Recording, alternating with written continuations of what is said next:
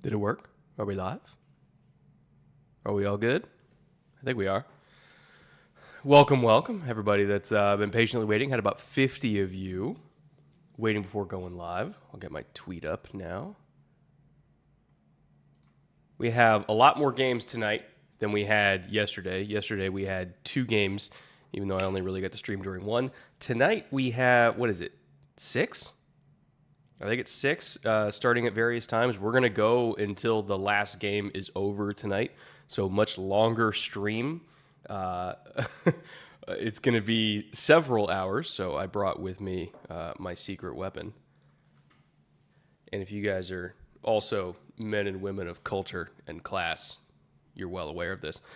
Kirkland brand, 22-year-old, Speyside, brand new bottle, which I actually bought years ago. But I haven't opened it yet.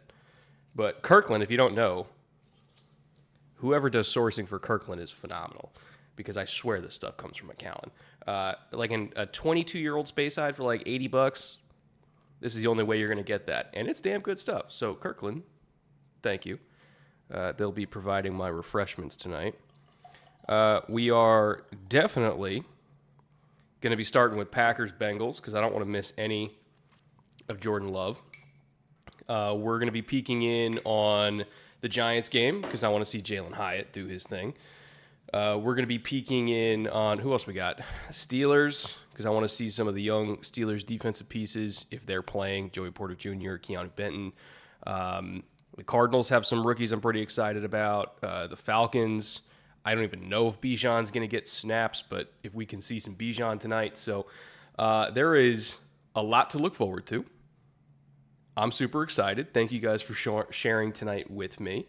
Hope you guys also have a glass of something nice. And with that, I'll open it up to you, chat. How you guys doing? We got about a half hour to kick off, by the way. I forgot to mention. Might as well have these going. So I did, before I got on my VPN tonight so I could watch these games live, I did a whole bunch of pick'ems specifically for these games, just like $5 slips, right? Because it's preseason. We're not going to throw big money on preseason slips. But I do have all these going, so we'll kind of go through them one by one. And again, if you want to tail any of these, and I highly advocate you do not put a lot of money on preseason slips. We do $5 for a reason, folks, okay? Those are the season longs. But for the individual game ones, if you hit on all 5, it's a 20x payout. So hopefully if we just get one of these, we'll make $100 off of it. So I'll kind of go through one by one. For the Giants game, we got Adrian Martinez, who theoretically should be playing about a half tonight at quarterback. Very mobile kid. If we can get him over 16.5 rushing. Eric Gray, I went under because preseason unders on running backs are usually the way to go. Under 35.5 rushing plus receiving. Jalen Hyatt, who I think hopefully will be featured tonight, over 1.5 receptions. So as long as you get 2 catches, we're good on that. Tommy DeVito, lower than 109.5 passing. And then Nate Sudfeld, lower on 90.5 passing. So a lot of lowers on the Giants game. Did a lot of higher on the Miami versus Atlanta game. Eric Ezekama, who I was super high on when he was coming out of school last year, big jump ball guy, have him over 23.5 receiving. Skylar Thompson, higher than 6.5 fantasy points. Igwebuike, is it Igwebuike or Igwebuike? These, a lot of these names trip me up, but if you guys have a proper pronunciation, please let me know. I went higher on him as well. A-Chain, I went lower just because I'm not super confident they're going to give him a bunch of touches tonight anyway. And then Taylor Heineke, I went higher on 6.5 fantasy points. For the Packers game, which should be the main event tonight in terms of hot takes, we did Jordan Love, higher than 67.5 passing because apparently he's going to play a bunch tonight. Christian Watson, we went higher than 1.5 receptions because we think he's going to play a bit tonight too. Chase Brown, went higher than 34.5 rushing plus receiving. Sean Clifford, we went lower because it's Sean Clifford. Trevor Siemian, we also went lower because I'm not totally sure how much Trevor Siemian is going to play. I don't think they want to risk him also getting hurt with Joe Burrow seemingly being out for a little while. Now, the Dorian Thompson-Robinson train, we're keeping that going tonight because we absolutely love DTR on this channel. You guys know that. I went higher than 4.25 fantasy points for him. We went lower on Josh Dobbs. They did not have any numbers up. I think it's Washington, right, that they're playing against. They did not have any numbers up for them, so we just stacked it with that Jalen Hyatt number again. Demetric Felton, we went lower. John Kelly, we went higher. And then the final one, we did higher on Clayton Tune because I think he's going to get a lot of playtime tonight. Went lower on Russell Wilson because even though he is playing, can't imagine it's going to be more than a couple series. Tyler Beatty, we went higher. Corey Clement, we went lower. And then Jerry Jeudy, we went higher than 16.5. So these are all the slips that we have going tonight, kind of game by game, individual slips per game. Again, if any of these sounded appetizing to you, I encourage you to not do anything more than like $5 because it's preseason, and we may be degenerates, but we're not stupid. So if you're gonna do any of these slips, keep it low. But whatever you do, deposit on Underdog. Use promo code Brett. They'll match your deposit up to $100. So if we're just putting down like $15 tonight, that'll give us a lot more money to play with when the actual games happen in the regular season. So we're just having fun with it. Again, do not take preseason seriously, and do not lose your lunch because we got 6 more months of football. We don't need to waste all of our money tonight, ladies and gentlemen. All right, with that out of the way, now, how are all of you doing? Let me double check, make sure I didn't have any super chats already. I did not. Chase Brown, Illini legend. So is his brother, too. They're both freaks. Oh, man. It only took 5 minutes. We got our first spot. I have $20 for $400 on preseason, so the fear is definitely there. Well, $20 is not too big of a bite, so it's okay if you lose $20. But I wouldn't go over 20 on preseason, that's for sure. We can lose our lunch later in the season. Yes, precisely when we put our faith in anything related to the 49ers because we know Kyle Shanahan hates me.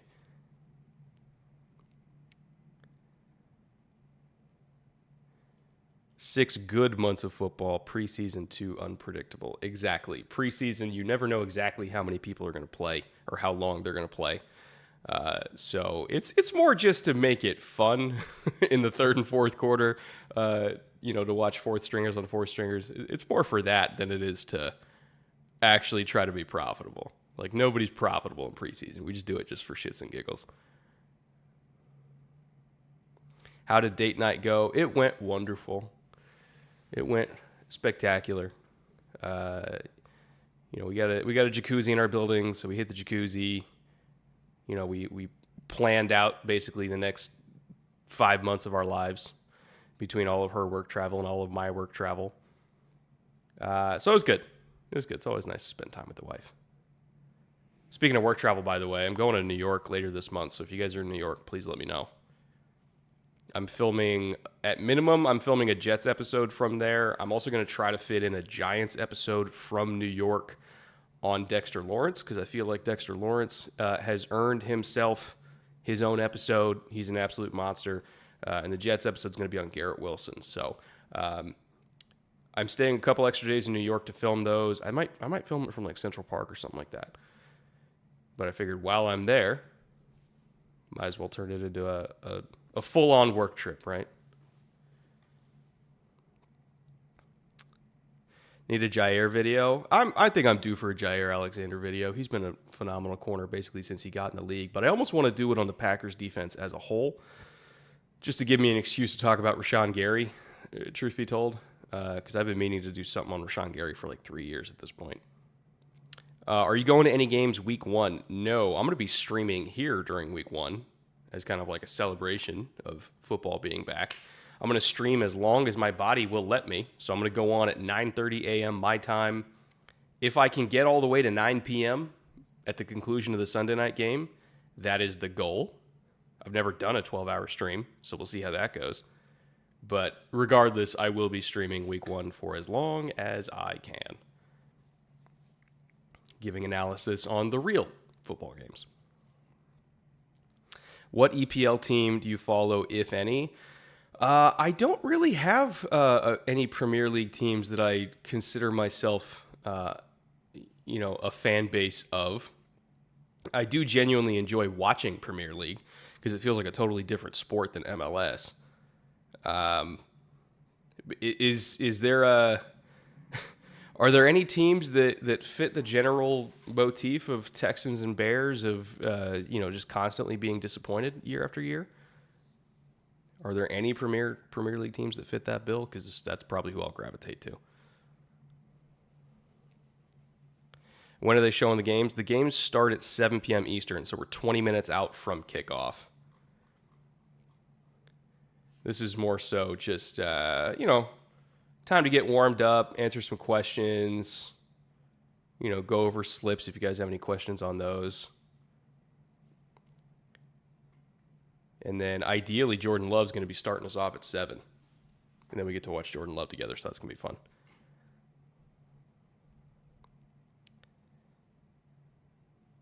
Any teams like that get relegated. That's true. I will say, me and the wife we started watching the Wrexham show, Welcome to Wrexham, and instantly loved everything about that club. So I will passively root for Wrexham, of course. And that's not just because I love Ryan Reynolds and Rob McElhenney. Are you going to play Starfield? Man, I haven't even had time to get through the campaign of Diablo yet. I've wanted to play D4, and I played D4 for a couple days after it came out, and then I had a whole bunch of work to do over summer for, bootleg and for this channel and everything like that. So I'm level 25 in D4. So I'm gonna get through the campaign of Diablo first, and then I'll get another game. But I have not had a whole lot of time to play anything. Which is part of the reason why I want to do a Madden review, so at least, I can just have playing games be my job for a week. That should be fun.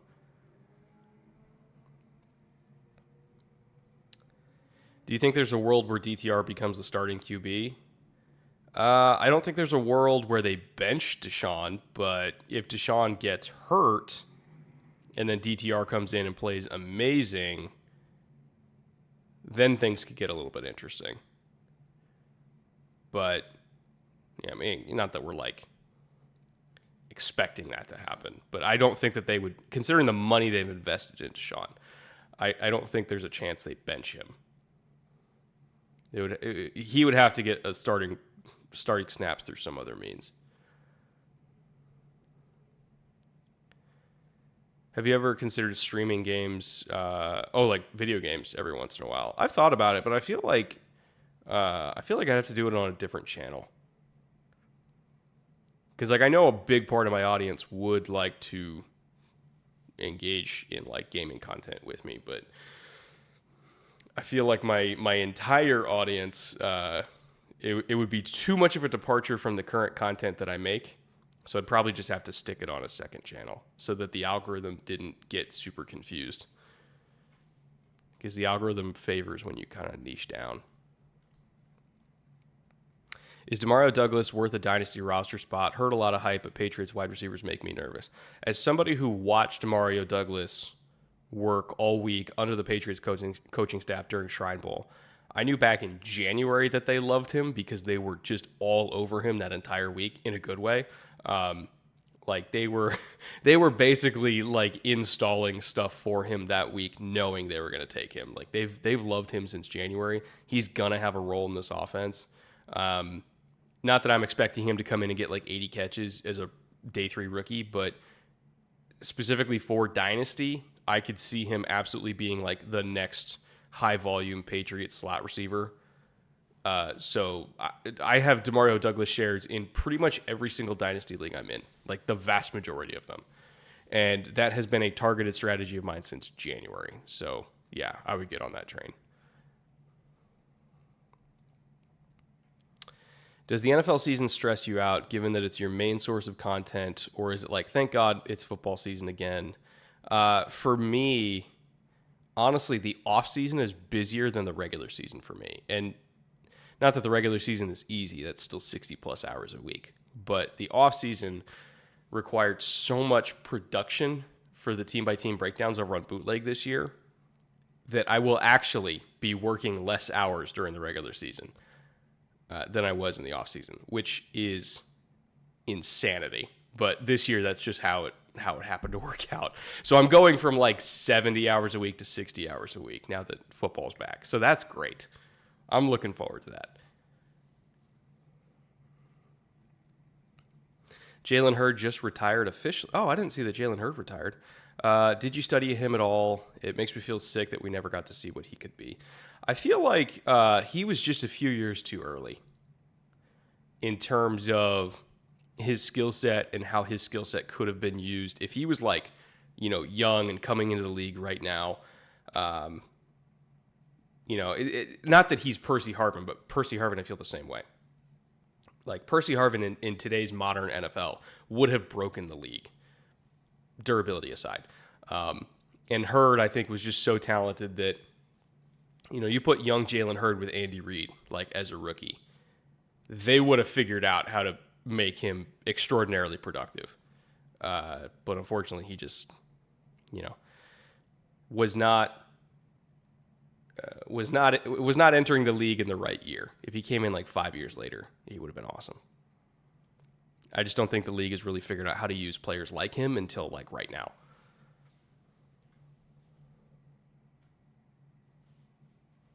How old is he now? He's like 28, right? Something like that. 27. Okay, it was close.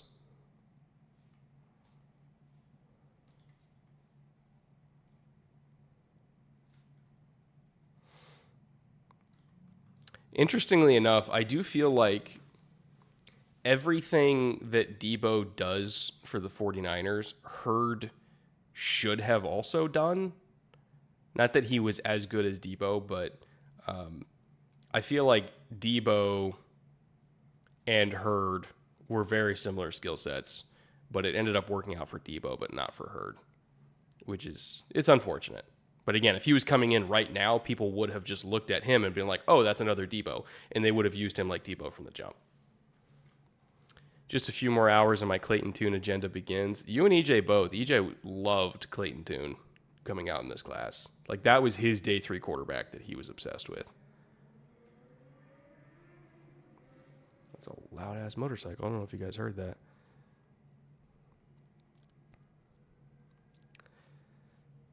Also doesn't help that Hurd played RB before wide receiver, and that cost him years of playtime. Yeah, very fair point as well. Brett, I'm very grateful to you for introducing me to football. I've watched every single bootleg episode this offseason, and your insight is always appreciated. Well, I appreciate you too, Benny. And I'm happy that you were able to tolerate me that long to listen to that many hours of the podcast, because even I got tired of my own voice after so many episodes. Is this going to be a weekly live stream or just because it's preseason? I'm going to try to do it as many Sundays as I can, and probably Monday nights as well. The Thursday night game for sure is locked in. We are 100% doing a stream every Thursday night game over on the Bootleg channel. But in terms of streams over here on this channel, it's going to be as many Sundays as I can do and as many Mondays as I can do. But with travel and everything like that, again, ideally going back out to New York again for a regular season game, going to Dallas for a regular season game, maybe popping up to Seattle for a regular season game, and being at SoFi for several games as well. Not every Sunday I'll be streaming, but it'll be as many as I can. Will EJ be on as well? On the bootleg streams, on the podcast channel, yes, it'll be both me and EJ. On the film room ones, it'll just be me. Because making EJ stream for 12 straight hours just seems like cruel and unusual punishment. And he has kids. and I'm not going to make him do that when he's a father of 2. He's got to see his family at some point.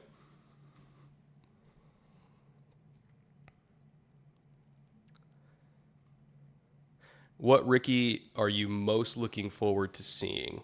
Let's see. Tonight. Hold on. Let me look at the entire team slate again tonight. Make sure I'm not missing anybody.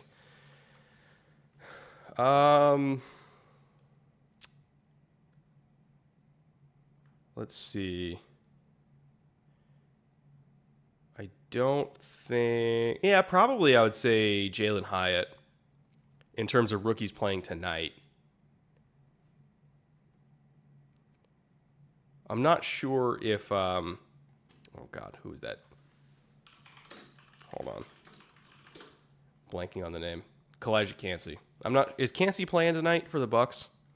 I'd be interested in watching him against the Steelers offensive line. And then Keanu Benton as well on the other side if he's playing. Herbig on the Steelers as well is having a fantastic camp. Would love to get some eyes on him too. Is there anyone you think will likely get cut by their current team because there are guys ahead of him but will flourish on another team via free agency? If you look at the Browns depth chart at receiver, there's like literally 15 of them. And so it's very possible that David Bell, even though he's only in year 2, like maybe, not that I think he gets cut, but maybe that there's like a trade opportunity there because there's like 6 dudes ahead of him on the depth chart already. Let's see, who else is a super deep receiving core? I know the Giants don't have a true number 1, but again, they have a lot of receivers.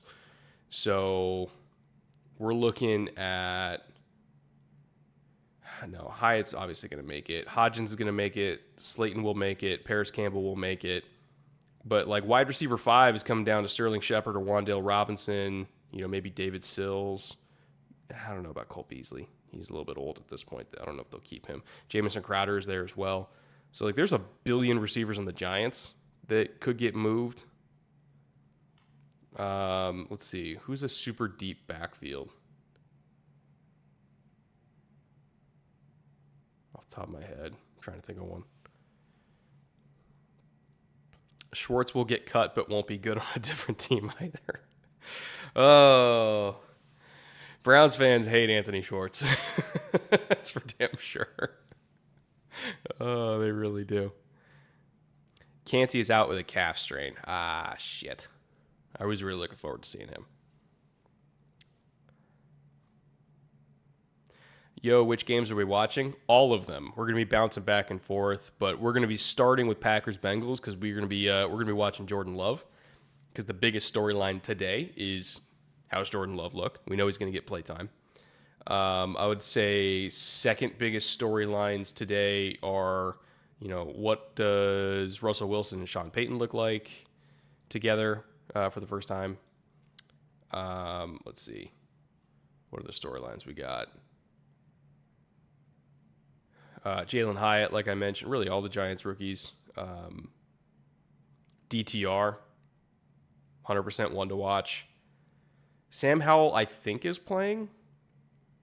So that's also something to watch today.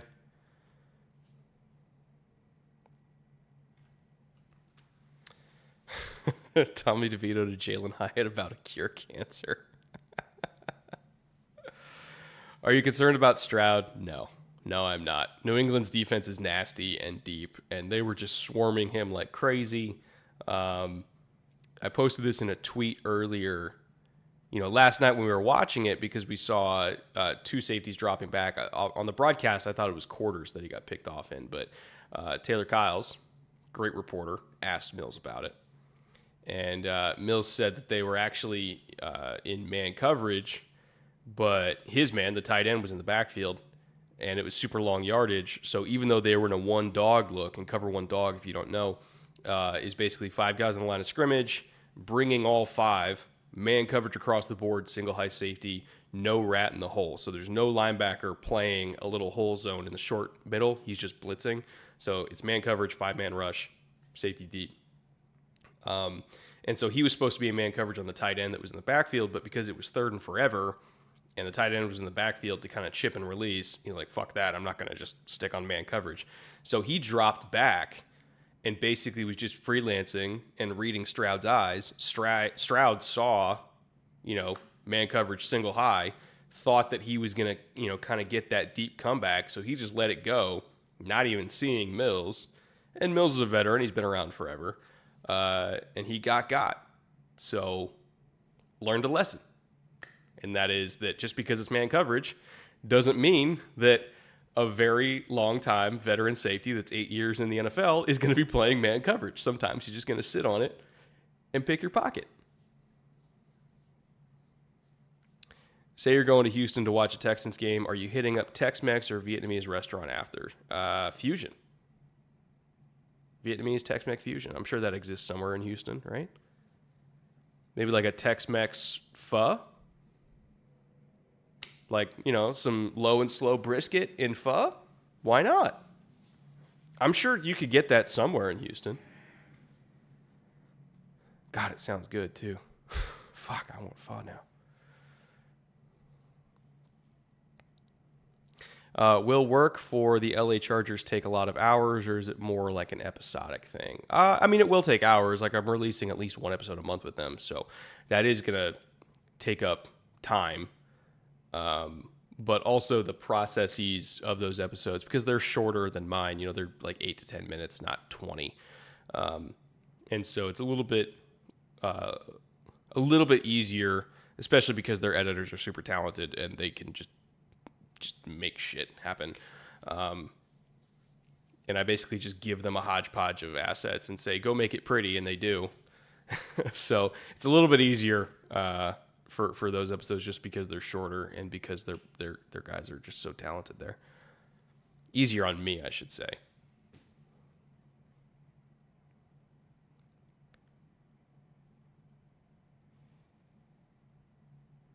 Viet Cajun actually makes a lot of sense. That would be good. That would be good. Trenton for $5. Thank you, Trenton. Brett stream on one monitor, gaming on the other, and Jersey Mike's for dinner, rolling into a 4-day weekend strong. Jersey Mike's is solid, I would say. Out of like all the fast sandwich shops, or chain fast sandwich shops, it's up there. It's better than Subway. That's for sure. Quiznos is still my goat, though. But pretty much all those closed down. But I fucking love Quiznos.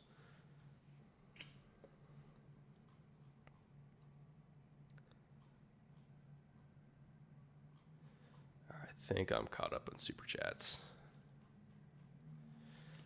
Let's see. What is it? 3 minutes till kickoff here. The game has yet to start for me. I'm on DAZN, the European Game Pass. But if you're watching it on TV, it might already be on for you.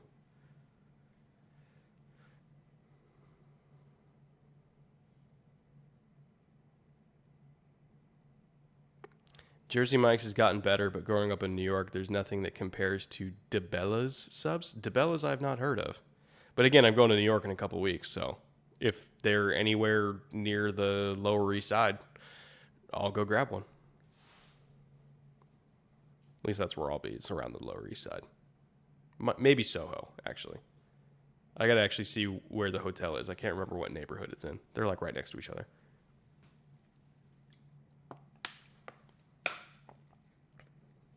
Is there a red zone on DAZN?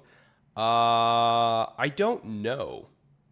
I'm pretty sure I saw it today that they announced that red zone is going to be on NFL Plus Premium, right? So if you're a Scott Hansen enjoyer like I am, NFL Plus Premium will have that. I don't know if it's on all devices or just mobile. I assume it's all devices, but I know they just announced that today. Let's see if I can get information on that.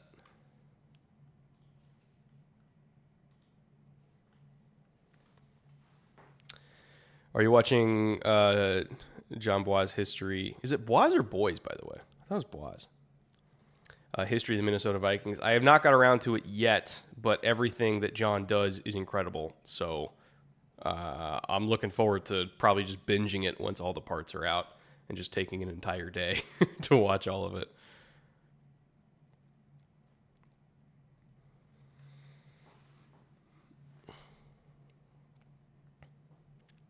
It's about to be John Michael Schmidt's time. Oh, good point. I forgot he's also playing. Here we go. Going live in 8 seconds. All right, this game's about to start for me. I'll have the score bug up, by the way, during these games, so you can kind of see where I'm at. Boyce. Okay, that was not what I guessed. That was the third option that I did not see coming. Quick question: have you tried soju? Stuff will wreck you. Yes, soju will absolutely sneak up on you in the most aggressive possible manner.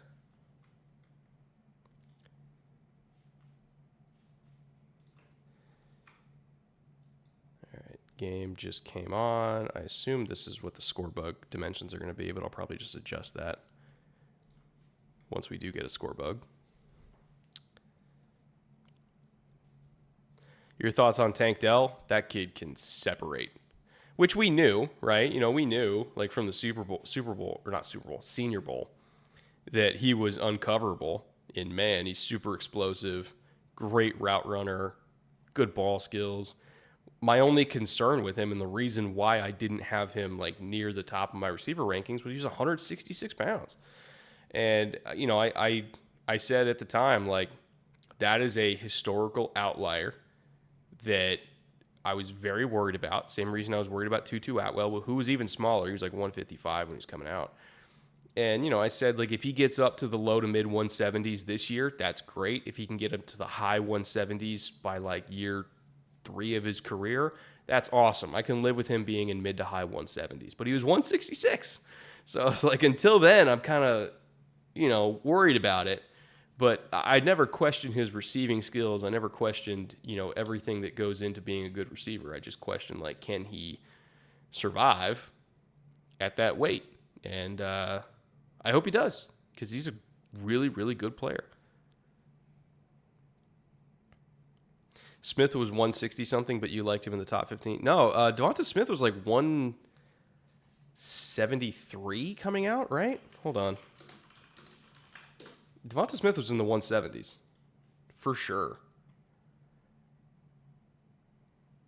He was, stand by, NFL Combine website's super slow, 175. Yeah, he was like 10 pounds heavier than Tank Dell. And remember, even everybody was like, he's pretty small too. He was 10 pounds heavier than Tank Dell. So, no, he was not in the 160s. The only receiver off the top of my head I can recall that was smaller than Tank Dell in terms of weight was Tutu Atwell. He's the only one I can think of.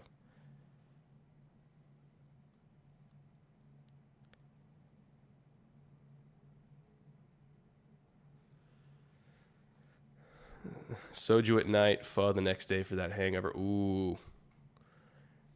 That's a good suggestion. I really want pho, guys. That's gonna eat at me the rest of the night if I can't find any pho by the time I go to bed.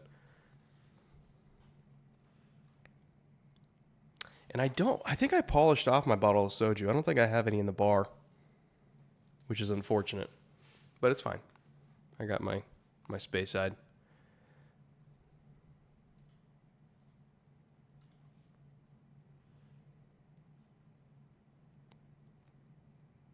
Still waiting for the game to start. It's 7:03 p.m. Eastern. I have to assume kickoff is coming within the next couple minutes.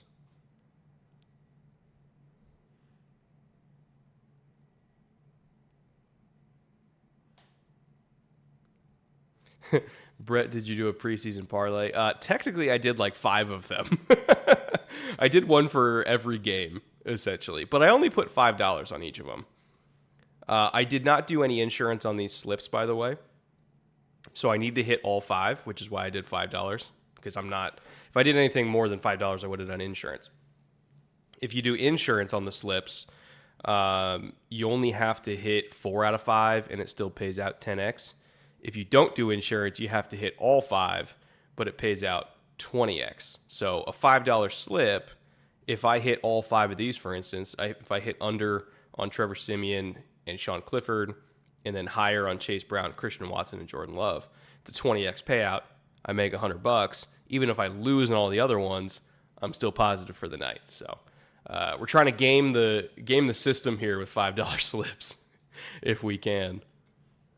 So we'll be tracking those throughout the evening.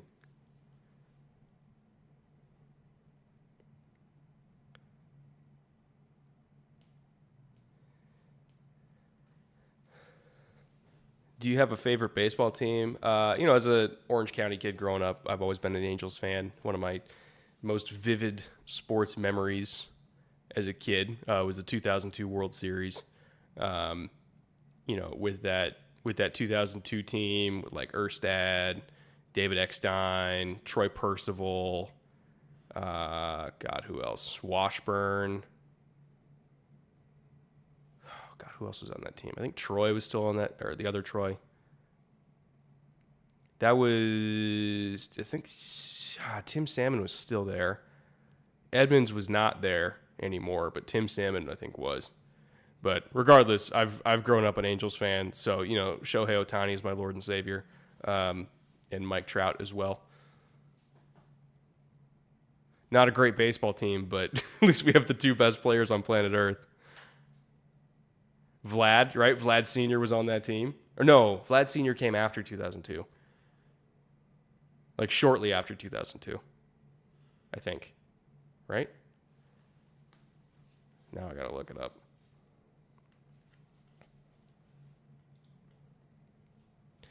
Here we go. Game's on.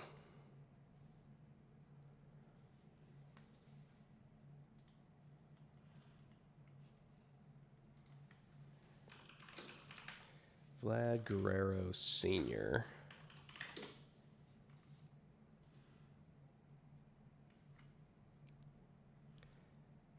Yeah, 2004. So it was 2 years after the World Series. I knew it was like right after.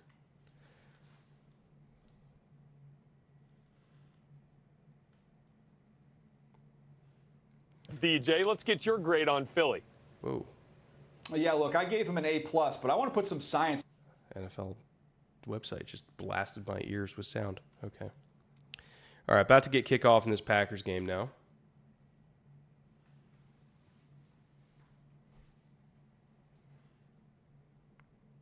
See how Jordan Love does.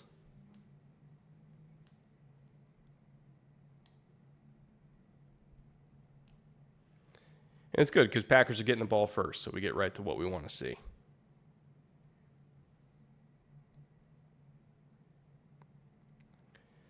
All right, return, stop short of the 20. So we're starting off with nice and shitty field position. Packers special teams, they're back, baby. Wouldn't have it any other way.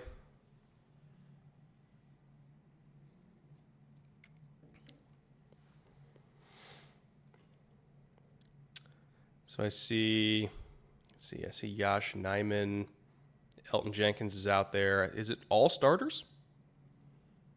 I think it might be. Aaron Jones is out there too. I think it's all starters for Green Bay. Let me move my whiskey out of the way so I can actually see.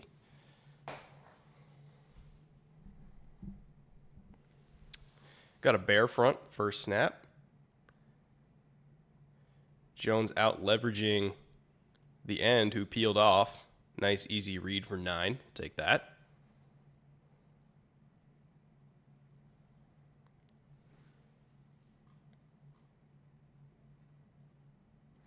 That's the thing with bear fronts is you can kind of tell based on the alignment of the linebackers who has the running back.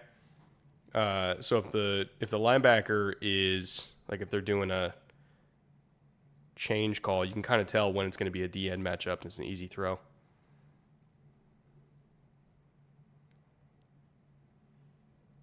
All right, 2 throws here. Nice little boot. Get him going. Getting Jordan Love comfortable. Okay, it's working so far. Luke Musgrave, my guy, also out on the field with the 1s like we expected.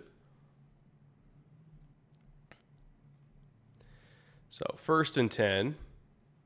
Rolling so far.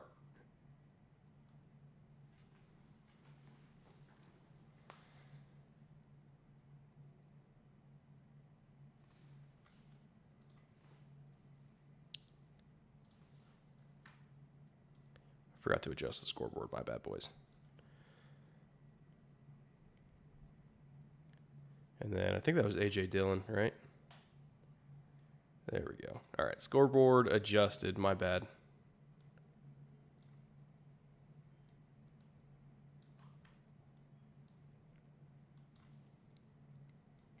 That should work. All right. 2nd and 7.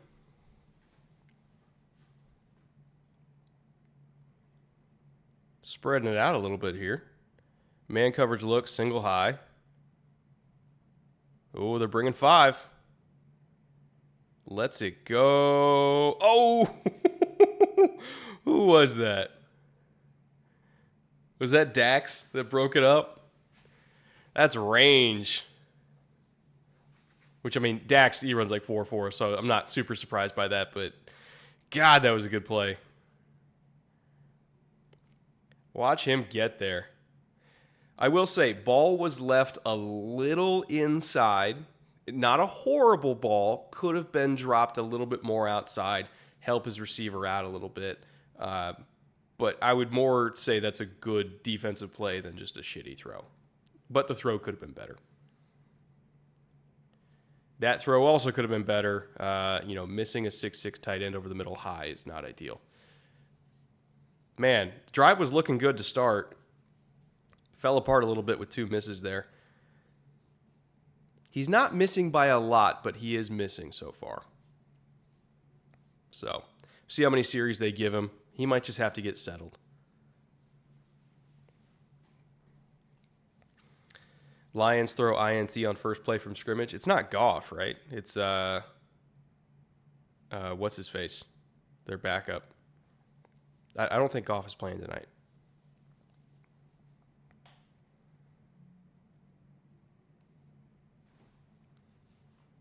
Yeah, Hendon Hooker's not playing either. So their backup is Sudfeld, right? Because Teddy just signed. They're not going to throw Teddy out there already.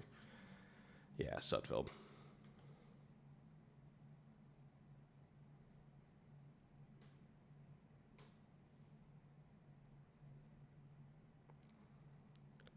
Penalty on, I think, Cincy's special teams. Is Hooker healthy? I know he's still coming off the ACL. I do not believe he's been activated. Pretty sure he's on the pup.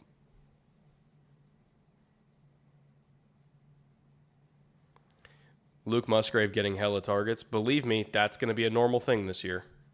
Luke Musgrave is going to be targeted like crazy.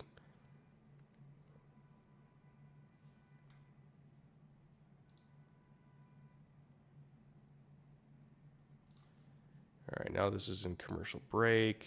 Let's see what other games we got. I'll go back in a few minutes.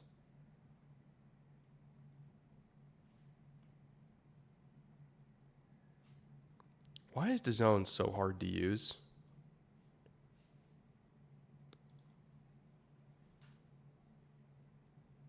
There we go. Giants, Lions.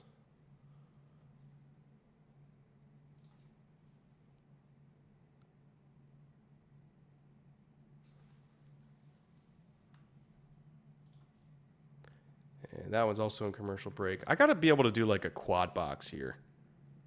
Is there a way to do that on DAZN for all the Europeans that are here? Is that possible to do?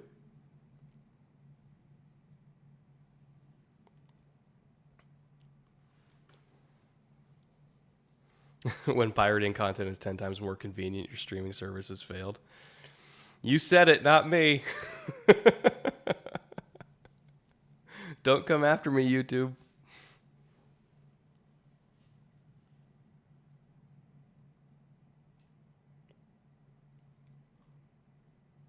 Next time you're in Washington, you have to track down some Finn River cider. It is elite. Well, I'm a sucker for cider, so that sounds good to me.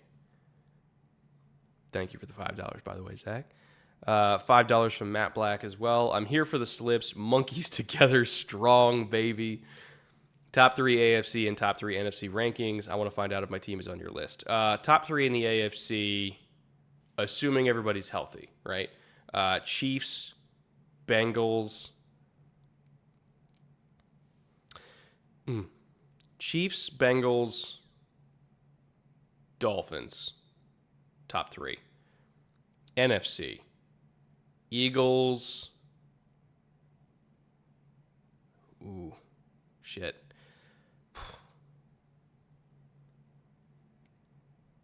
Yeah, Eagles, Cowboys.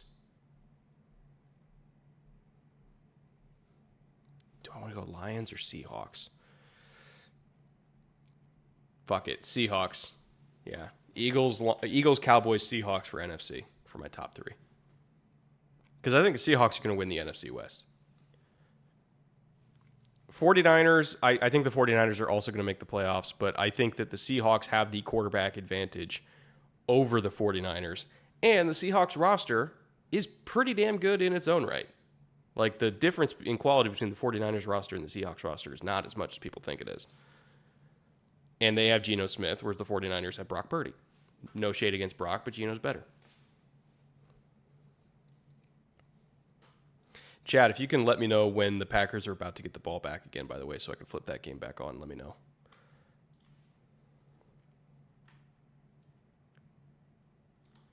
Meanwhile, I'm going to adjust scoreboard again, because every network uses different ones. How long is this scoreboard? Holy shit. All right. Giants, Lions. Here we go. How can the Seahawks have the quarterback advantage? We have 3. Bengals punting. All right, after this play from the Lions, I'll flip it back over.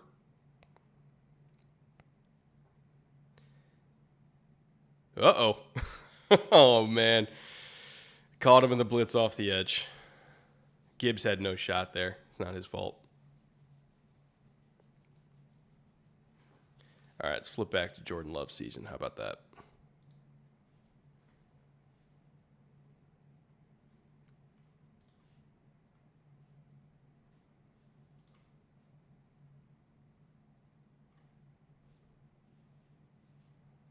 Yeah, they really got to add a quad box. This is ridiculous.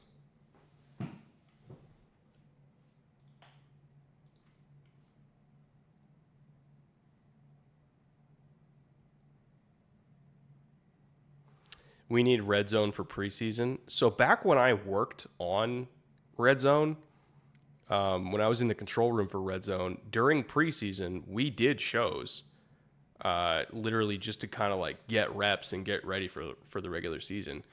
I don't know if they still do that, but like we did full red zone productions during preseason specifically to get ready for week 1. Because we needed every dry run we could get to have the show be good week 1. So I hope they still do that. For Scott's sake, I hope they still do that because it helps him a lot too. All right, why is this game not loading for me? Okay, Packers Bengals. Let me try to watch from the start. Maybe that's what triggers it.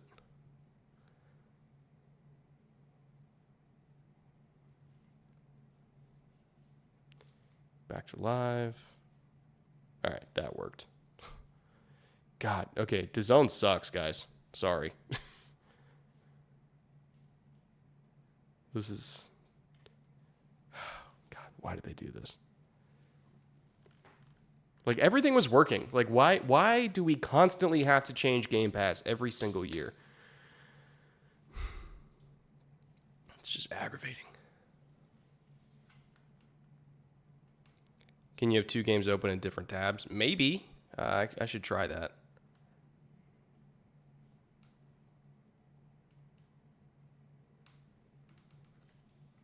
Will it let me?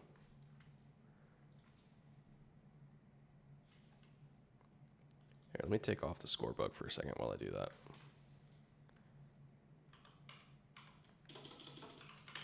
Because if I could just flip back and forth, that would be ideal. I don't know if it'll let me, though.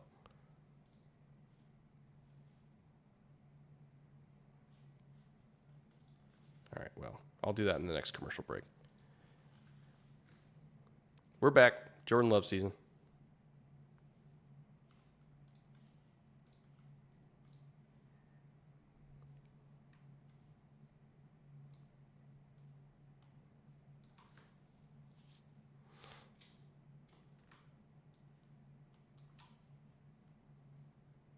Come on, show the score bug.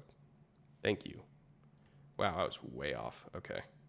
I did not even get close.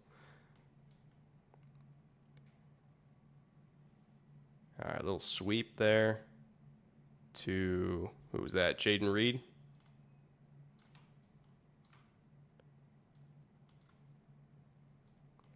There, I think I sized it right. So 2nd and long here.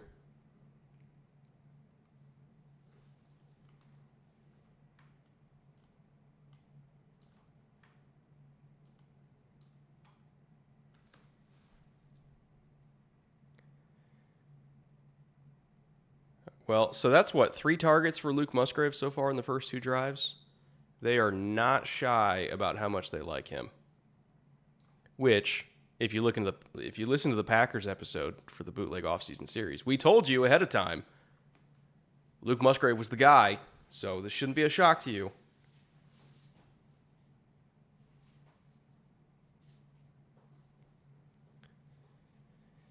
All right, 3rd and 5.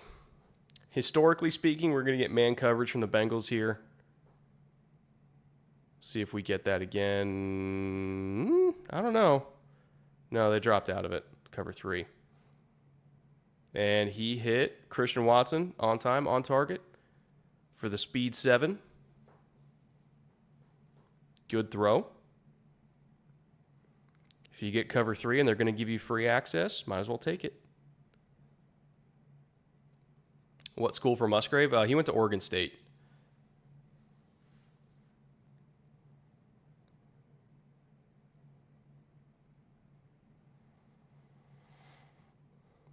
All right, 1st and 10. We need one more catch from Watson, by the way. Was that a timeout? No? Penalty. Yeah, so checking in on our slip here. Jordan Love's at 21 passing yards. Theoretically, with how much they've thrown, you should already be over. But we've missed a couple big tosses here. Need one more catch from Watson. Like 45 more yards from Love, which at this point, I don't know if we're going to get that. And then we need Sean Clifford to totally shit the bed.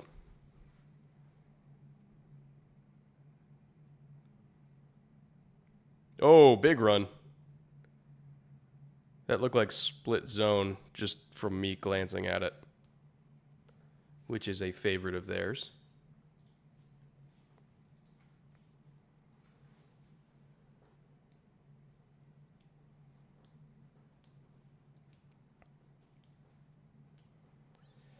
I'm not sure how many Bengals starters are playing on defense right now, by the way. Obviously, we saw Dax. I think the linebackers are the starters. I don't see DJ Reader.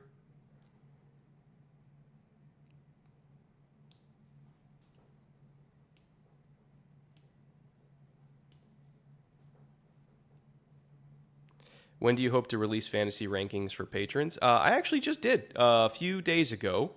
If you are a Patreon member of any tier, could be the $1 tier, could be the $5 Discord tier, any tier on the Patreon gets access to the fantasy rankings. Those came out, I think, on Monday, might have been Tuesday, for half PPR, PPR, and standard scoring. So if you're a Patreon member, click the link down in the description below. It'll take you right to it. Fantasy rankings are out.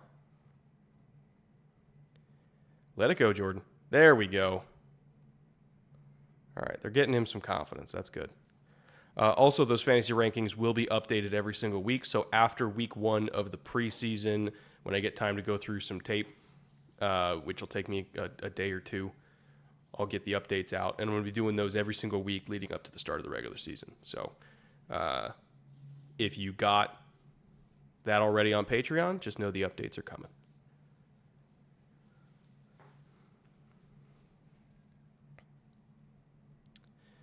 All right, getting into low red zone here. This should be Luke Musgrave territory. Oh, Christian. Oh, no, they called him down. So that's what, 2nd catch? Are we getting credit for that? Are we 1 out of 5 now?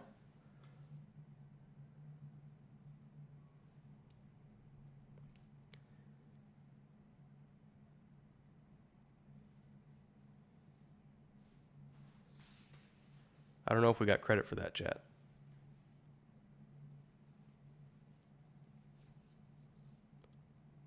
Nah, looks like they called it incomplete. Still, I need one more Christian Watson catch and we're golden.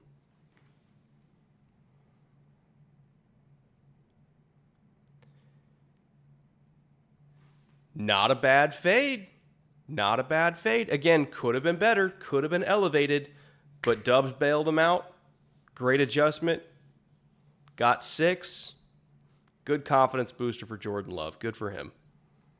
Again, not an amazing throw. Could have been better, but workable, right? Catchable for the receiver. That's all we can ask for. Great play from Dubs. Help out your quarterback.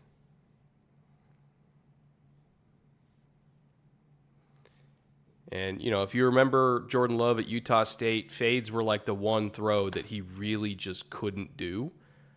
So seeing him progressively get better at those is encouraging. Because for whatever reason, in college, anything outside the numbers, 20-plus yards down the field, just couldn't do it.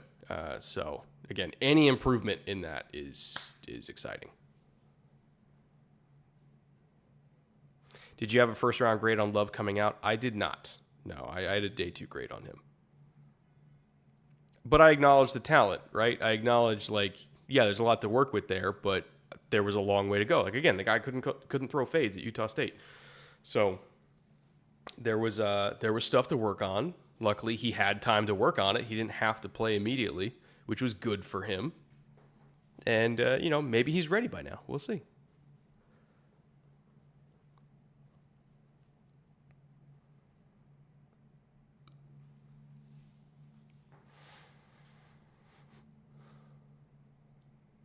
I live in Ohio, but I think I can hear Grassi screaming from here. Yeah. He just doesn't want to go into the dark times. Just being above average is good enough for him. He's like, I don't want to be bad yet. I'm not ready to be bad. He's never been bad his entire life as a Packers fan. He's not ready to start now. Oh, they did give us credit for Christian Watson. All right, so we're at 2 catches for him. We're at 41 for Love, so we need 27 more passing yards from Jordan Love. And then everything else we just need to hit lowers, and we're good. Then we win $100 on a $5 slip. I'll take it. Not bad.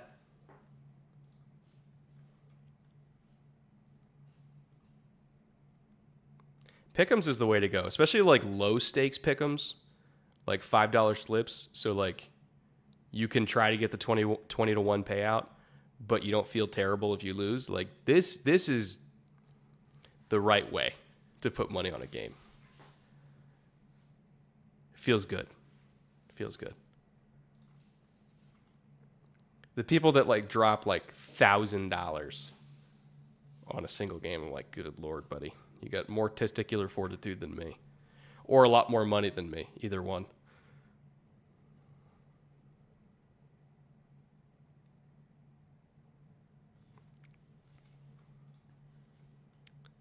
Just got to hope Love goes for another series.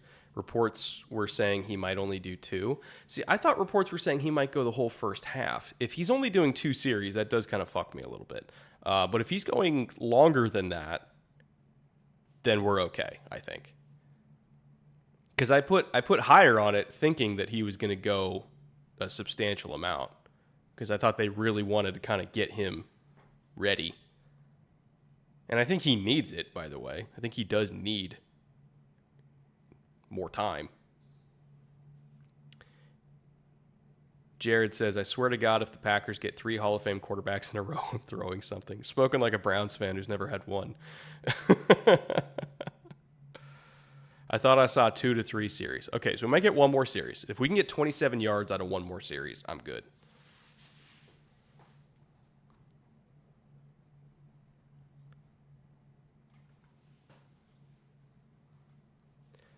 $5 pick'ems are a great way to add excitement to a game that's otherwise boring. You just described the preseason, my friend. That's why we're doing them. It's the only way to make preseason watchable. All right, Trevor Siemian back out there. Let's see. Who's that? It's not Evans, right? Is that Brown? Brown's 30, I think. So is he getting the carries here? Yeah, that's Chase Brown. I don't think we're getting Charlie Jones tonight, are we, chat? I know Yoshevich is playing. I don't know if we're getting Charlie Jones. And I was a big Charlie Jones fan, so I hope we get to see him at some point.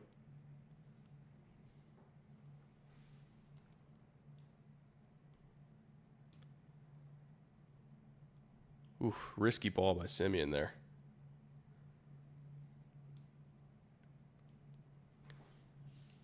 Oh, that's Jake Browning. Oh, is Simeon already out?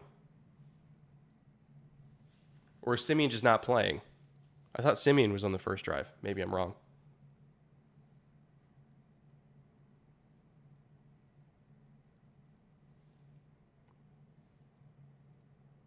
See, watching games without audio is actually tough because I can't hear any names.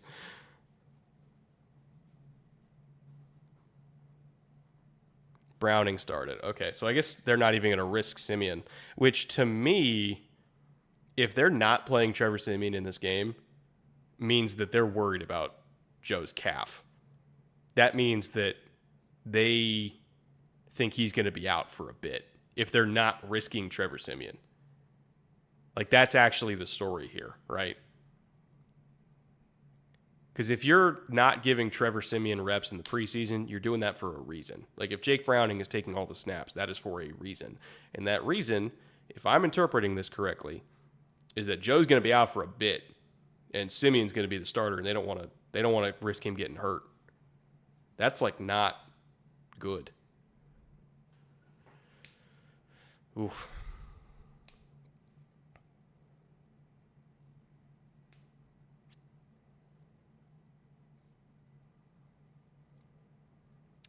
If DiCaprio Boodle makes the Chiefs roster again and his jersey isn't in your closet, I'm rioting. If he makes the Chiefs roster, I will get a DiCaprio Boodle jersey. Just cuz. Joe was seen walking around with a brace on. I saw the footage. No, I saw him going through the motions at practice and everything like that, but soft tissue injuries can be very fickle, and their cautiousness or caution is concerning to me.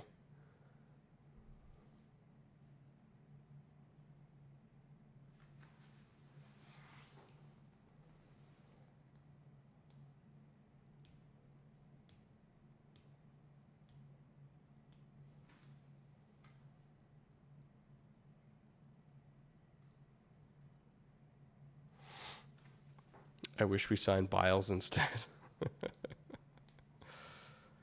Is it possible Simeon is banged up? I don't know. I have not seen any reports about Trevor Simeon's health personally.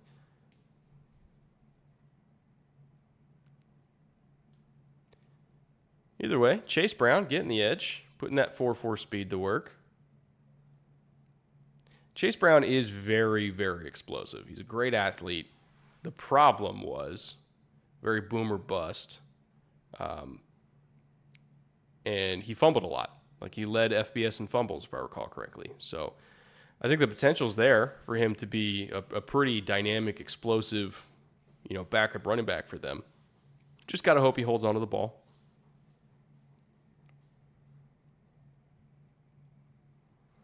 I think that was Van Ness too, right? Van Ness is 90. So nice to see him get some snaps here.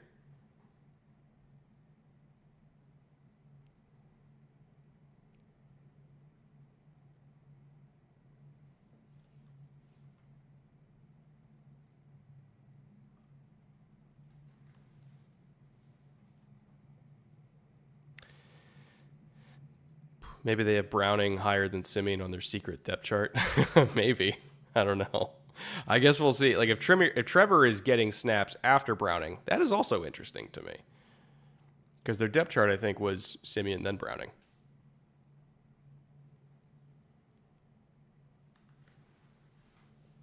Did you see the Brian Branch hit? I did not, but I will look it up.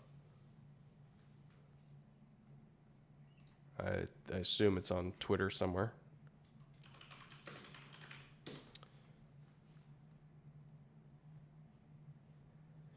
Let's see here. Oof.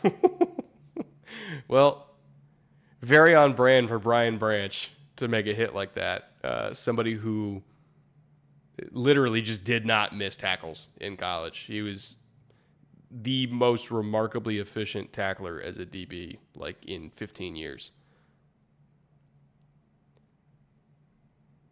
And he is physical.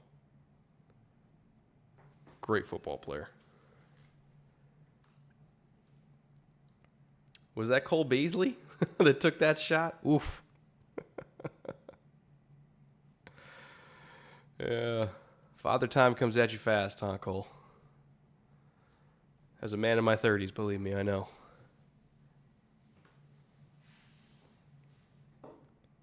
It's not cool to hit a senior citizen like that. Oh, man. Brett, will you stream for the Bears game tomorrow? No, I'm not streaming tomorrow, and I'm not streaming on Sunday. Weekends, for now, until the regular season starts, weekends are for the wife. And then during the regular season, weekends are for football. But she still gets a few more out of me before the chaos of the regular season. And then she doesn't see me on Sundays till like February.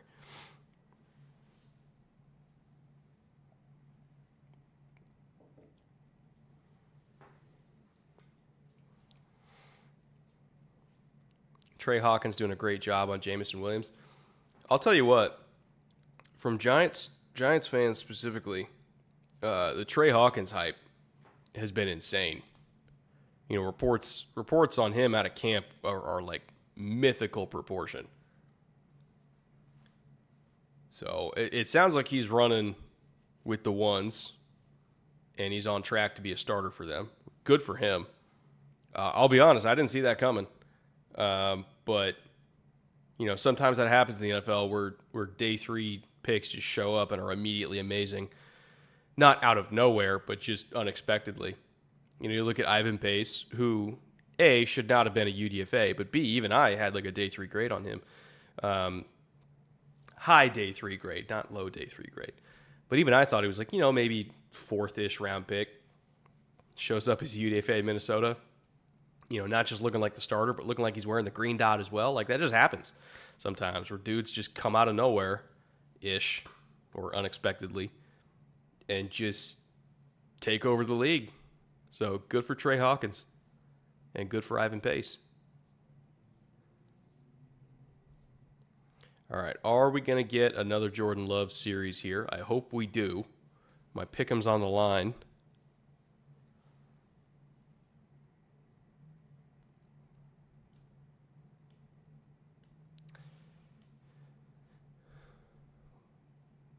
Or are we going to commercial? I hope not. These preseason games have entirely too many commercial breaks for my taste. Brett, where are you? That room looks amazing. I am in my apartment in LA. Oh, no, it's Clifford season already. Shit. Well, there goes that pick'em. Damn it. I just needed one more series. All right, well, I don't care about this game anymore. Let's go watch the Giants. Man, I needed 27 more yards. It's rough.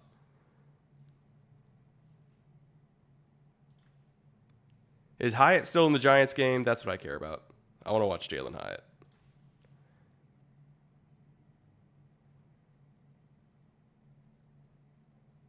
This is why we only bet $5. You are correct, Nick.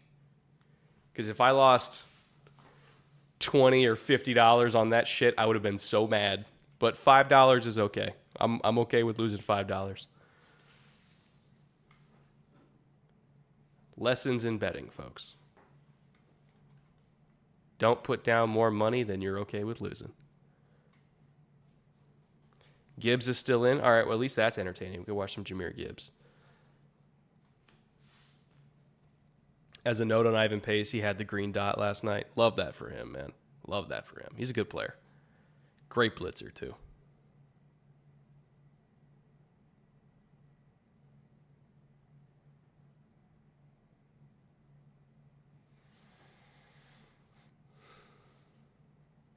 Jack Sanborn as a UDFA was pretty good for the Bears last year. That he was. Also another player that should not have been a UDFA, in my opinion.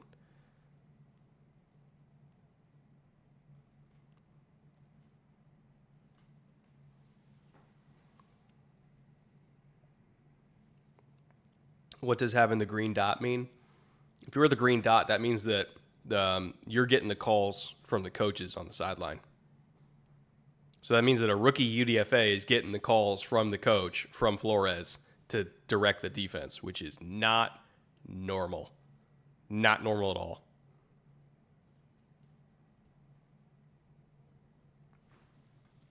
Let me pull up the Giants roster. I want to see what number Hyatt is. I can't quite remember that. Ooh, nice return. Out past the 35. Let's go. All right, Hyatt's 84. John Michael Schmitz is 61. So we'll see if either or both are still in. And then on defense, I'm looking for Jack Campbell, who is 46. And Branch is 32. And Broderick Martin also would like to see if he's in as well. He's a big boy.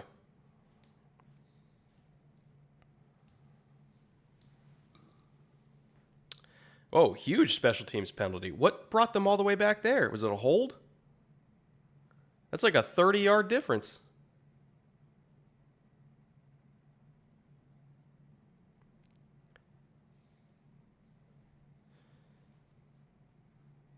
I think I see Hyatt. Yeah, I do. He's down at the bottom of the screen. Oh, I gotta adjust the scoreboard. Sorry, guys. Totally forgot about that. My bad.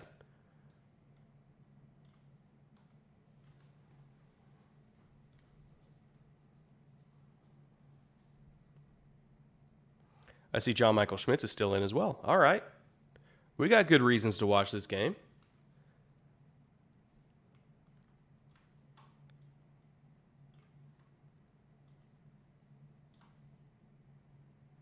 You're one-on-one outside, too. But Tommy DeVito doesn't like it. 4-3 receiver, one-on-one outside? Meh. We don't need that.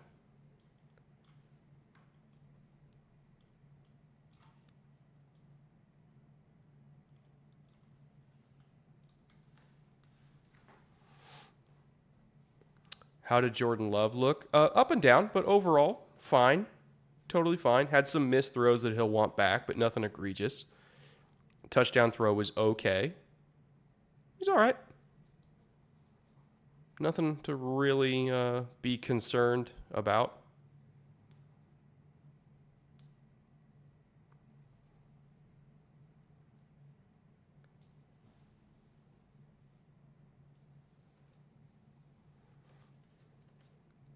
Clifford is dealing right now. Well, just my luck that I went lower then, huh?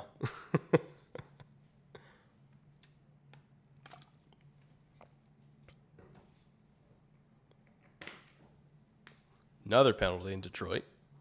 Face mask, first down.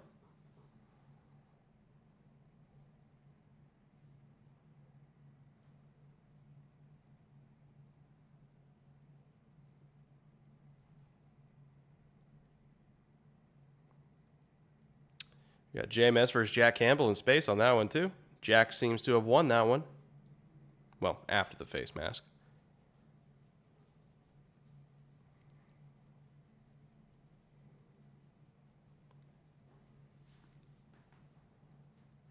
All right, Hyatt's still in, bottom of the screen. Let it go, Tommy. Ooh, that's a hold. No hold? We're just going to give him the sack? All right. I mean, it's a loss either way, but.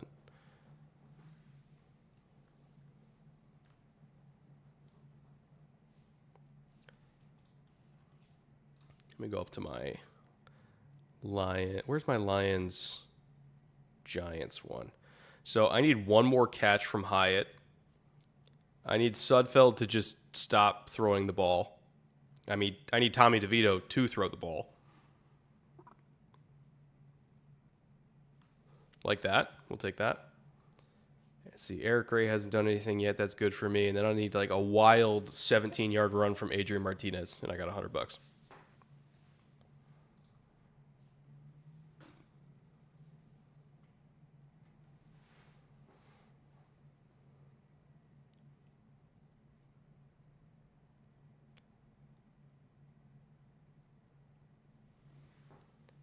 right, 3rd and 6 here. Looks like man coverage, I think. Cover 1 here.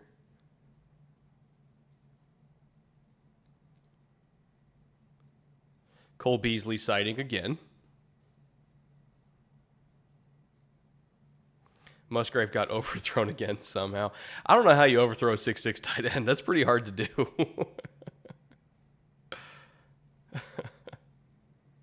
Adrian Martinez betting is crazy. Welcome to preseason, baby. That's what we do.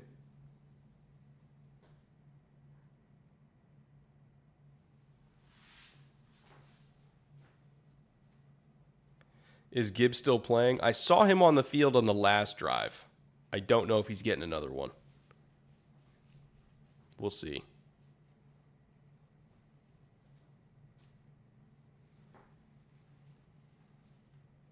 So commercial break here. Let me check on my other slips. All right. So Godwin Igwebuike, right?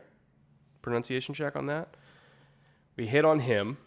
So we just got to hit on Ezukama. We got to hit on Skylar Thompson. And then A-Chain and Heineke. And we're good on that game. Packers game's fucked for me.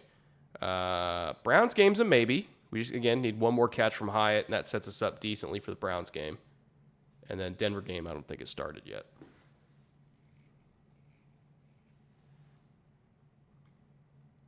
So we're doing okay, chat. I think we have a decent shot of hitting like one of these, which means we're still profitable in the evening.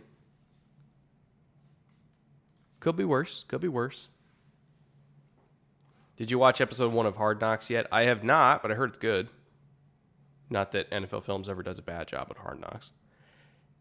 Igwebuike. Igwebuike. Igwebuike.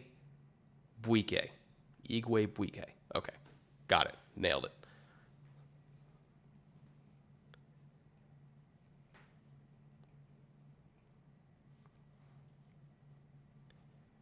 Been a lot of commercial breaks on these preseason games, guys. Not going to lie.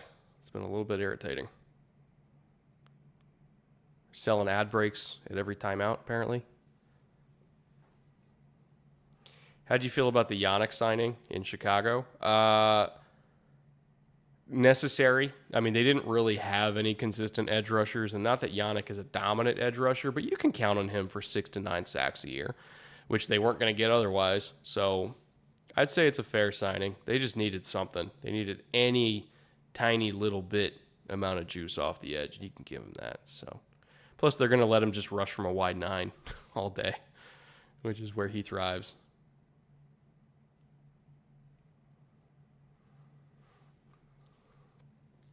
I guess we know the Packers starting tight end is. It's Musgrave over Kraft. Oh, yeah, with a bullet. It's always been Musgrave.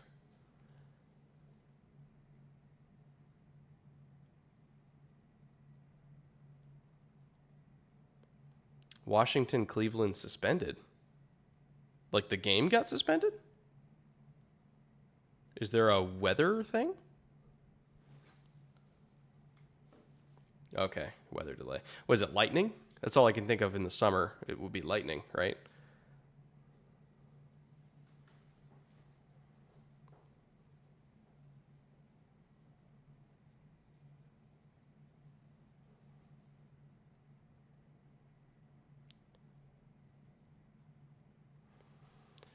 Also, Chad, if you could let me know what they're actually reviewing in Detroit here, that would be helpful. Not entirely sure. I need some DTR before I fall asleep. You and me both, man. Love me some DTR. Oh, they're reviewing if you retain possession. Kind of looks like he did. It's close. I think the ball might have still been on top of his forearm, though. I think that might still be a catch.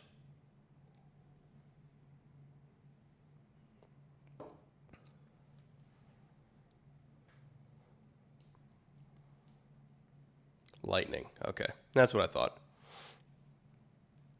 Usually in the summer, if there's a weather delay, it's because there's a lightning storm.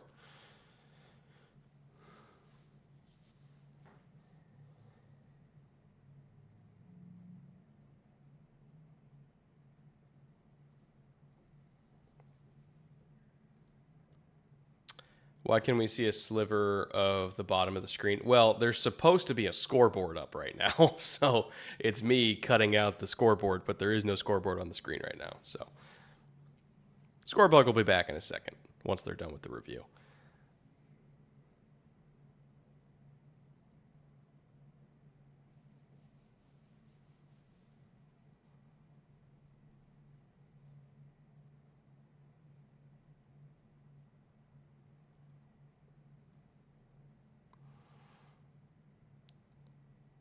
Ruling on the field stands. Catch. All right. Spent 10 minutes on that. Let's get back to football, guys. It's preseason. Will we stay on Giants, Lions? I'm an Eagles fan and a hater. Yeah, I mean, I want to see Hyatt and JMS and Jack Campbell and all them. So, once they leave the game, we'll probably switch over to something else. And ideally, by then, Washington and Browns will start, so we might be able to get some DTR action here. Should be great.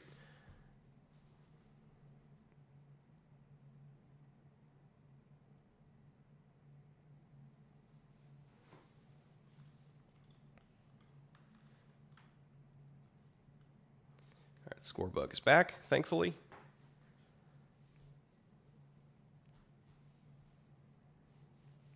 Trubisky threw a pick. I shouldn't laugh, but I can't help it.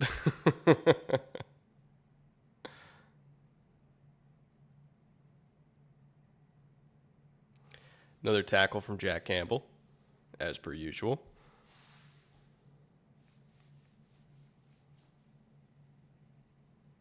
Did I see the Pickens nice play? I did not.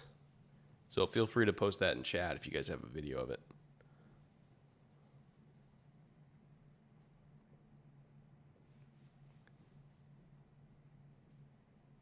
Hide at the bottom of the screen now. If you're watching the Giants game.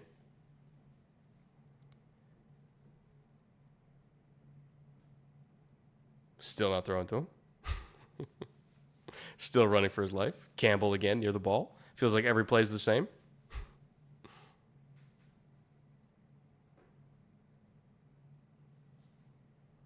Is Howell playing as the Panthers and therefore Rivera stand? I really like the Commanders and Howell as a dark horse. My understanding is that the Washington game is delayed to Lightning.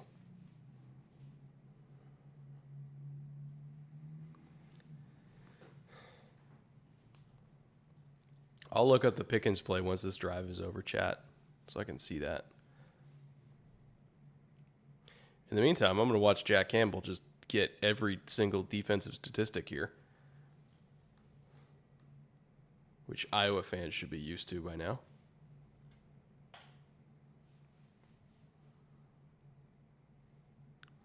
I'm so close to picking Jack Campbell for Defensive Rookie of the Year. I mean, he's a linebacker that's going to get a million tackles and probably a bunch of passes broken up. So that's not that crazy of a pick, to be honest. Like, he'd be one of my top 3 to 4 guys to pick for Rookie of the Year as well. So you're good on that one. Hendog 1000 for $10. Thank you, Hendog. This is a thank you for the fantasy rankings. I've been in the money every year since I started using those. Also for being an amazing content creator. Appreciate you. Once again, Hendog, good to see you again. Met him in Kansas City when I was out there for the draft. Great dude. Happy to see you back.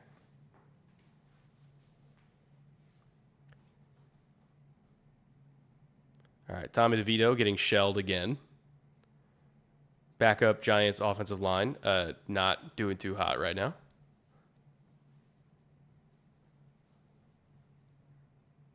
Did you want the link to the Pickens play? Here, I'm going to look it up. I think it's on Twitter probably.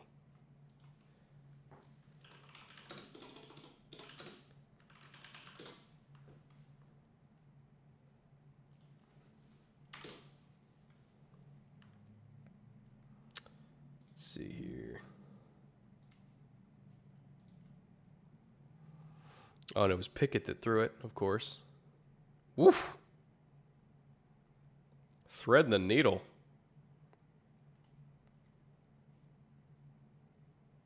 It's a hell of a throw by Pickett. Also, people said that I valued him too high when I put him in like the 5th or 6th round. No, I did not. Pickens is going to get fed this year.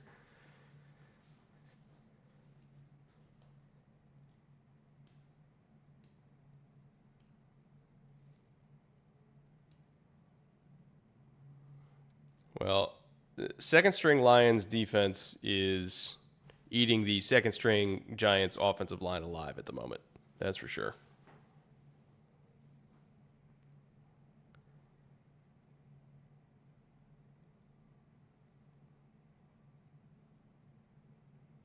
And Tommy DeVito is just running for his fucking life every single play. Feel bad for him, honestly.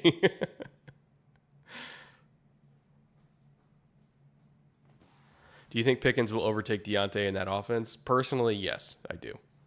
I think Pickens is the better receiver. Not that Deontay is a slouch. I like Deontay a lot. I had a massive, massive grade on Pickens coming out. I had Pickens as like a top 14 or 15 player in the draft. So I've always had a monster grade on him, and I think he will be the wide receiver 1.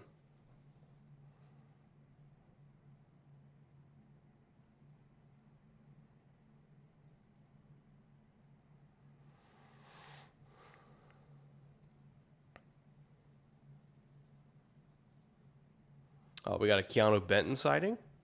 I'll look up that as well. Love me some Keanu Benton.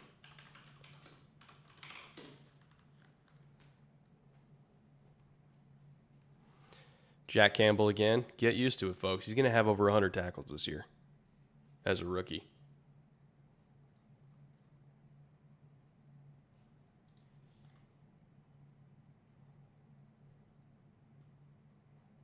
And there's another one. I think he's got like 7 tackles already in the preseason. Like every single week, just bet the over on Jack Campbell tackles, and you're going to make $1 million.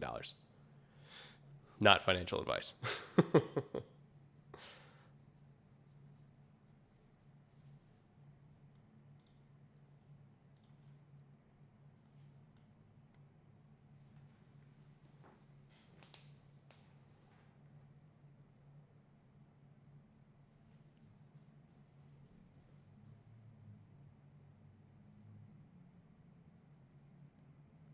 Let me see how many tackles he actually has right now. Well, actually, do they even track that in the preseason? I don't know if they do. I don't have access to GSIS on this computer, so I don't know if I have the actual stats, but I'll check PFF after the game. They'll track it for me. Jack has 5 tackles? Okay, sounds about right.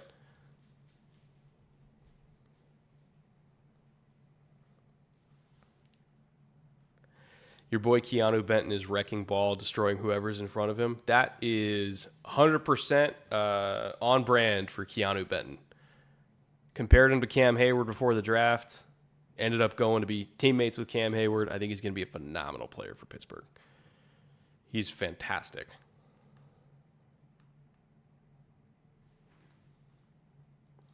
I'm trying to find the video of that TFL that apparently he just got.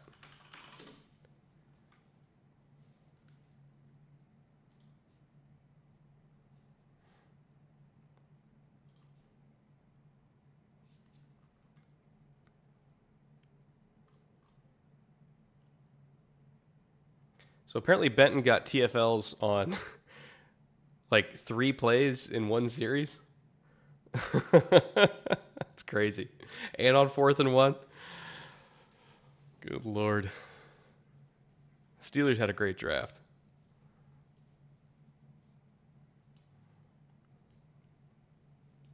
Swam through on a tackle for loss, blew up a run the next play, then got a 4th and 1 stop for a turnover. All right. I think I might have to do a short on that, especially because there's a lot of Steelers fans at NFL media that love whenever I make Steelers content. So I'll appease the beast.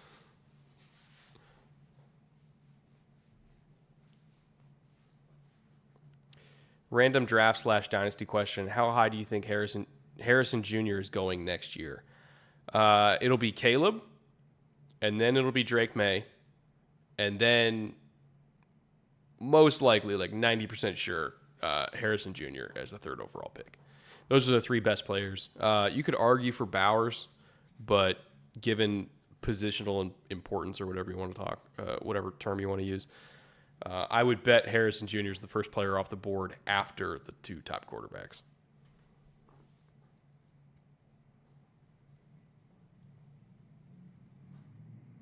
That was Campbell, not Benton, with the TFL and 4th and 1 stop. Oh, I was watching Twitter, and they said that he also had a series where he made like every tackle. So maybe they both were doing it at the same time.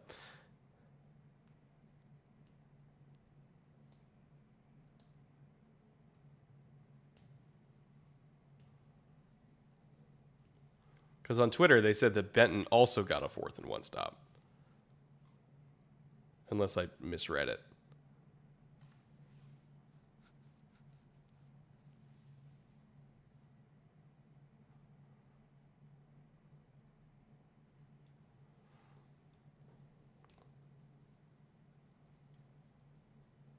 Olu Fashanu is going to absolutely be in that top 3 to 5 mix. For sure. He could have been in the top 3 to 5 mix this year, but he decided to go back to Penn State for another season.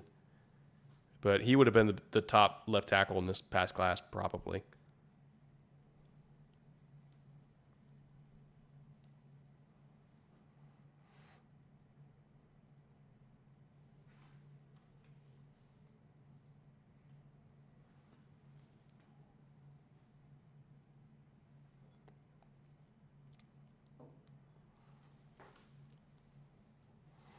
Brett, should the Vikings tank for Caleb Williams this year?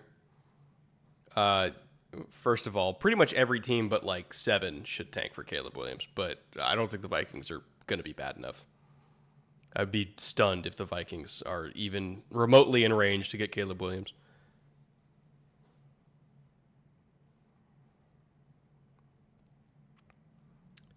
Odds-on favorite for him are going to be Cardinals, but it kind of depends if they just keep Kyler out or not. Oh, Mo Ibrahim sighting, Minnesota's finest, in the Detroit backfield.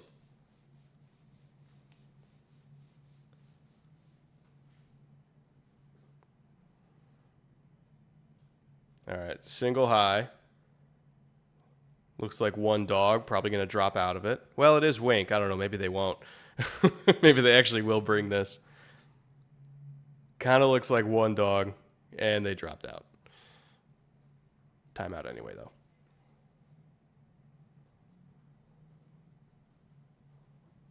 Mo looks like he's limping, though. That's not good.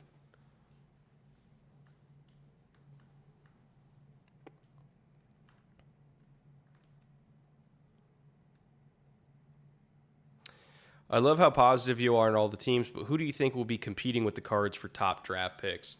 If Jimmy Garoppolo gets hurt, it's possible the Raiders go on a big slide. They themselves have a bunch of talent too, but if Jimmy gets hurt again and Aiden O'Connell doesn't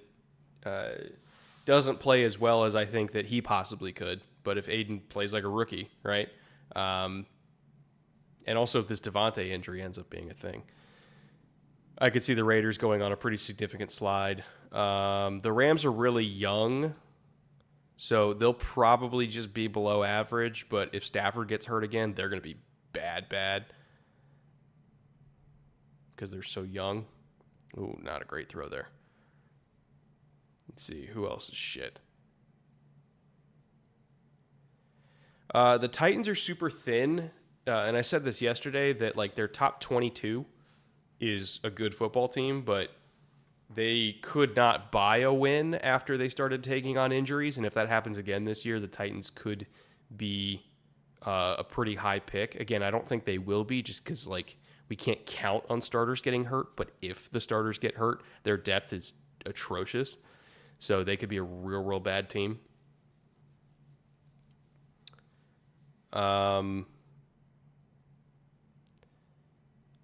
Giants are also pretty thin at some key positions. So, you know, if it's the Tommy DeVito show, you know, that could be a recipe for disaster. It's really mostly the thin teams that just can't sustain injuries or sustain through injuries that I think are going to be contending for Caleb. Because there are some teams where, even if they lose a starting quarterback, they're good enough that they can still go on a run. Like Dallas lost Dak for 5 games last year, and they were fine. But there's a lot of teams that could not afford that. Tampa's one of them, like you said. They're thin. Like their top 22 is okay, but they're thin. It really just comes down to injuries. All right, I think I'm ready to switch off the Lions game. What are you guys watching? Are you on the Steelers game? Maybe I'll just go into that one.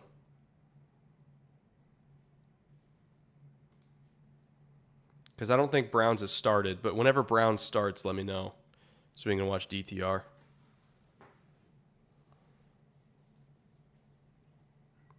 All right, let's get into the Steelers game here. Oh, nice. Not a commercial break. How about that? And a totally different score bug that I have to figure out.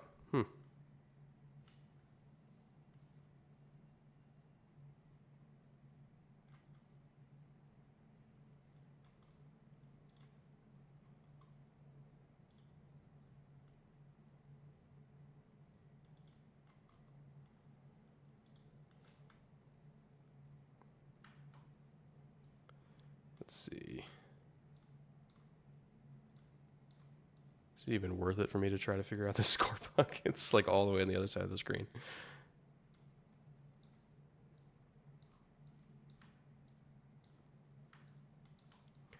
Little by little. There we go. That's probably a better way to do it. So I don't get fucking taken out by the G-men. Almost. It's literally in the opposite frickin' corner.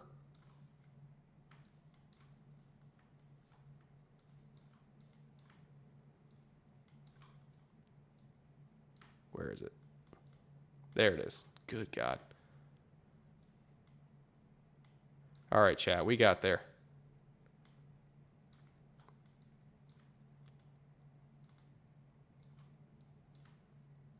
Took a while, but we got there. All right, now I'm going to move me. All right. What riveting content. Jesus Christ. Let me see what number Keanu Benton is. I can just watch him.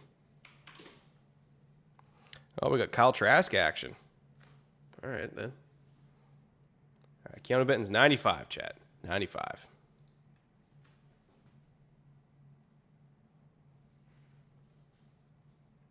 Why does everyone have a different score bug? It's just different networks. They all have their own graphics package. It just makes my life hard when I have to just move everything.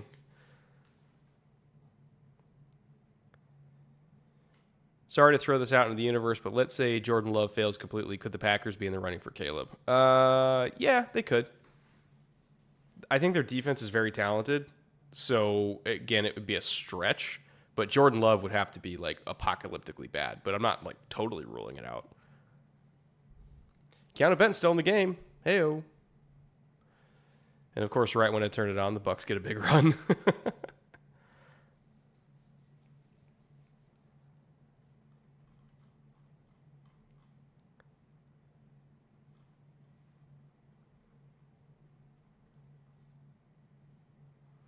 Apparently it's Sean Clifford's season today. Good for him. I was not a fan of that pick, but it's not that I'm rooting against him. If he ends up carving out a role, it's good for him.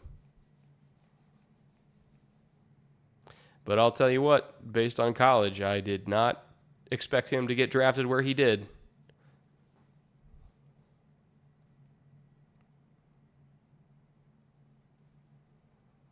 All right, 2nd and 8 now.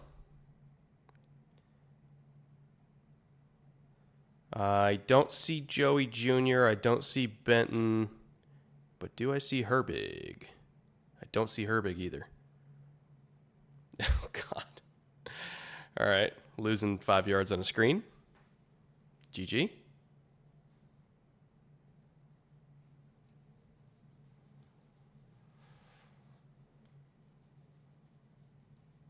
Packers D on paper is really good, but they're not used to their full potential. The Rashawn Gary injury last year was what really kind of tip the scales towards badness. Like, they rely a lot on Rashawn Gary, not just as a pass rusher, but as a run stopper as well at the edge. A lot of their run defense is put on the shoulder. Oh, pick! Kyle Trask's season is canceled. Not great, Bob. Let's see, are they giving us an all-22 look? Doesn't look like it. Woof.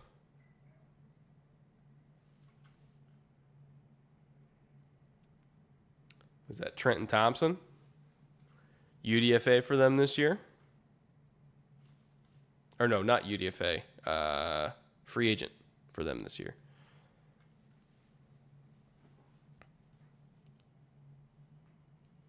How much does Joe Barry hold the pack back? I don't think he did a great job of adjusting to the lack of Gary last year. But I think on paper, if they had all their talent, their scheme is not the issue. Like, Joe Barry's scheme is not the issue. Adjustment to injuries was the issue last year. They did not, they were still super quarters heavy, which if you don't have big, strong, solid edges, it's tough to stop the run from quarters. If you don't have, like, not just a dominant front four, but like especially just dominant edges, it's really tough to stop the run from quarters. And if I was them, I would have adjusted to playing a lot more middle field close stuff, especially cover 3, to help stop the run. And they just didn't do that. It was very much the scheme is the scheme. And it got him into a lot of trouble.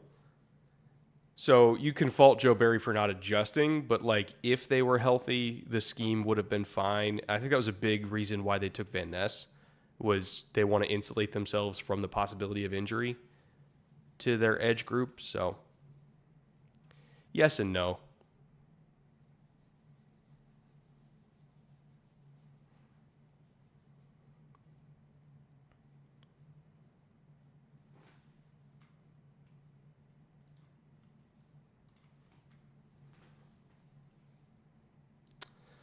Junior tweaked his ankle earlier in the week. I believe Herbig has been working through his hip contusion or something along those lines. Okay. Good to know. I didn't see that Joey Jr. got banged up. I could have sworn he was like just on the field a few days ago, but it must have been a recent thing.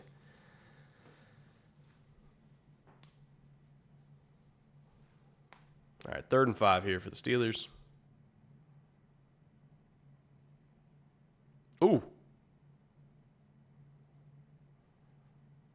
Interesting that one doesn't get flagged for roughing the passer when you have a forearm to the neck. Also, did they switch the score bug on me again? These motherfuckers. Come on, guys. Don't do this to me.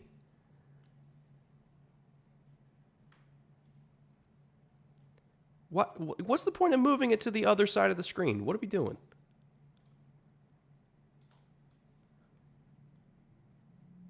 This TV truck hates me.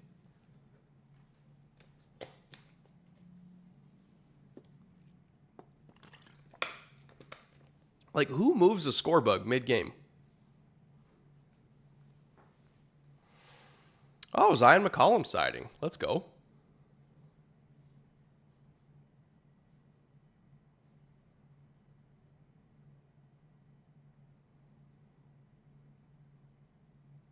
Oh, Anthony McFarland. My draft crush from like 3 years ago. I'd love to see that he's still there.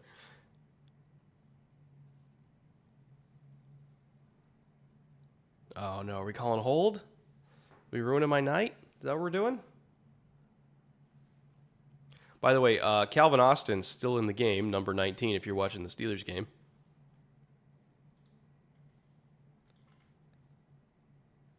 Super fast, super explosive. Keep your eye on him.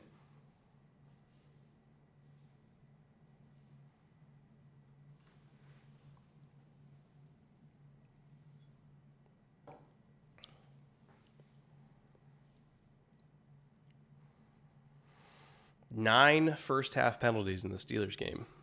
Woof. That's preseason.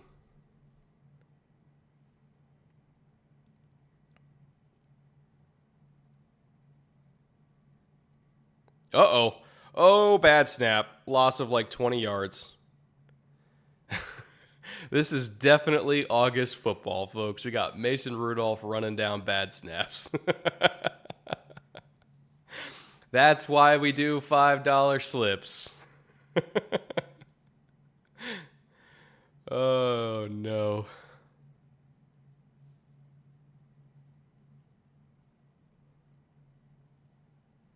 Second and 36. Good God. I don't think he got a lot of plays for second and 36. I'm about ready to see some DTR action. Did the Browns game start back up? Because if the Browns game started back up, I'll flip that over. Because I want to not miss DTR or Sam Howell. How big would a Mickelson preseason slip be? 20 G's on Tommy DeVito over from Phil Mickelson.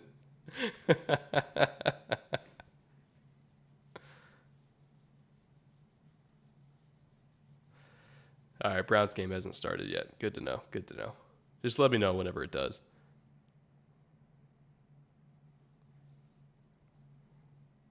Third and 31. Not great. And he threw it away. Yikes.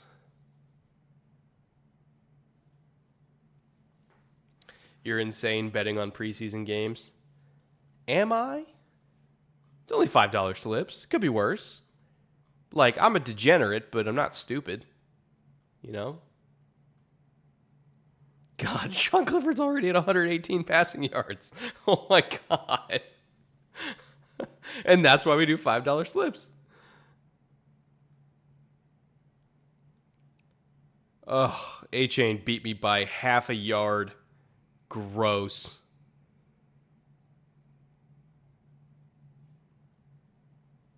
Oof, we might go 0 for 5 on this one.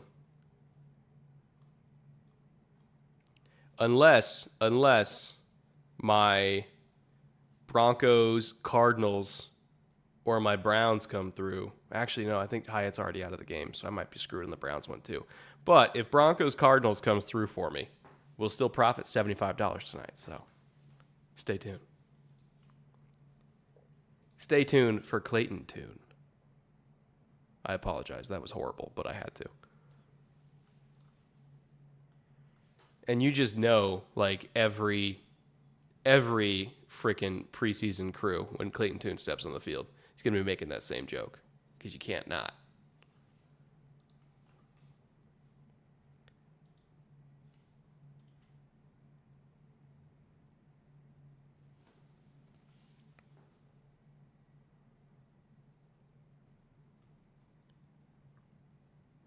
If you're insane enough to watch a whole preseason game, you're insane enough to bet on one. Right you are. Right you are.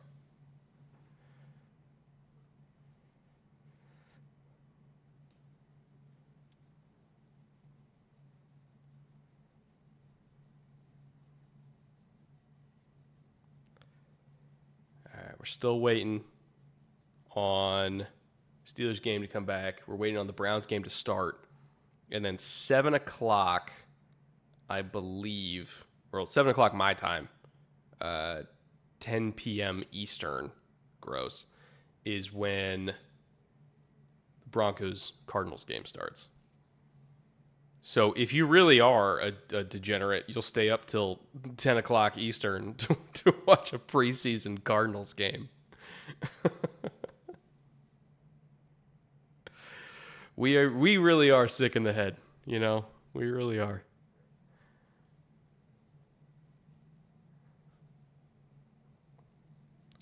Brett, you're a Cali dude. That is correct. Born and raised. Currently live in downtown LA. Grew up about 40 miles south of where I'm at now.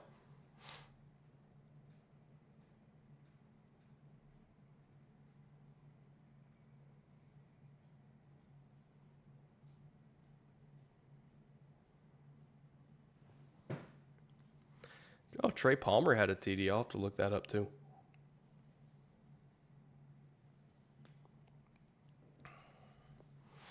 All right. We're going to get a 2-minute drill for Kyle Trask, which I know just sounds super enthralling. But hey, football's back. We'll take what we can get. Oh, what a hit. Who was that? Who's 37 for the Steelers?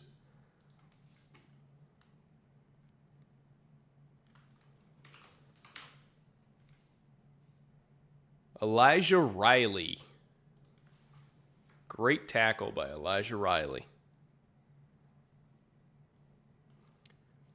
They switched the score, but oh my God. Okay, so when the Bucs have it, they put it on the right side.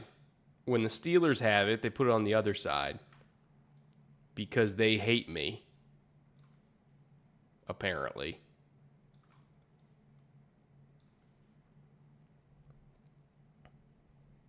Kyle Trask, sack.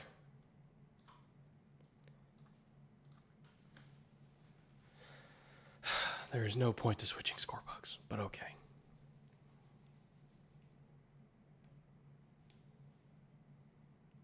You got to set up some presets. So I couldn't do it before this week because I hadn't seen what the new graphics packages for the networks are. But after this week, I can go through and then set presets for every single network now that they've showed me their graphics packages. So next week, I can just have one for every individual game. This week, I couldn't because usually networks switch graphics packages every single year, and it's very annoying.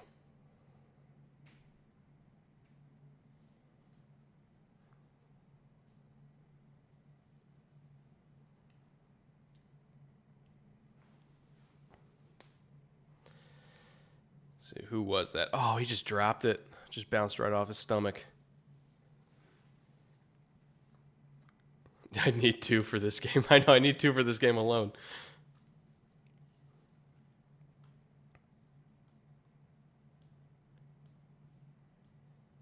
All right, so getting a 1.25 minute drill now for Mason Rudolph. Still enthralling television.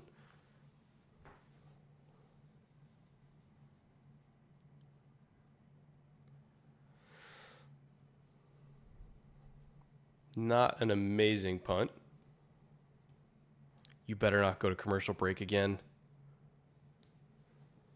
There's been too many commercials. Like literally every change of possession, there's a commercial. It's like, how many did you guys sell? Like for NFL games, it's either 7 or 8 commercial breaks for like the entire first half. And I swear preseason games sell even more than that. Because it's like the only time a local network will get a football game all year. So they just cash in by selling as many commercial breaks as they can. And it's so frustrating.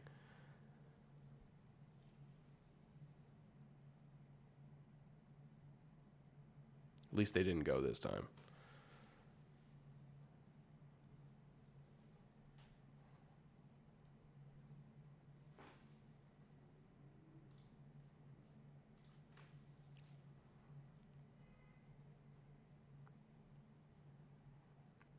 All right, Mason's cooking a little bit. We got the younger Hayward getting involved. Let's go.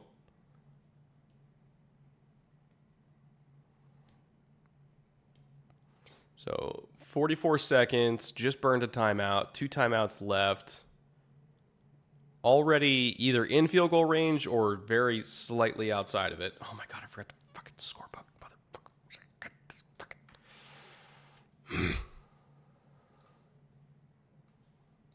These guys, man, these guys. Literally every possession. Like after halftime, I'm just gonna actively refuse to watch this game just so I don't have to deal with the score bug anymore.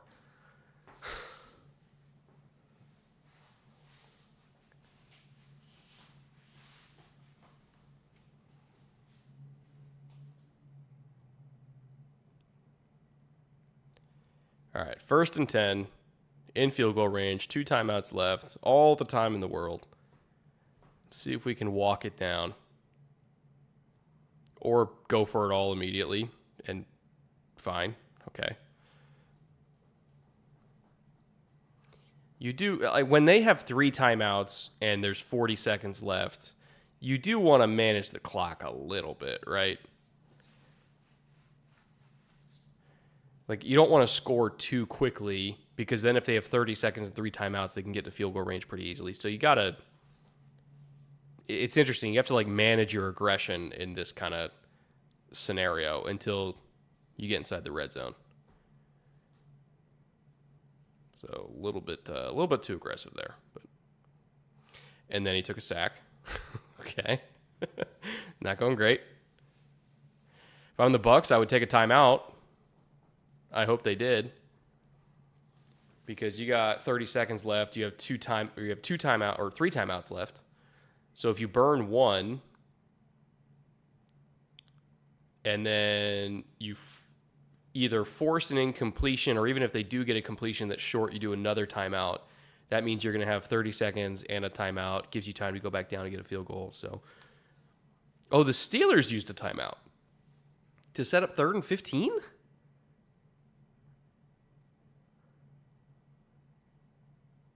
They're that confident in getting a 3rd and 15 that they used a timeout?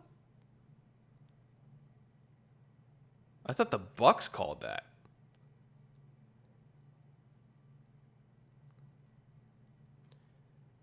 Okay.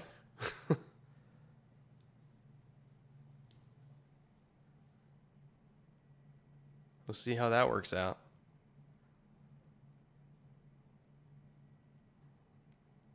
Oh, God.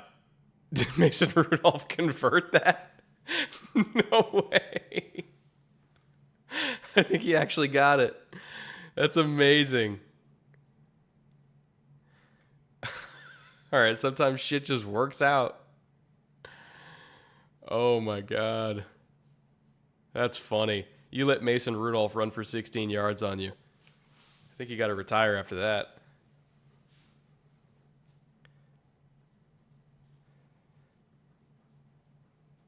Mike knew.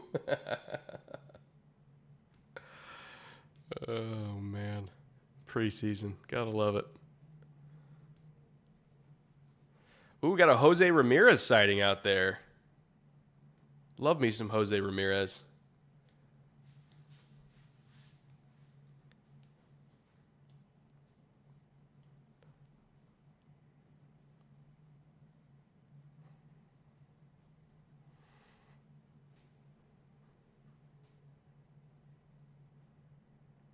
Jose Ramirez, by the way, number 33. Pass rusher out of Eastern Michigan. One of my favorites in this class. Uh-oh. Get out of bounds, get out of bounds, get out of bounds. Oh, great tackle to keep him in, and they have no timeouts. Oh, are we doing fire drill? No, we're spiking it. All right, they're going to get the spike off, probably, and then field goal.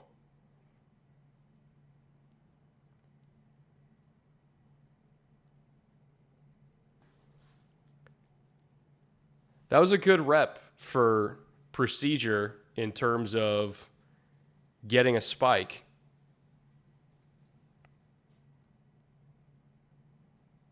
They got that done quick. So it's great to kind of get practice on, seldomly used emergency procedures like that for getting a spike down. It's a good job by them.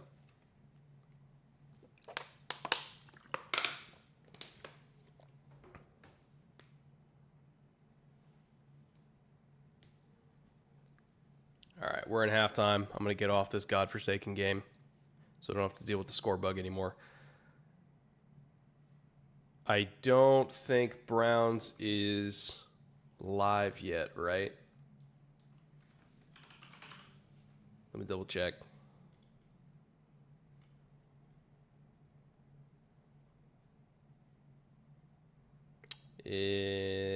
Nope, still not live. Been about an hour. Okay. So, Falcons-Dolphins it is.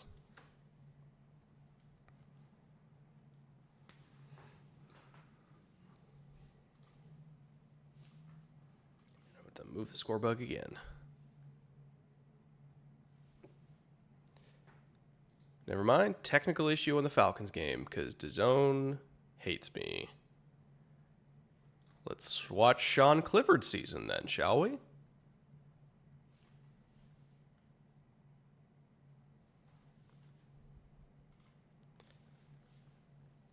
Back to the lower score bug we go.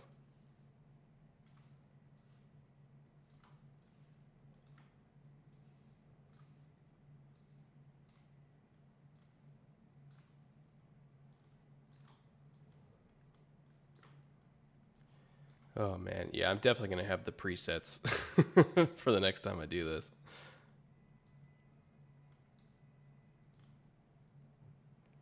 Which I don't know if I'm streaming preseason next week because I'm out of town starting on Thursday.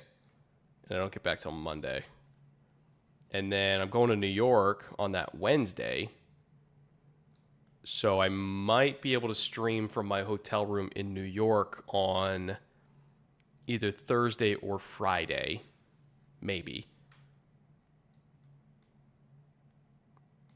So I will attempt to stream again during preseason, but unfortunately I have a bunch of travel the next couple weekends, so we'll see. But like I said, week 1 of the regular season, when stuff actually counts, I will be streaming on that first Sunday back here. So, and then Thursday night, football, every single week during the year, I'm streaming over on the Bootleg channel. So this is not the last stream you'll see from me, but we'll see if I can do another preseason one.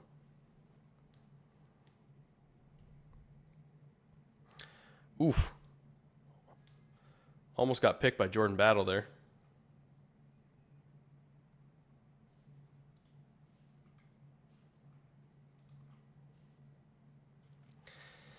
I don't know if I'd bother with presets for preseason. All these local networks have their own scoreboard. Yeah, I'd really just be trying to find, like the quote-unquote warm-up national games for CBS, NBC, Fox, and ESPN.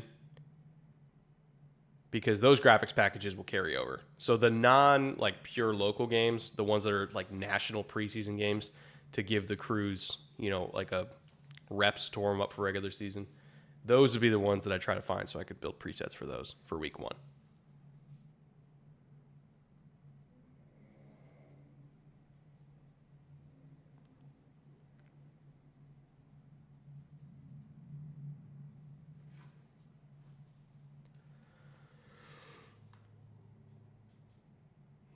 Excuse me.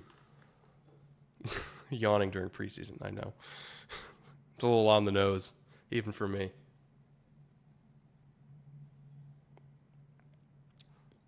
All right, Packer touchdown. At least there's been action in the Green Bay and Cincinnati game. At least stuff has actually happened. Was that Clifford that threw that?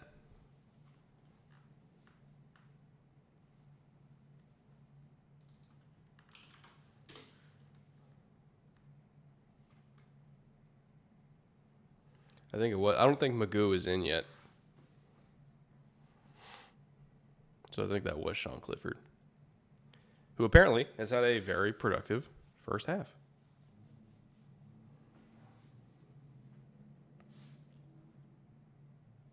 Tucker Kraft sighting. That's right. The other freakish tight end they drafted.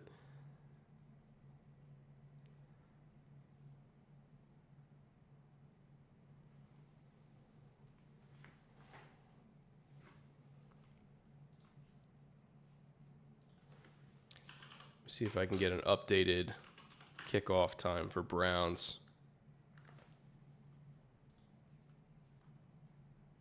Because it's almost been an hour at this point. All right, expected kickoff for Browns. This is as of a minute ago, chat, by the way, if you haven't seen it. Expected kickoff for Browns Commanders after a 10-minute warm-up is expected to be 8:46 p.m. Eastern, which is in roughly 11 minutes. So in 11 minutes, we'll get to flip over to the Browns game, get some DTR action. So that'll be nice. And then that basically means that by the end of the first half for Browns Commanders, then we're getting Broncos Cardinals. So, nice full night tonight. Brett, will the whiteboard be back? And more importantly, will the Gator be back? Yeah, I could do the whiteboard during regular season. What I want to know from you guys, and I specifically want to ask you guys because there's 364 people in here during Friday afternoon preseason week, so I feel like you guys are the most hardcore of the hardcore, so you care the most about this. For the regular season, would you prefer if I stick with one game based on the patrons voting on it, like which game we watch on streams? Or would you prefer Red Zone and I just stream, like if I just have Red Zone going and I just comment on shit that Red Zone's showing? Because I won't be able to give as good of substantive analysis on Red Zone because I'm just getting one play at a time. It's rapid fire. You know, I won't really get to see the context of a game and like actually give like good contextual analysis. But if I only do one game where I can give good like contextual analysis and like draw shit up and talk about the game in depth, I won't get to talk about all the other games at the same time. So I don't know. There's kind of a give and take there. Curious to get your guys' opinion.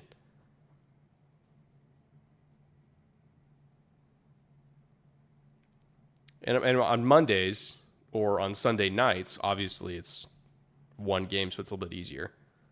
But specifically like the 10 a.m., maybe I can do both. Maybe I can do the 10 a.m. window, Red Zone, because it's just so many games going at once, right? And then in the afternoon where there's less games and it's more like high profile game of the week type stuff, then I just do one. And then obviously Sunday night is just one. Maybe I could kind of just do both, right? I don't know. I don't hate that idea. Not Red Zone, one game preferred. Duly noted.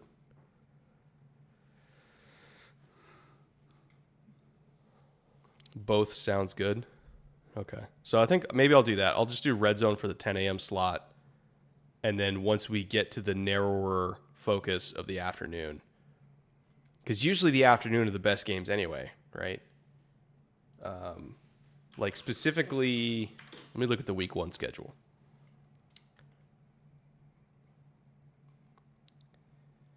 Specifically for week one,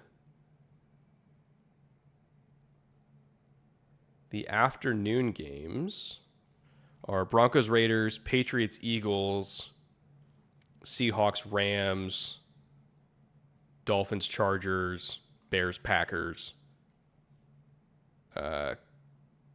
Cowboys, Giants is the primetime game that night. Of course it is, because it's Sunday Night Football, week one. So I could probably do either Patriots, Eagles, Chargers, Dolphins, or Bears, Packers as like just sticking with that one game. I'll probably do Bears, Packers, let's be honest. Sticking with that one game and doing whiteboard stuff, you know, looking at Jordan Love versus Fields, all that kind of stuff. And then the morning slate is where I'll do all the Red Zone. And then Sunday night, Giants, Cowboys, I'll have the whiteboard out for that. And then I will probably do Jets, Bills as well on that Monday too, as a stream on that Monday. So yeah, that sounds like a good mix. And then Thursday obviously is over on Bootleg with EJ. So we're going to be streaming a lot of games this year, honestly. A lot of games.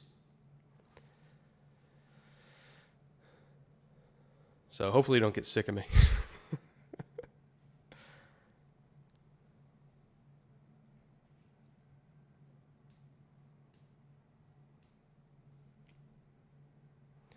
All right, I think we're in halftime. So by now, we should be able to switch over to the Browns. So let me do that. Hopefully we get DTR. Chat, do you know if DTR is starting or is it Josh Dobbs again? Or Deshaun? Could be either one of them.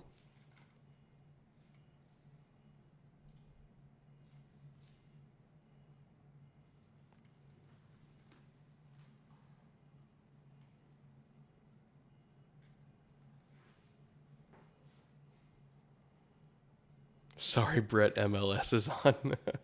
I will accept you going to watch Messi instead of me.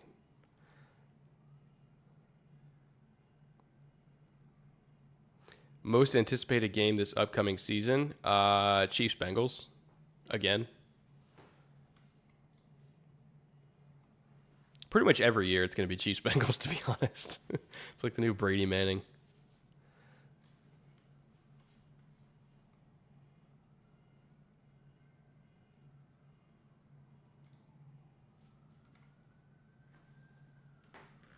Watson starting, then probably Mond, then DTR. Okay. Sounds good to me. Even though Mond, I don't think Mond is as good as DTR, but one man's opinion. Not Chiefs Bills. I think the Bengals are a bigger threat to KC than the Bills are, personally. Which, even if you're a Bills fan, I don't think you can really disagree, right? That the Bengals are a bigger threat to KC specifically in terms of how they match up than Buffalo is. Not that Buffalo's a bad team. Like, Buffalo's also obviously capable of beating anybody. But I feel like over the last few years, the Bengals absolutely have had KC's number a lot more. So I think it's a fair statement.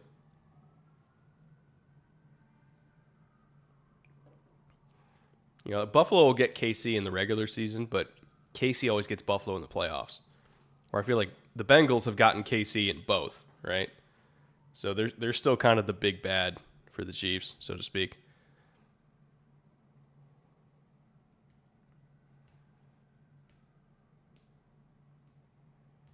Ravens will be very good this year. 100% agreed.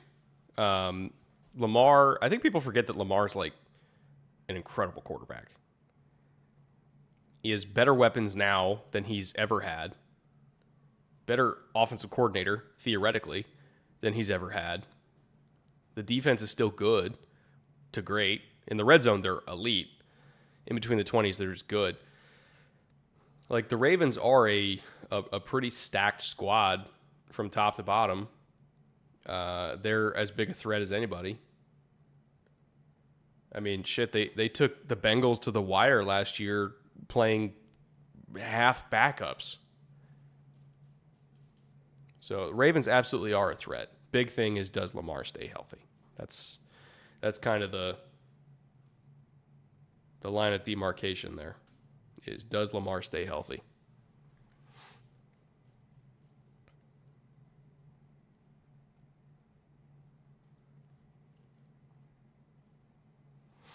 Sleeping on Cardinals versus Raiders. You know, that's the kind of game that's going to be way more entertaining than it has any right to be. You know? Like, that game is going to be like Clayton Tune against Aiden O'Connell, 35-33. Just a complete shit show of a game that everybody can't take their eyes off of. Guarantee it. It's going to be amazing. Can't wait. That whole Lamar contract saga ended very quietly, it felt like. Well, once Hurts signed his deal, and, you know, again, Hurts is coming off of a Super Bowl appearance where he went toe-to-toe with Mahomes and threw for 1 billion yards. Like, once Hurts took that deal, which was less guaranteed than what Lamar was asking, that sent the signal that Lamar was never going to get the deal that he wanted. Because if Hurts couldn't even get that deal, then Lamar definitely wasn't getting that deal. So you notice how Lamar's deal got signed very quickly after that, because then the Ravens went to him and basically said, see, even Jalen Hurts coming off a Super Bowl is not getting that. What makes you think you are? And then the deal got done, right? So it just had to be conveyed to Lamar via Hurts's deal that what Lamar wanted, which was matching Deshaun Watson, was not realistic, because no other ball club other than the Browns is going to hand out a contract that objectively fucking stupid. So it just had to be proven to him through the Jalen Hurts contract that he was not going to get what he wanted.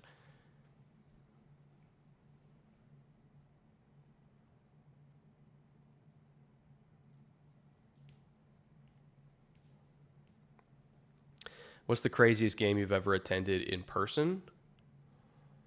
Ooh, craziest game I ever attended in person.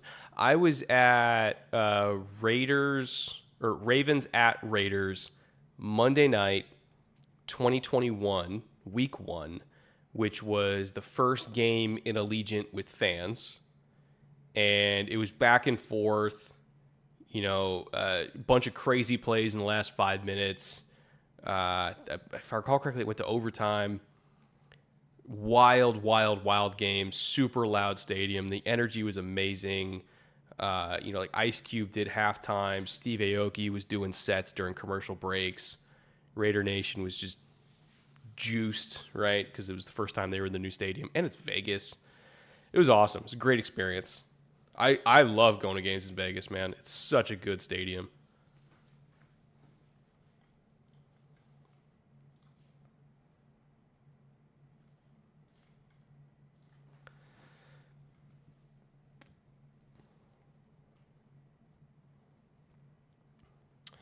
Question, was anyone wide ass open?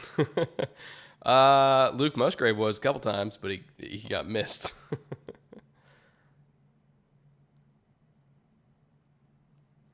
If we're just talking about who was ever open today.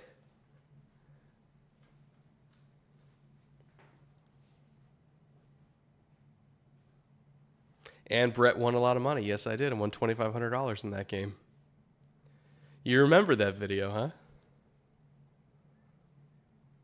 Yeah, I hit a very long shot parlay. It was like 25-1 that weekend. Because if there's anything you can count on, week 1 of the NFL season is that nothing is going to happen like you think it would. And I bet accordingly. I just bet on the wildest scenarios I could think of, and it worked out. Were you at any of the Texans playoff games? I was not. Because I was working, honestly, during most of them at NFL Network.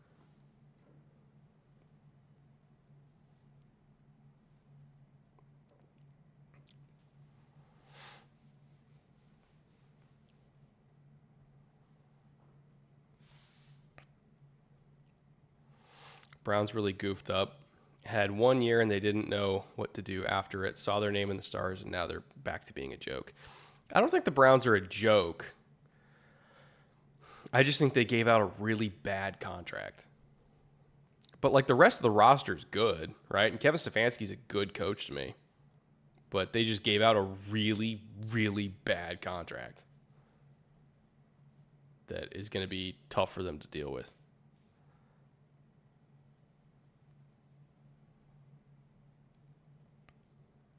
Brett just wanted to let you know how impressive your podcast quality is. It's easy to tell how much effort you put into making sure the production quality is as high as possible. I appreciate that, Ryan. I really do. It was a lot of work over summer, months and months and months of work. But we're nearing the end, and I think it was worth it. I really do. The channel growth has been incredible. The audience response has been incredible. The response from like our peers around the media has been amazing. It was worth every little bit of effort, for sure. But I appreciate that. All right. Browns game is going. Show me that score bug. Oh, Zadarius Smith is playing tonight. How about that? I'll be honest, didn't expect that as a veteran. I did not think we were going to get to see him tonight.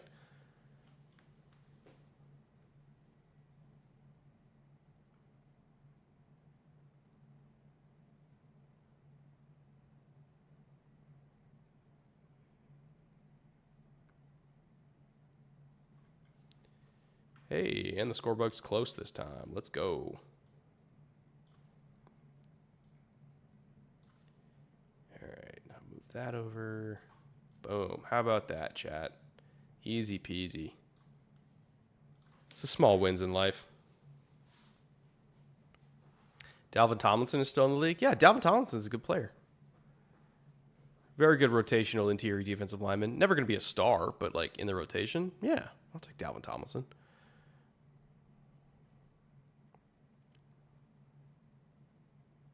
Also, I didn't catch. Who's starting for Washington tonight? Is it? It's not Howell, is it? Let me look. Or is it Jake Fromm?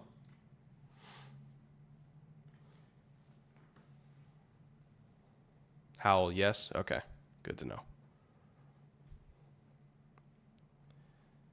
All right, let's see what we got.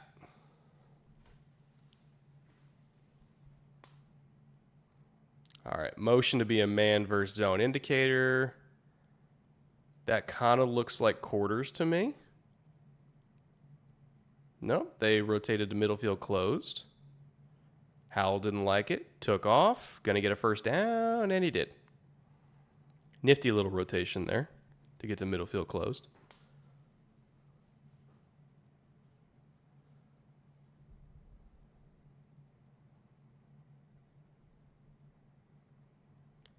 Kind of looked like again, without the All-22, it's tough to see, but it kind of looked like they got into a robber look out of that. Like showing quarters pre-snap, then getting into a robber look, and it just kind of made Howell go, fuck this, and run.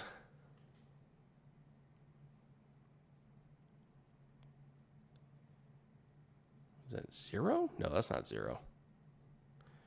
Yeah, they weren't declaring who was going to be going back as the post safety. They were all kind of sitting at the same depth. It was interesting.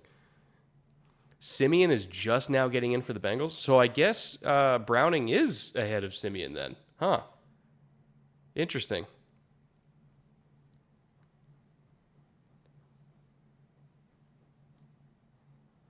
That I did not see coming, Simeon being QB3, ostensibly.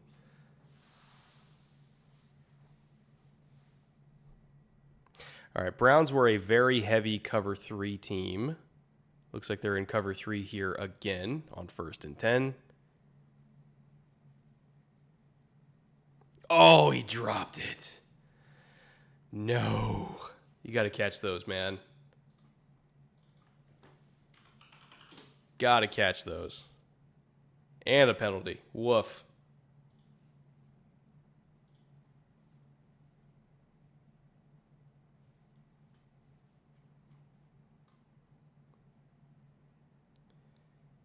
Yeah, so looking at the coverage information, Browns played 40% of their snaps in cover 3 last year. That was 10th in the NFL, so expect to see a bunch of that tonight if their scheme stays relatively the same, which we'll see. It is Jim Schwartz, who himself historically has also played a lot of cover 3, so even though it's a new defensive coordinator, doesn't mean that the coverage tendencies won't be relatively the same. And we got a sack.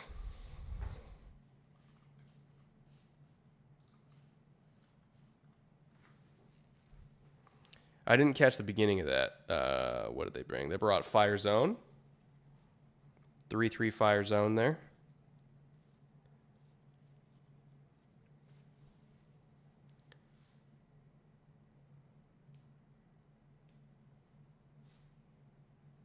Third in the entire field.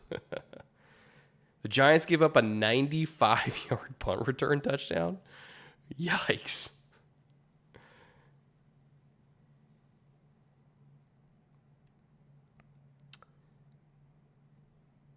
Well, Browns defense is flying all over the place right now. JOK had a great little, shoestring tackle in space there.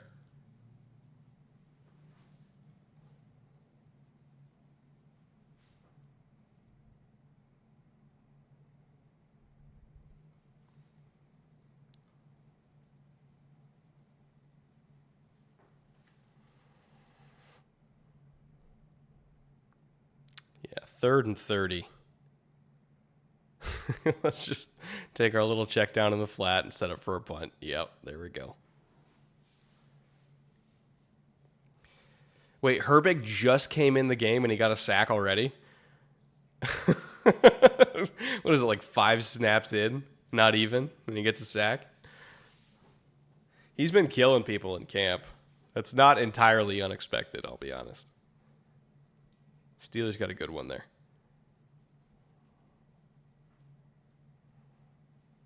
If you look at Herbig's pass rush win rate at Wisconsin, it was like obscenely high. So even though he didn't get as many pure pass rush reps as a bunch of other linebackers in this class, specifically edge rushers, when he did get to rush, he was very good at it.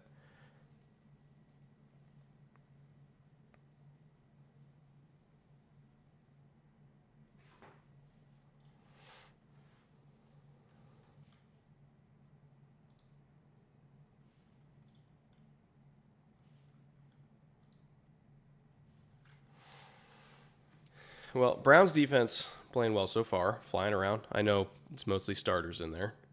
Miles isn't, but still a very formidable defense talent-wise.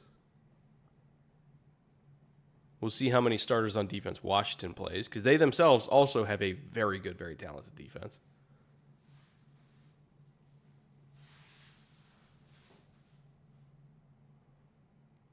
Plus, he's been going against Lil Raven Clark in camp. He's been feasting. Yeah. I think most people would feast against Lil Raven Clark. Truth be told.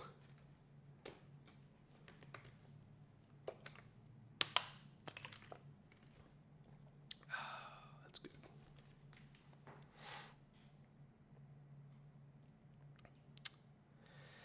Man, tell you what, that week 1 stream, it's going to be hard. What are we, like 2 hours into no, 2.5 hours into this one? So imagine this plus like 10 more hours. I think I'm going to be fucking dead. I don't know if I'm going to make all 12. Truly, I don't know if I'll make all 12. I'm going to go as long as I can week 1. But even a 4-hour stream is tough. Let alone 12. I don't know how like XQC and Ludwig and all them do streamathons like that, like all day, every day. Like it's the stamina you need to stream that long every day is mind-boggling to me.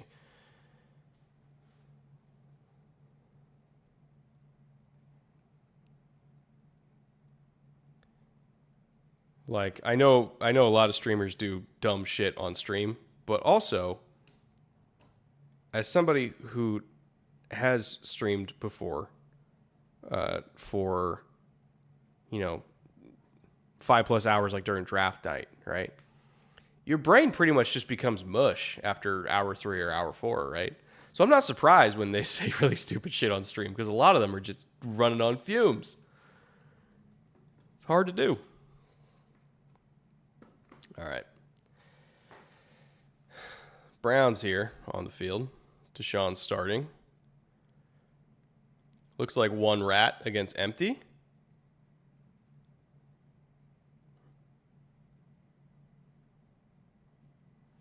Just take a little sticker out. A lot of streamers use Adderall. That doesn't shock me. That does not shock me at all.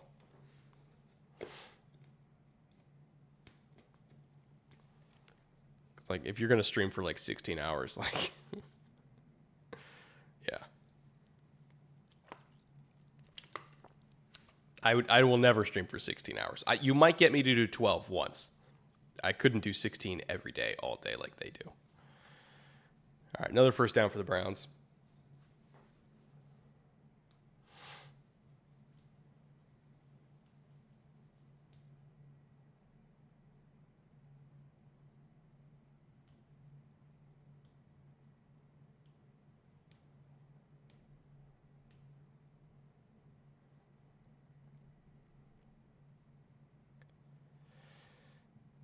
Well, Browns spreading it out a lot. Washington did a quarters look, which they played a shit ton of quarters last year.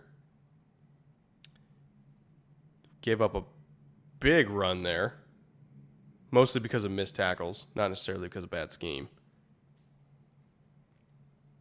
That's the thing with quarters. If you are going to play quarters on early downs, you better be able to tackle, or your run defense will be bad.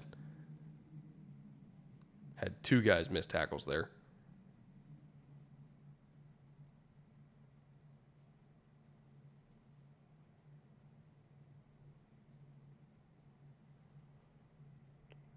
Going empty again.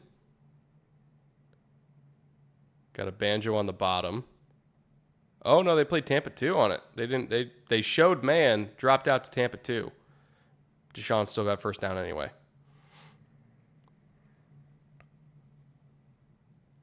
So Browns have been not doing normal Brownsy offensive things, right? All the under center stuff, all the outside zone stuff that we're used to. They've been spreading it out mostly on this drive, hitting stick routes, letting Deshaun work his legs. A lot of quick spread game stuff. Not what I'm used to seeing from them.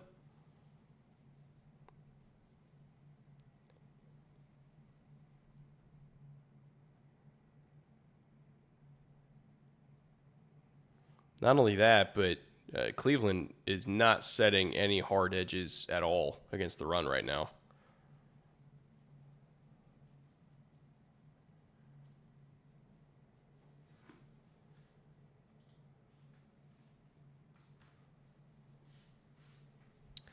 All right, 1st and 10 again for Cleveland.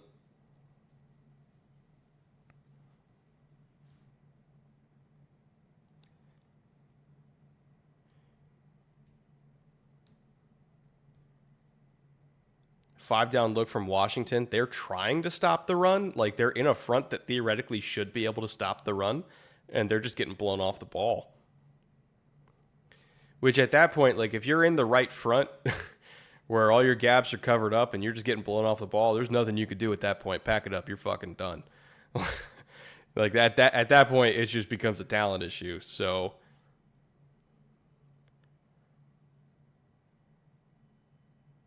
not looking super great here for the second string Washington defensive line.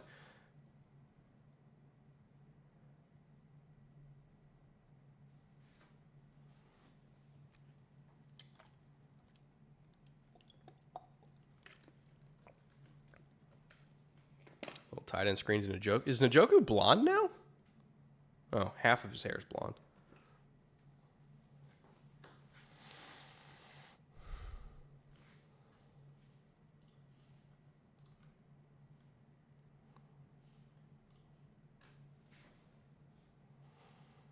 All right, empty again from the Browns. Quarters from Washington. Deshaun gets out of pressure again. I will say Deshaun has put together a pretty nice drive here.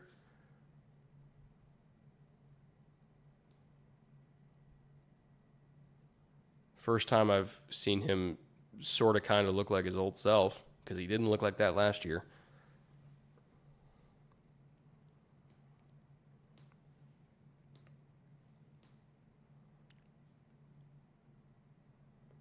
Does feel a little bit icky to praise him, though, not gonna lie.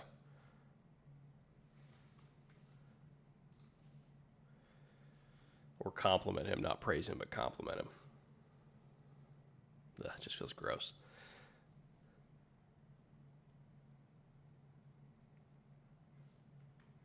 Charlie Jones on the field for Cincy. All right. I'm going to have to watch back the L22 for Charlie later.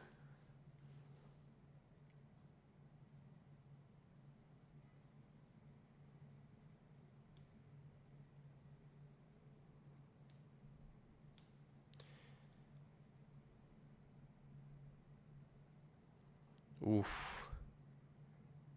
Oh, did he not get in? I thought he might have got in. Apparently not. Also, is that Felton? Felton looks like he's put on a little bit of weight. Yeah, he's short. Barely, but he's short. Calvin Austin had a 67-yard touchdown. Hello. I'll have to look that up, too.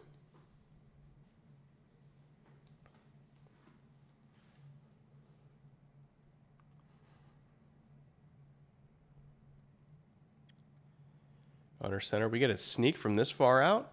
Nah. There's Run Ant. Got dumped on his head. Yikes. Let me find this Calvin Austin touchdown.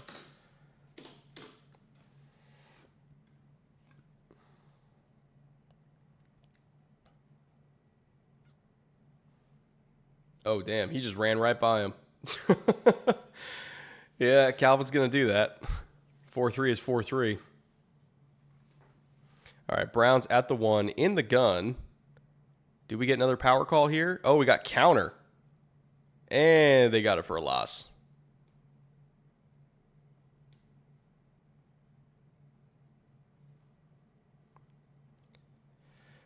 Good goal line stand for Washington. Gutsy call on 4th and 1 to call counter from the gun. And by gutsy, I mean any sort of like east-west run from shotgun on the goal line, like a longer developing run that not only is longer developing, but also due to the nature of having multiple pullers, can sometimes leave rather large seams for people to knife through if they're just trying to get upfield immediately because, it's short yardage, it's goal line, they're going to be flying upfield. It's kind of a recipe for TFLs if you do not execute it exactly perfectly, which the Browns did not. Hence, TFL, goal line stand, you get no points. Do not pass go, do not collect $200. Probably wouldn't call a counter from the gun on the goal line like that. At least not on 4th and 1. 1st and goal, fine. 4th and 1, that's risky.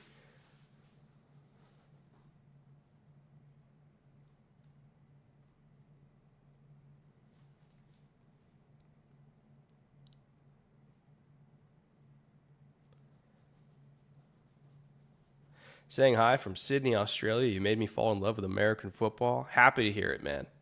Happy to hear it. Also, what time is it for you? It's like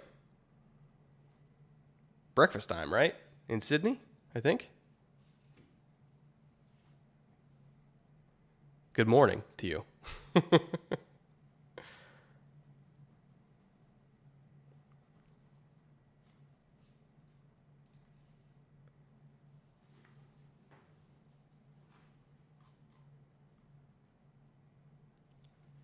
11 a.m. Okay, it's not as early as I thought it was. Still, actually, that's not bad. Like if you're in Australia, primetime games start at like 10 a.m. It's not horrible. You get screwed on the early slate that starts at like midnight for you, I guess. But if all you care about is primetime, not bad.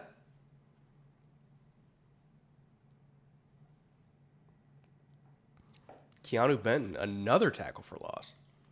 Having himself a week, huh?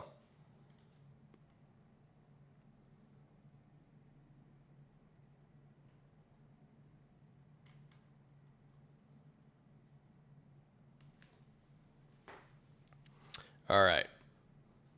Hal coming back for round 2.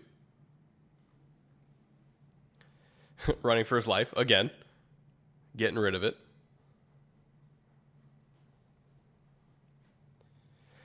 It's kind of tough to judge Hal, honestly, so far in this game, just because it feels like he's been under siege every single pass play.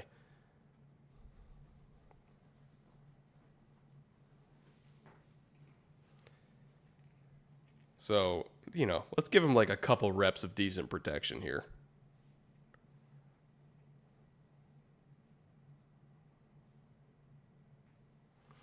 Oh, God. And now he's going to have 3rd and 11 from his own 5. Woof. Not a good situation, folks. If you're going to throw the ball here, I would probably just go under center and act like you're waving the white flag and running and doing like hard play action fake with max protection.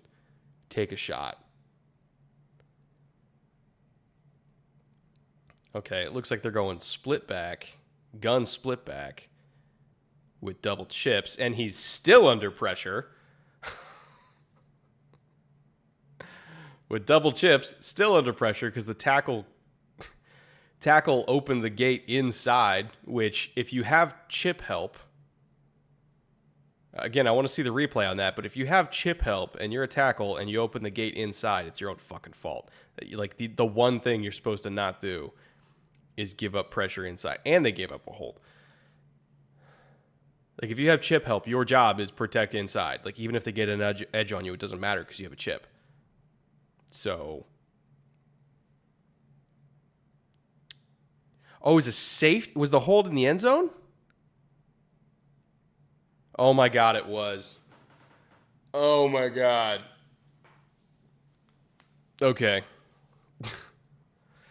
Commanders' offensive line is not having a good day, folks.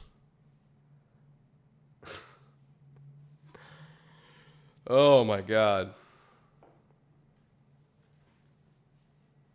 Preseason, I know, doesn't matter, but just from a fundamental standpoint.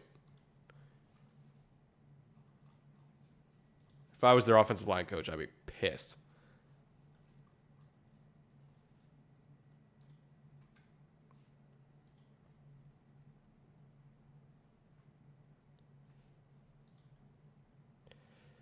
The NFL needs more good offensive linemen. You are correct. There has been a shortage in offensive linemen for about 10 years now, like across the league. There's a lot of great defensive linemen, a lot of great receivers, a lot of great DBs, even quarterbacks. Like, there's more great quarterbacks now than there has been. Offensive line has been either underdeveloped, under-recruited, whatever problem in the pipeline you want to pick from, you could pick them all. But there has been fewer good offensive linemen entering the league than defensive linemen entering the league for about 10 to 12 years now. And it shows because there's not that many truly elite offensive lines in the NFL. There's a lot more great defensive lines than offensive lines right now, for sure.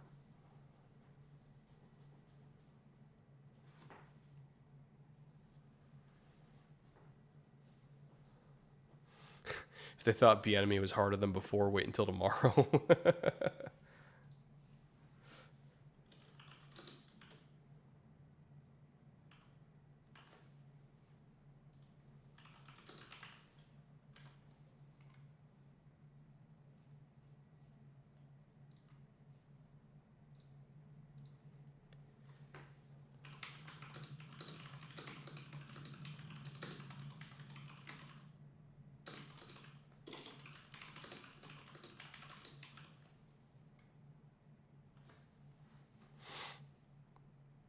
All right, Browns getting the ball again.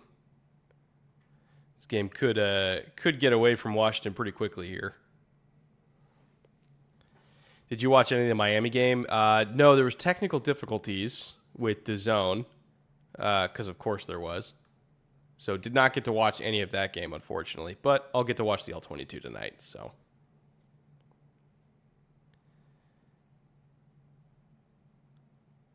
All right, here's the kick.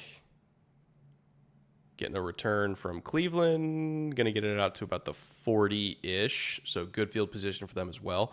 Not sure if Deshaun's coming back or if they just want to hand this off to whoever, whether it's DTR or...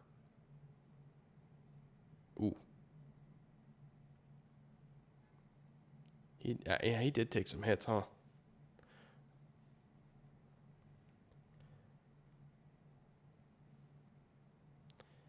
Deshaun doesn't have his helmet on, so maybe they are handing it off now.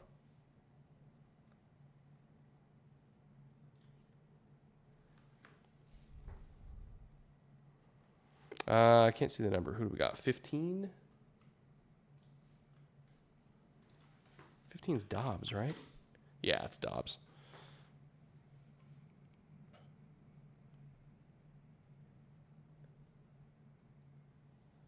So is Kellen Mond fourth string now? Did he get demoted all the way? Rough, if so.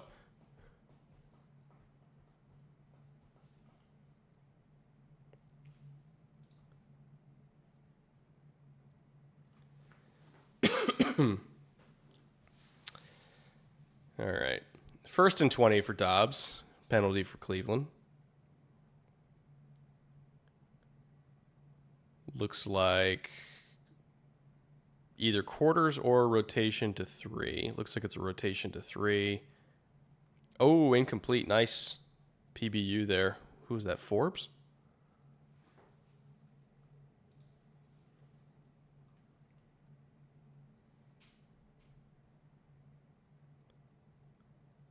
Give me the number. 34. Corner wearing 34 just feels illegal to me.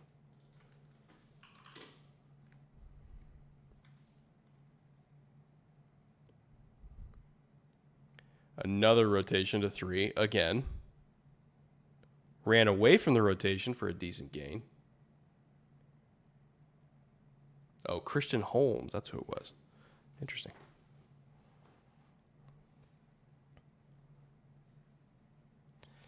Didn't realize Deshaun was playing. Does he look better than last year? I mean, in like the one real drive we got, I would say yes, but also, again, preseason.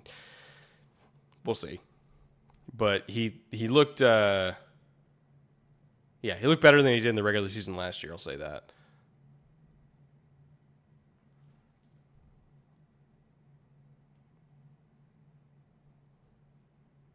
And there goes Dobbs. Ooh, God, crunched. Offensive lines have both struggled so far tonight.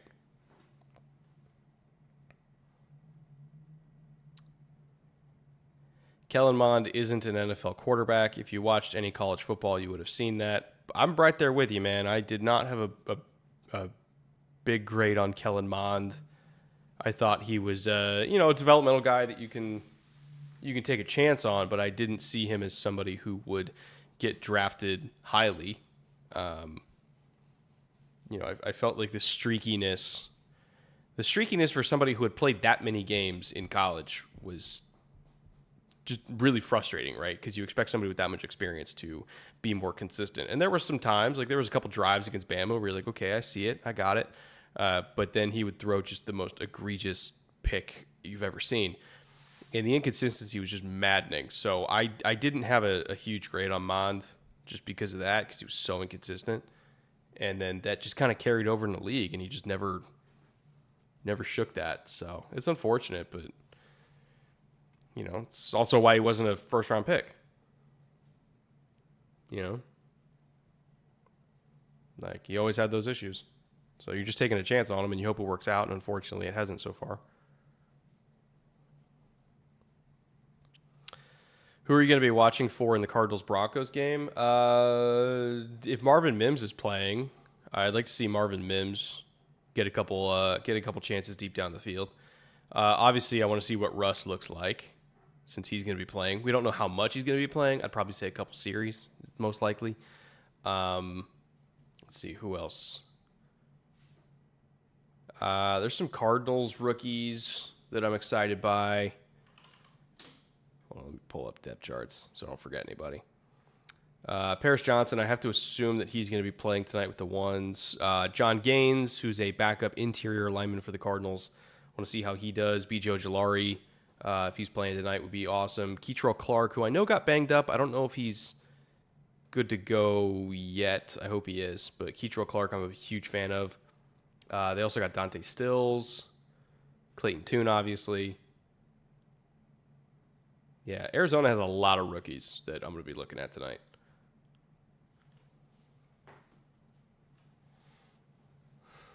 Chris Sims told me Mond was QB3 in his draft. Yeah, Chris had Mond ahead of Justin Fields, and he had Fields at like QB6. And even at the time, I was like, I didn't get that at the time, and I definitely don't get it now. But even back then, I was like, "Are we sure about that?" I wasn't. I did not see it the same way he did.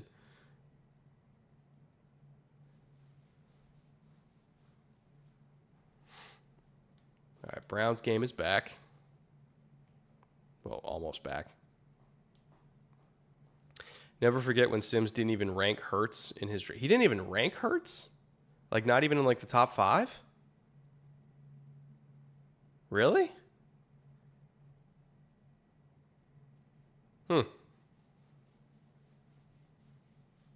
That's just weird, right? Like to not even have him ranked. Because in that class, again, I can't talk too much shit because I had a very low grade on Herbert. Well, not low. Like I just didn't have a first round grade on Herbert. I had a day 2 grade on Herbert.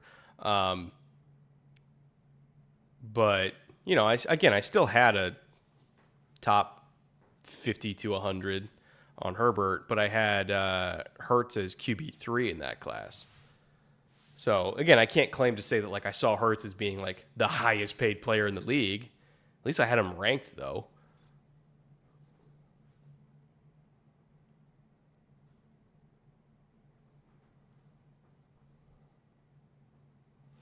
Which is very odd.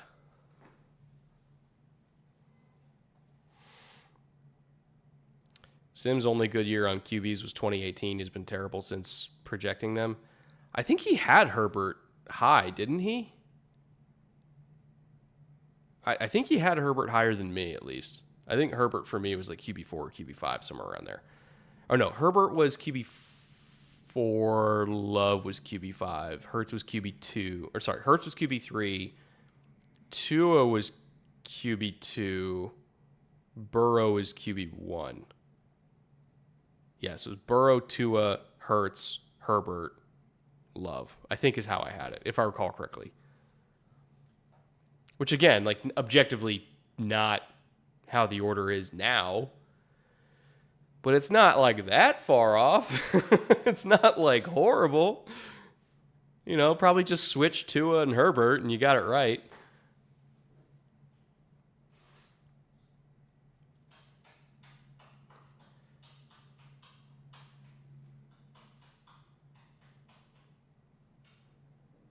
Please, God, let Anthony Schwartz be cut at halftime. Signed, every Browns fan. Also, Watson looks sharp, and I've never been more conflicted.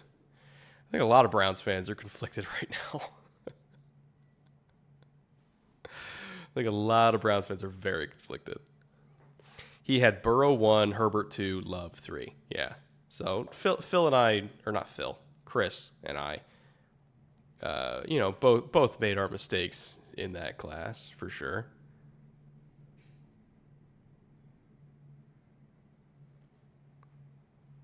And, you know, Chris is always somebody who prioritizes kind of traits above everything. Like, he always goes for the traitsy guys. That's why he had Allen ranked high. That's why he had Lamar ranked high, right? That's why he had Herbert ranked high. He goes for traits. And sometimes that works out super well. Sometimes it doesn't. You win some, you lose some. And sometimes you put Mond at QB3. Sometimes it doesn't work out. What I do find interesting, though, is that Justin Fields was like so traitsy, right? He should have been like right up Sims's alley as just like an incredibly traitsy quarterback. And he put him at QB6. So that was a little bit of a tendency breaker for him. All right, 1st and 10. I think Howell's back on the field again. Yes, he is. Another run for Brian Robinson, finally getting positive yardage.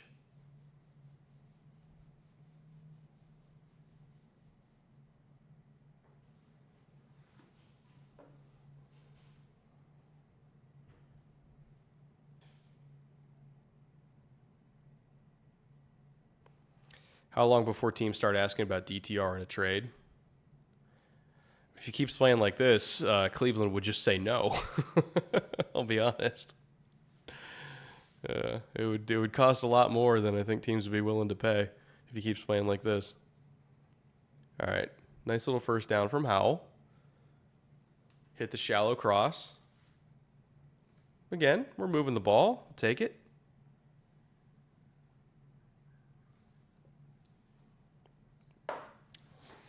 It's good scotch.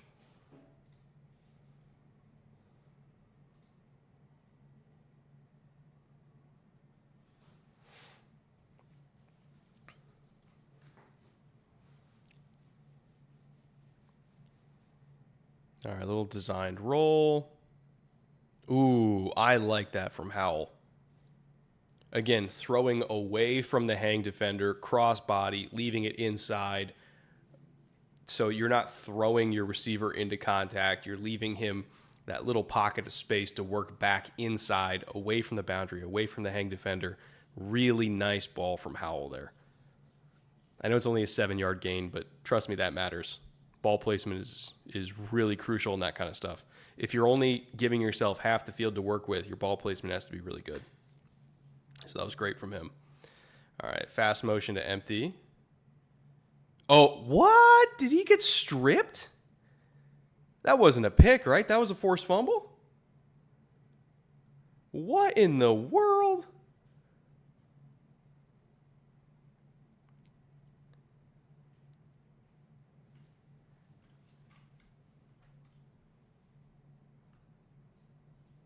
I'm trying to read lips of this. Okay, first down. So I think they called forward progress stopped. I was like, that didn't seem like a pick. That seemed like a strip, but if his forward progress was stopped, they're just going to blow it dead. I don't know. That is kind of close, though. Was he down? Oh, yeah, he was down. Okay. Knee was down.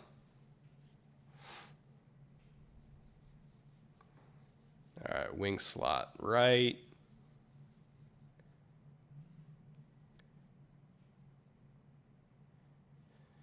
Moving with pace now. This is nice.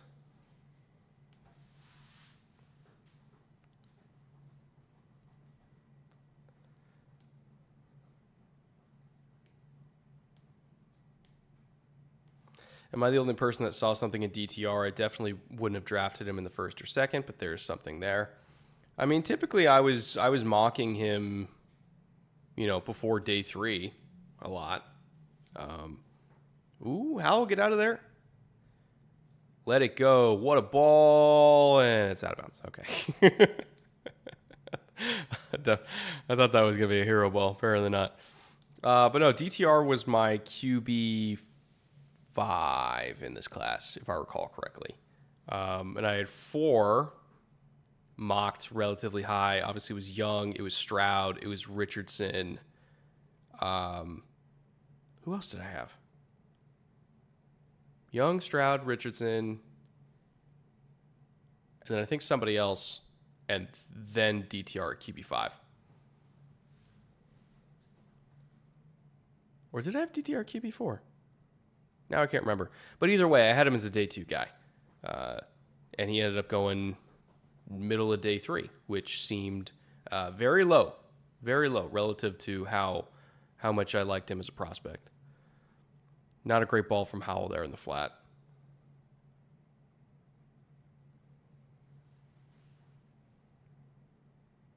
Did I have Levis over DTR? I got to look at my final grades. I can't remember. No, I can't. I remember they were close. Like my top 3, there was a gap after the top 3. It was Young, Stroud, Richardson, gap, everybody else.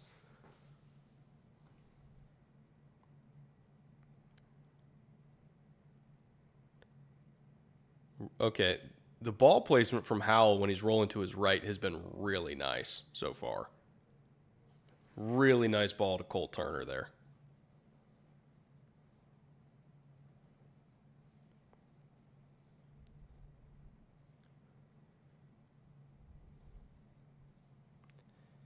So now that Howell has sort of kind of decent protection, still running for his life a little bit, we're starting to see him go to work, and this has been encouraging.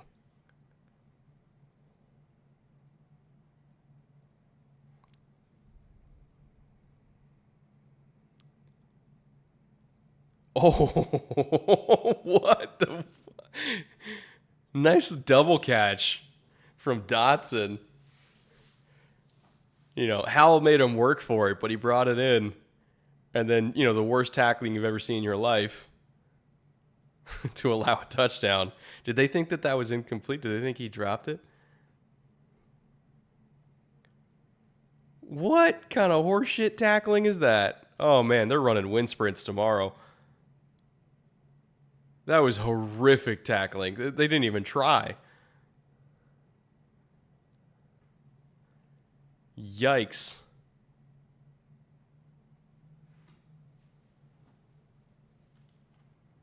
That was not good. Not good.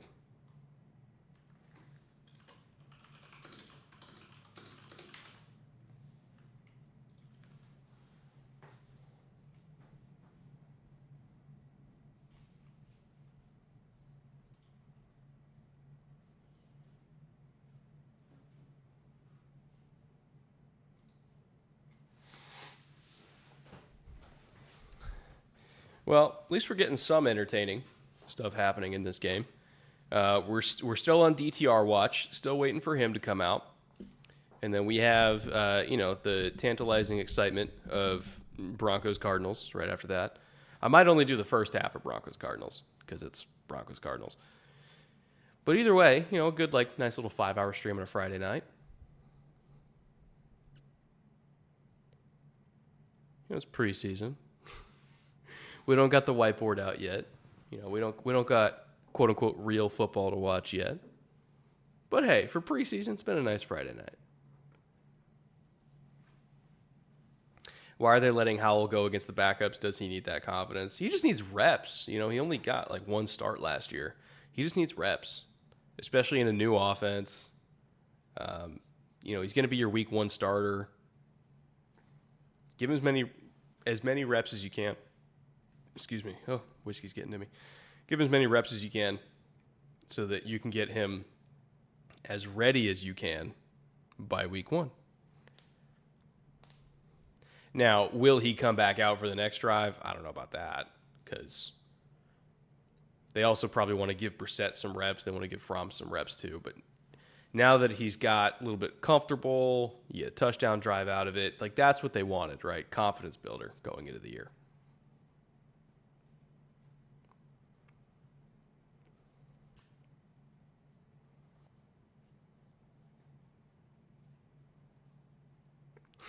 Brett having PTSD from Broncos Colts last year, you have no idea.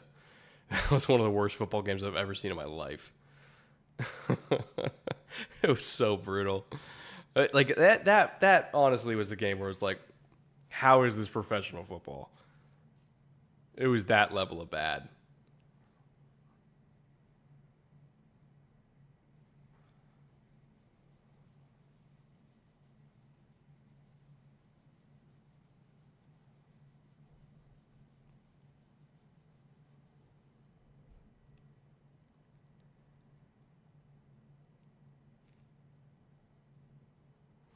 All right, kickoff here in Cleveland. Let's see who comes out at quarterback now. Oh, Felton getting kick return reps. Any other games up there with Broncos Colts? Honestly, the entire Thursday slate was garbage. Most TNF games last year were not good. It's a good, well, theoretically a good slate this year. But last year, it was not good.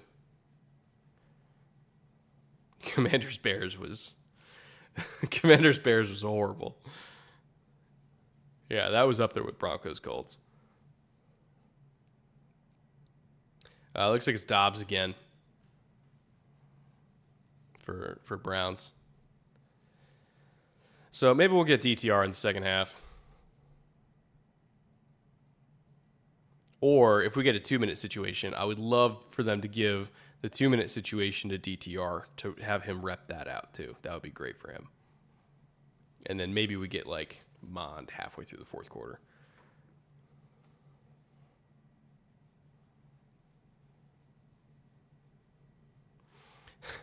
Broncos Colts was the only time I've ever seen people leave the game as it went into overtime. Yeah, not all overtimes are created equal. Sometimes it's overtime because they're just equally shit.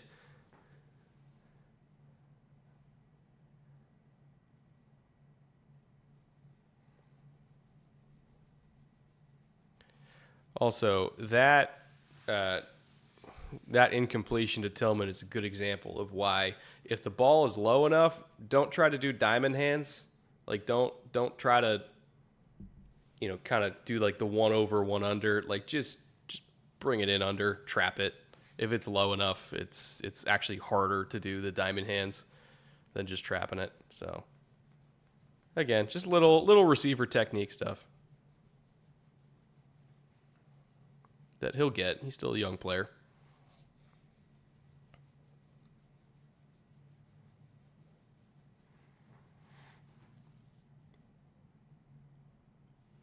A lot of targets to Tillman so far, though. Nice to see that. I was a huge fan of Zach Tom throughout the draft process last year. Thoughts on him starting this year, possibly? It sounds like he's going to. Like, I thought he kind of had the inside track to a starting job there. And he's a guy who could play all 5 positions. So it's kind of, you just get Zach Tom on the field and you figure it out. So that's probably what's going to happen. Whether it's center, whether it's guard, it's probably going to be center. But if it's center, guard, tackle, he can play all of them. So he'll get on the field in that starting 5 somehow. It's more so just which position they feel like they need him to fill the most.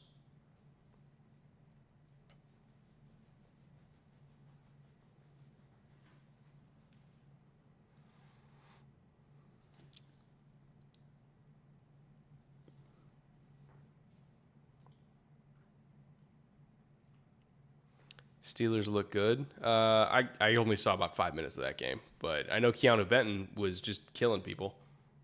So can't wait to go back and might make it like a short or a TikTok out of Keanu Benton tackles for loss just to advance the Keanu Benton agenda. I'm heavily invested in that myself, so I'll probably make something out of that. Tom will start at right tackle to begin the year. Myers is on a pretty short leash when they have Josh Nijman, though. The anger in my body when the Packers got Zach Tom and the Bears didn't is incalculable. You and me both, man. And in the 4th round to boot, I had Zach Tom going in like the 1st round. They got him in the 4th round, and he's going to start. Ugh. Like, I know I'm not good enough to be a GM, but at least there's some shit where I'm like, oh, I had that right.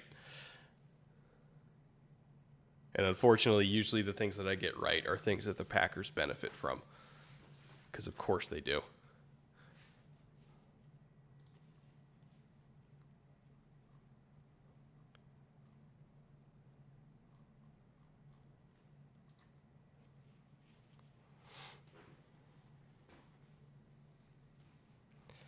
So it's interesting that you don't have any commercials on DAZN. It's just this kind of like cycling graphic between player images. So there's, yeah, I don't know. It's interesting how that works. Like no ads whatsoever. Or maybe it's just for preseason. I don't know. I just miss old Game Pass.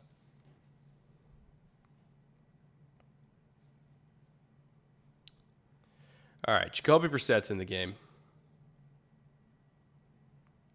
The Jacoby Brissett revenge game, so to speak. Ex-Browns legend.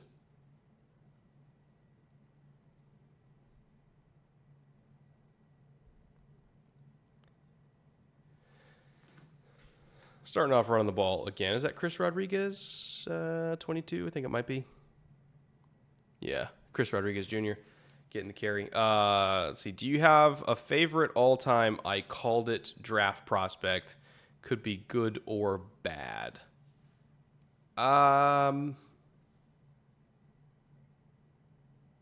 Eddie Jackson? Does that count?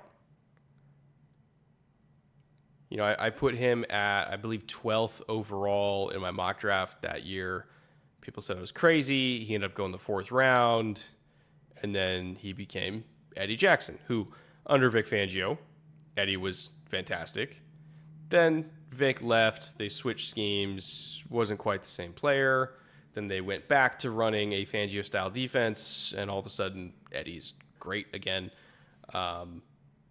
So he's up there just because I put my nuts on the table and said I had him as a top 15 pick, and he ended up, not totally embarrassing me there.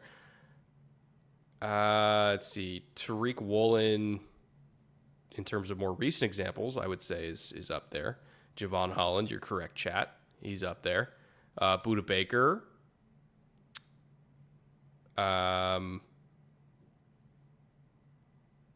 honestly, a lot of them are DBs. Like I tend to do pretty well with DB and receiver. DK Metcalf, for sure. I had him at wide receiver 1 that year. Ended up going to the 64th pick. Compared him to Calvin. Got a lot of pushback. I'm not saying he's Calvin, but he ended up being pretty good.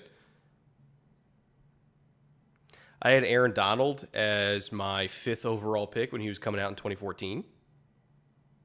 It's not that he went that far past the 5th pick, but, I was pretty high on Aaron Donald. I'll count that.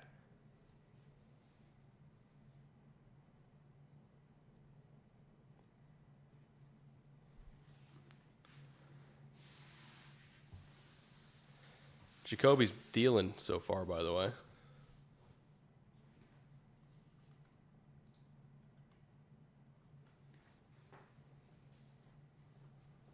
If we could just get off the interview and show the game, that would be great, though.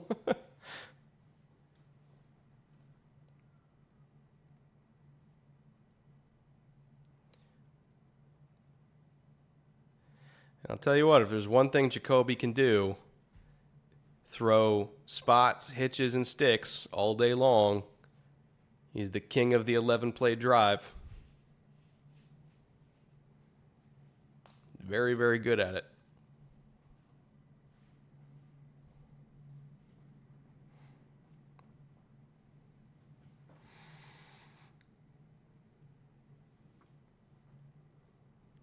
Ooh, okay.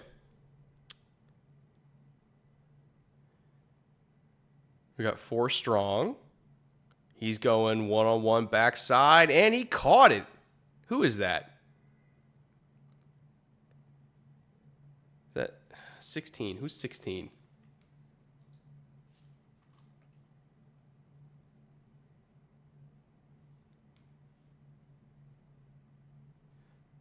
Was that 16? Oh, Byron Pringle. Okay. I was trying to find him on the depth chart. Hell of a catch by Byron Pringle. All right, 4 strong again, this time with the tight end being isolated backside. Motion out of it. That looked incomplete. Yeah, that wasn't a sack. Why couldn't Pringle do that last year? Also, this Commanders line, I'm not going to credit them entirely with a pressure on that one because it looked like it was supposed to be a screen. But also, you got to hold up just a little bit longer.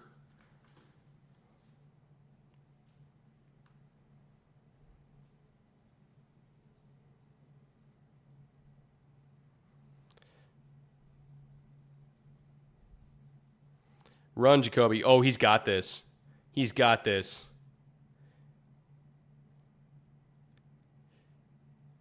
So, again, I need to see a replay, but I think what I saw the first time, it was a man coverage look. He had a back fast to the flat, so the linebacker vacated. I think it was one rat. So the first linebacker vacated to the flat. He had to get there immediately. The second one was picking up the crosser that completely left an entire side of the field wide ass open. So he just took off and ran. Everybody's heads turned because it's man coverage. Pretty sure that was one rat. Let's see the replay. But if it was one rat and then you just occupy the rat, then there's literally half the field is open for you. So if they can just give us a replay, we can double check on that.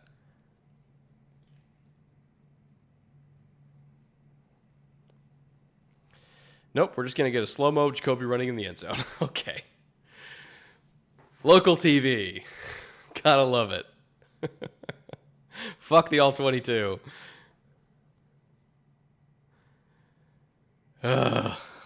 September can't come soon enough. People in the UK are pissed off at DAZN. Only 720p, minimal functionality. A lot of people switching to quote-unquote old habits. Also, some games apparently don't work. I couldn't even get into Falcons-Miami. It just kept saying technical difficulties. So that could end up pissing me off in the regular season if there are some games that are not able to be accessed because of technical difficulties. What I think I'm going to do during the regular season is just do YouTube TV because it's a business expense. I'm going to write it off anyway. But I think I might do YouTube TV during the regular season just for the reliability of it, because this shit ain't working for me. Like, I'll keep this for preseason, but I am underwhelmed so far.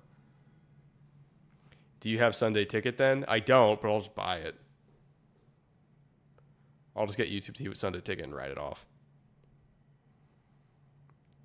Again, I don't recommend that like everybody does that because it's expensive, but because it's actually a business expense for me, like it's fine. It's annoying that I have to do this for preseason and pay $250 for this for preseason and then also do YouTube TV for regular season just to reliably be able to watch fucking games, but you know, is what it is. Business is business. I wish that the NFL just made it easier to watch their product and did not have to split services and pay hundreds and hundreds and hundreds of dollars just to watch their games. One day.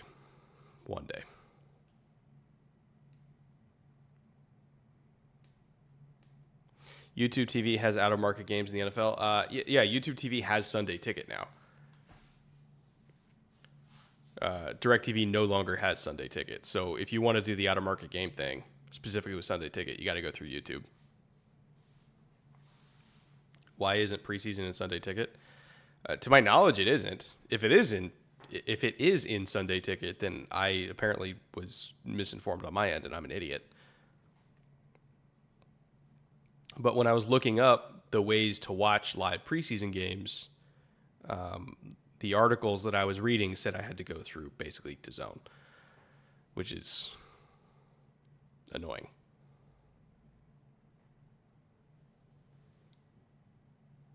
At least for me to, like, I could have done it on NFL Plus, but at least for the streaming purposes, you know, being able to get the score bug up and everything, this was kind of all I could do.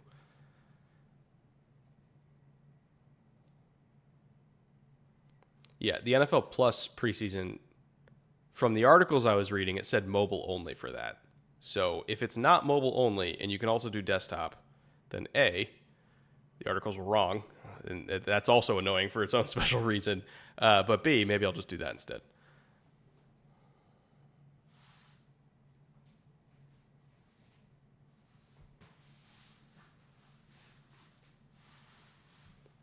That's the thing, is like getting the information on what is actually on NFL Plus Premium, what is actually on, you know, the foreign Game Pass, what is actually on YouTube. The fact that everything is so split up and it's hard to get the information on where I can just watch stuff where, it shouldn't be this difficult to just figure out where to watch football. It shouldn't be this hard. I shouldn't have to split up between 3 different services to watch all the content, right? As somebody who works in this industry, who watches football for a living, 3 weeks before the season starts, should not still have questions about where to watch the games. Like, that's dumb that it's not that clear. So if I'm having trouble with it and having to do all this research and reading all these articles that may or may not be correct, how are normal people going to stand a chance, right? It's just stupid.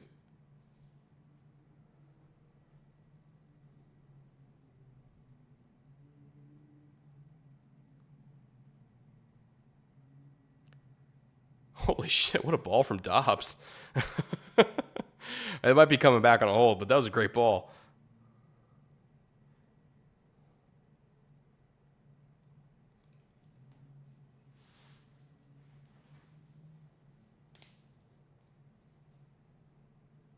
Preseason is on any device on NFL Plus? Okay. Well, then the SB Nation article that I was reading is wrong, which means I spent $250 for no reason. So that's cool. That's wonderful. Love that for me.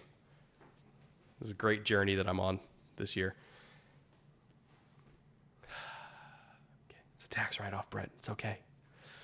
It's a tax write-off. Anyway, back to Josh Dobbs.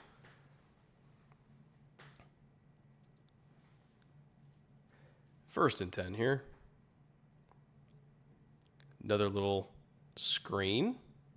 Off play action. Nifty little ball handling there with kind of like the reverse pivot.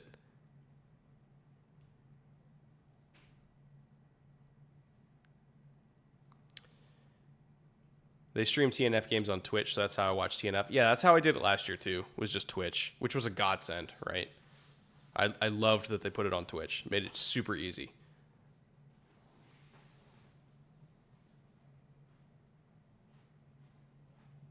I wish everything else was that easy.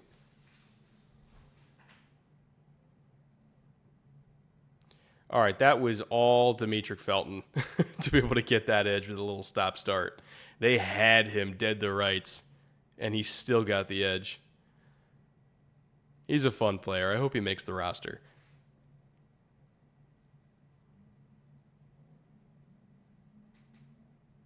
Oh, they call it block at the back. Ugh. Sucks.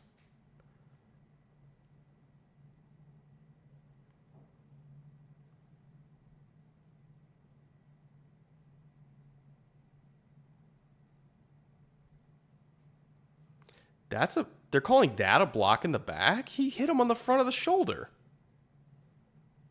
How is that a block in the back? Come on.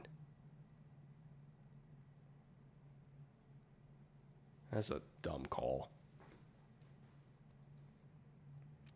Something tells me, though, if Sunday Ticket is working mid-season, we won't ever be talking about the preseason, LOL. Yeah, I mean, as long as Sunday Ticket works on YouTube, that's the main moneymaker, right? If Sunday Ticket has problems, then the NFL has problems. And if the NFL has problems, some very nasty emails will be sent. So I'd bet anything that YouTube has that shit buttoned up by week 1 because they don't want to piss off Roger. That's for sure.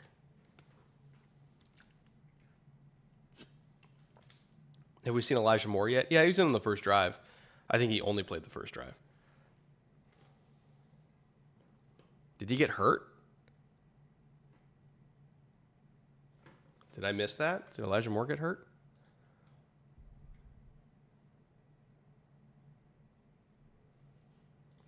Hold on.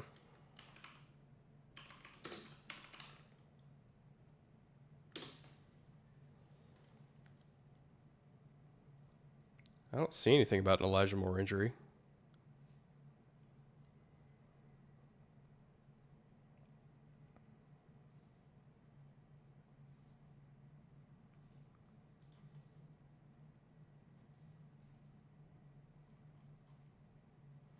Taken to locker room with an undisclosed injury. Well, that doesn't tell me too much.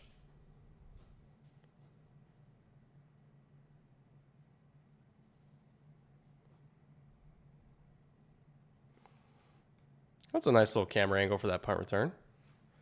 It's interesting that, local Cleveland TV got the wire cam out. That's cool.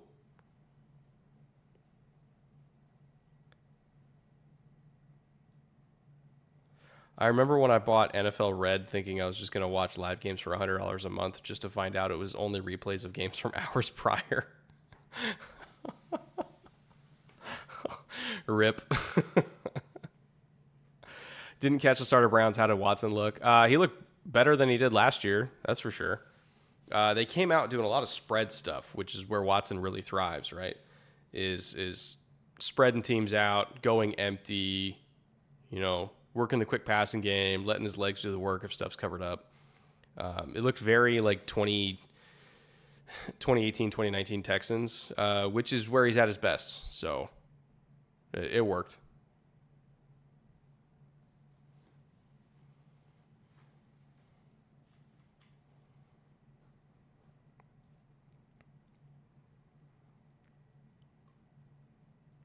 It's time to watch the outstanding football that would be Cardinals Browns. You masochist.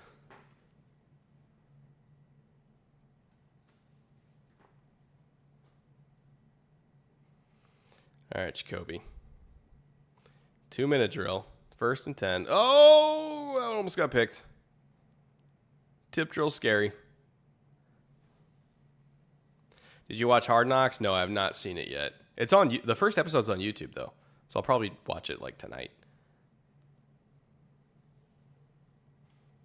Who's the RB2 in Cleveland? I believe it's Jerome Ford. According to the depth chart, it's Jerome Ford.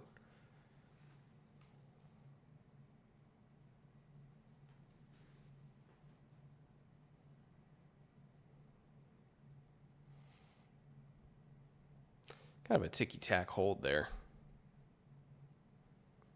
These refs are getting their arm workout tonight, that's for sure.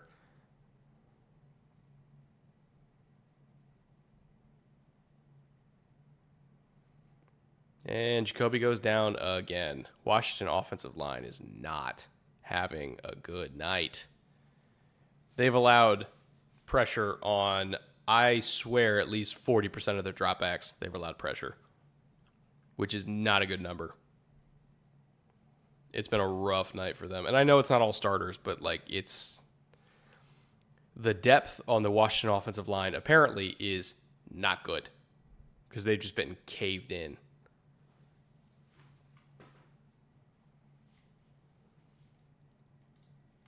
So, Commanders fans better hope they just don't take any injuries at all. Jim Schwartz, pressure god. Also, just the Cleveland defensive line is deep, right? Like, that also is a factor here. Because you look at, like, the second string defensive line for the Browns.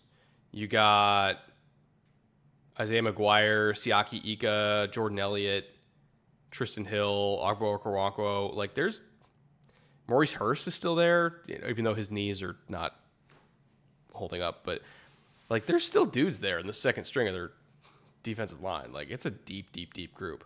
Like, Zadarius Smith started the game. He's a starter. Dalvin Tomlinson started the game. He's a starter. Pretty much the only defensive lineman who didn't play tonight are Myles Garrett and Shelby Harris. But, like, it's a good defensive line. Andrew Moore, $20. Thank you, Andrew. And Andrew, excuse me.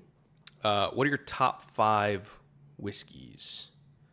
Of any price point, I would say any price point, any style, top 5 whiskeys in no order. Woodinville Port Cask Finish, which is a bourbon. I would say Lagavulin 16, which is an Isla Scotch. Let's see, what else do I got? The Angels Envy Caribbean Cask Rye.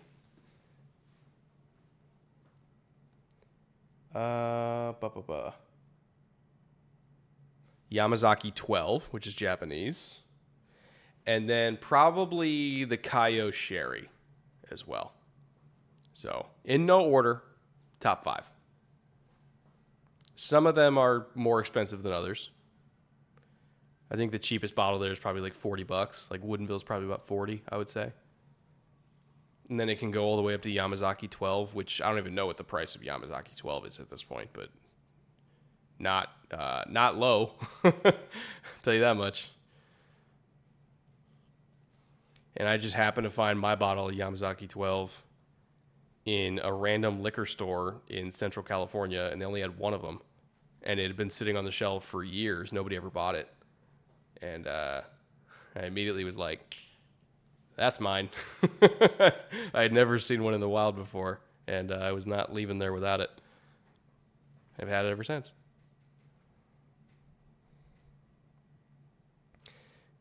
All right, quarters here from the Browns. Little flare out to the running back, get some easy yards, set up a 3rd and 9 rather than a 3rd and 14.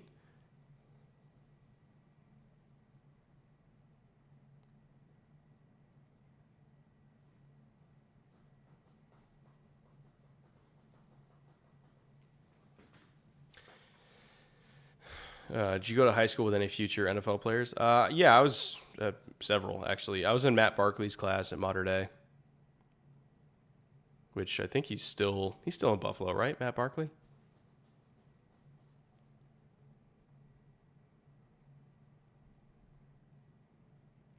Oh, Jacoby got it out, and he threw it too high. Ugh. He had that. Just had to put a little bit more touch on it. He kind of lasered it in there. Made it a real tough catch.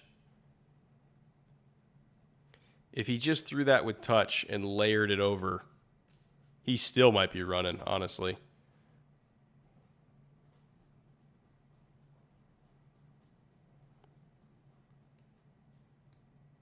Yeah, he's going to want that one back.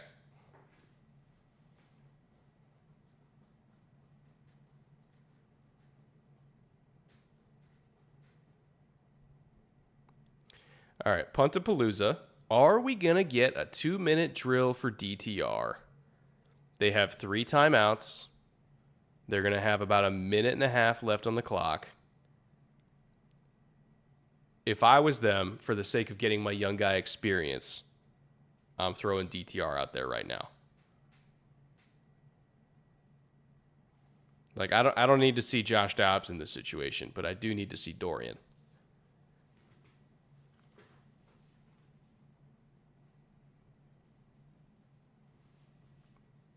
Just my 2 cents.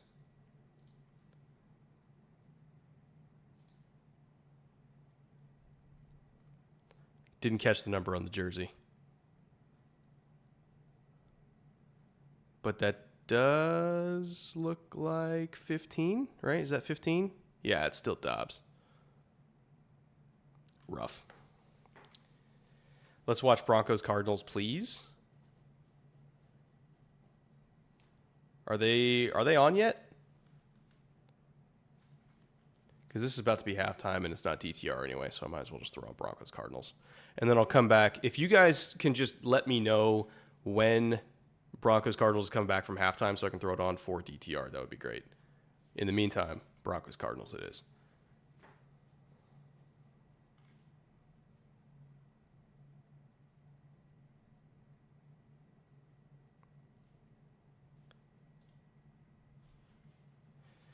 Lost my underdog parlay because Devin Tompkins only had 9 receiving yards. It's preseason, baby. That's why we do $5 slips. I'm going to keep saying it. You do not do more than a $5 slip in preseason for that reason. Because you will regret it. Like, we can handle, we can handle losing $5 on preseason shenanigans. We cannot handle losing 100. So for the rest of August, that is your policy. $5 slips, limited to like 5 a week. And then regular season, fine, we can go ham a little bit, but don't blow all your money in August. You got to save stuff for September through February. Believe me, I made that mistake before. Does not feel good.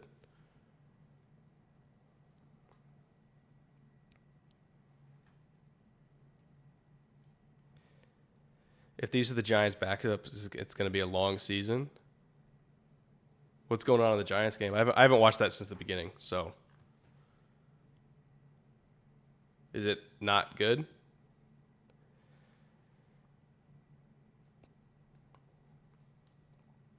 I don't mind losing $20, but it hurts getting 4 out of 5 without insurance. See, that's why, at least in the regular season, I always do insurance because I'm okay with not being super greedy and getting the 4 out of 5 and getting the 10-1 payout. It's when I get greedy and I go for the 5 out of 5 is when I always regret it the most. So that's regular season policy. Always insurance. Just take the 10-1. Feel a lot better about yourself because it's hard to hit 5 out of 5. You can hit 4 out of 5 with regularity. It is hard to hit 5 out of 5. So just play it safe. Especially if you're doing bigger slips, right, with more money on the line.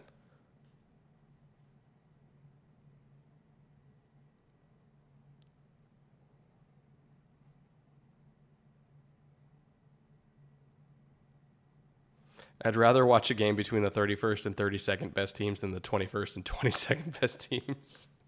Sounds like a shot at the NFC South.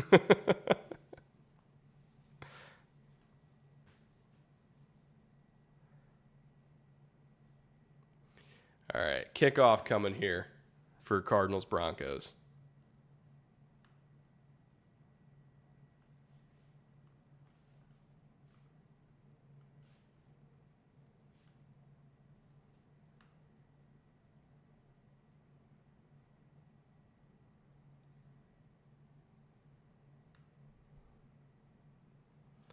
So I've noticed when they say start time, what they really mean is 7 minutes after start time is when the kickoff really happens.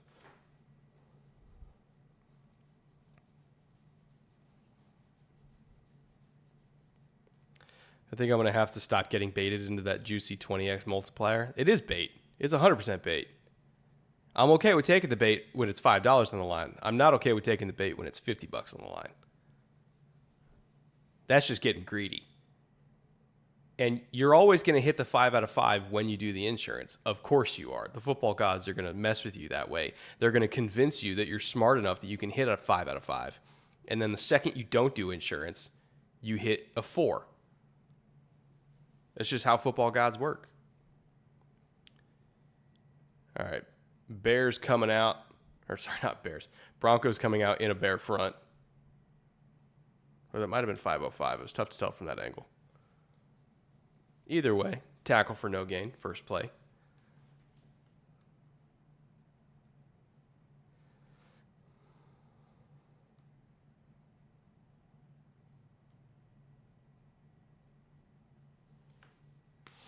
Howdy, Bulldog. Welcome, welcome.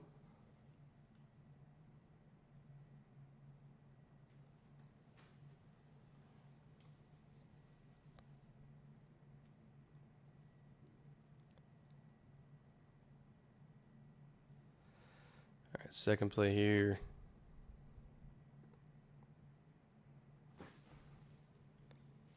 I didn't catch the... Who's starting for Arizona? I didn't catch the number.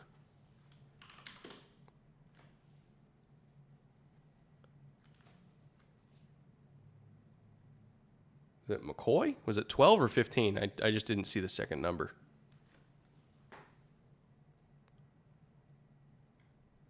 All right, it's Colt McCoy. All right, good to know. All right, 3rd and 3.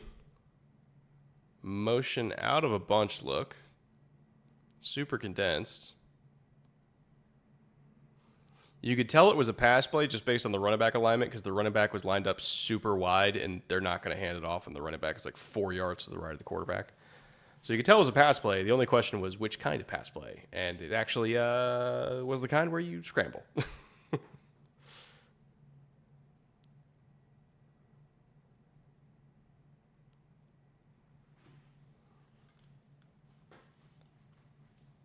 right, 1st and 10 for the Cardinals. Is Paris Johnson in? He's number 70. Should be at right tackle. He is. So Paris Johnson Jr. is at right tackle right now. Keep an eye on him.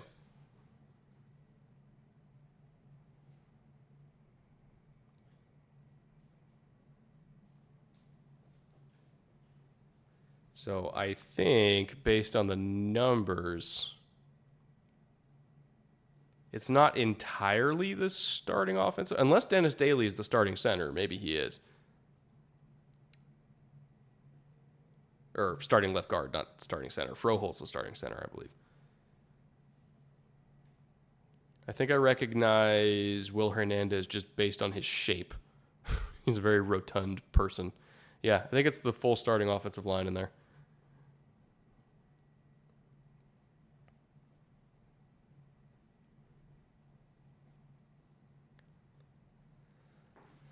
Thoughts on Paris Johnson playing right tackle and not left? I mean, he could play either side, and he could also play guard or tackle. So I think they were just feeling, let's get our best 5 on the field. We like DJ Humphries at left tackle.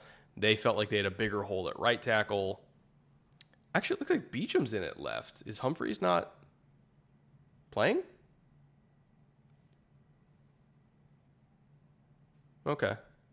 So Beacham's in at left, Paris is at right. But if Humphrey was in, Humphrey would still be left. Johnson would still be right. Because, again, they like DJ Humphries at left tackle, so they felt like their hole that they had to fill was right tackle instead. And the fact that Paris can play both sides mean you just get your best 5 on the field. So I understand it. Oh, scorebug fix. Whoops, my bad. Sorry, I'm going to do that in a while. So this is the NBC graphics package, I think.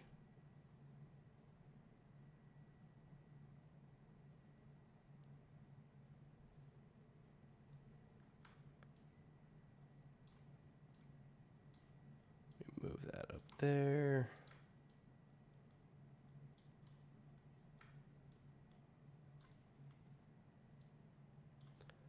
We got a challenge of what exactly?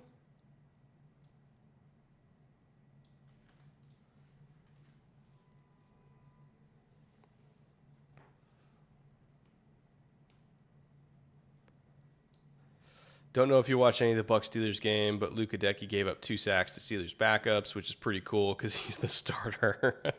Yeah, pretty cool indeed. Oh, spot of the ball. That's what they're... We're challenging a spot in week 1 of the preseason. Never change, Sean. Never change.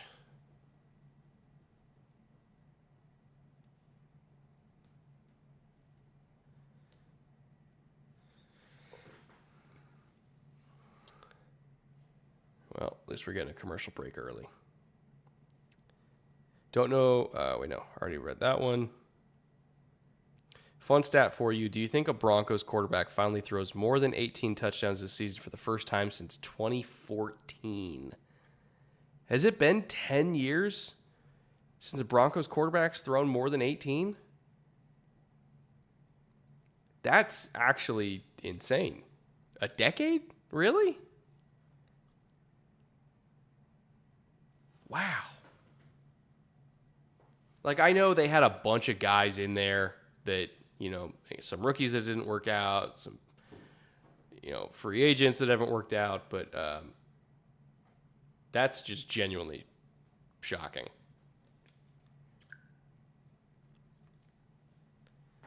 Wow.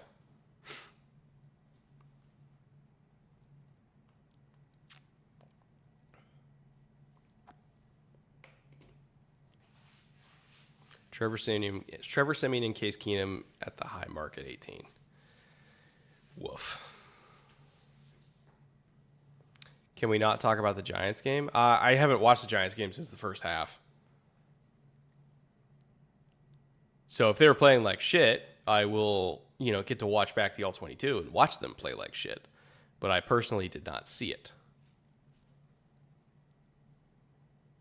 But I mean, we kind of knew the Giants are thin, right? Like we knew going into this year that the top layer of the Giants roster is fine; they can compete, but they are still not deep at most positions. Whereas the Lions are relatively deep at a lot of positions. So I'm not like shocked by that. If you put the Giants starters up against the Lions starters, it's probably a more even game.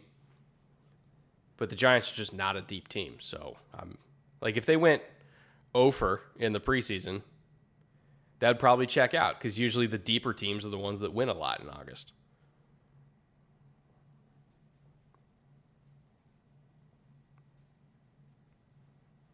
You know, that's why the Ravens haven't lost a preseason game, you know, since the Stone Age, is usually they have a pretty deep roster.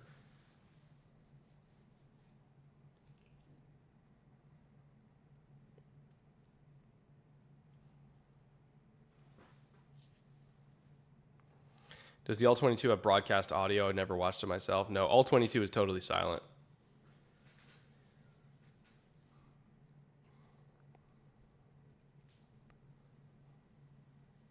All right, 2nd and 7 here for the Cardinals.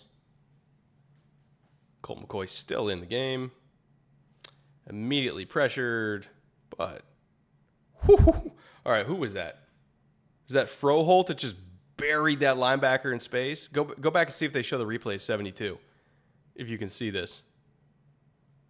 Oh, please give me the replay.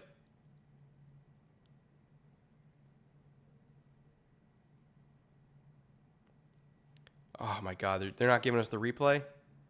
All right, I'm going to have to find that on All-22 tonight. But Froholt just absolutely took somebody's soul on that.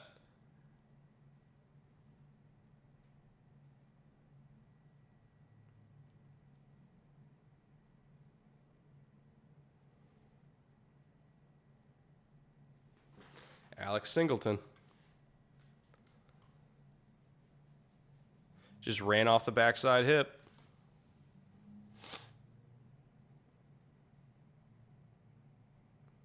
And we're not going to get a replay of that either? Okay, then. Gotta love August football. We get spoiled by the regular season when we get replays of everything.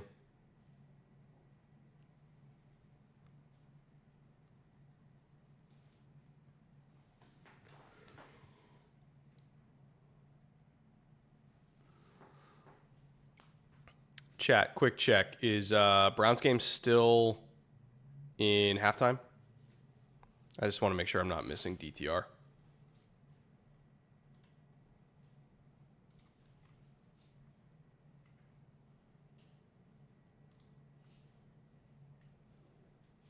Okay, fuck, every bot hitting us at the same time now. Jesus.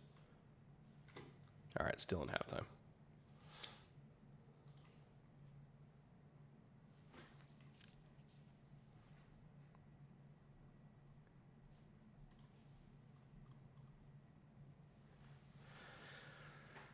Yeah, this is going to be much better in the regular season when we have red zone to work with. And no commercial breaks and constant fun stuff to watch. Actual starters on the field. Sean Payton not challenging spots. But it's fine. It's football. We've missed it. It's been 6 months.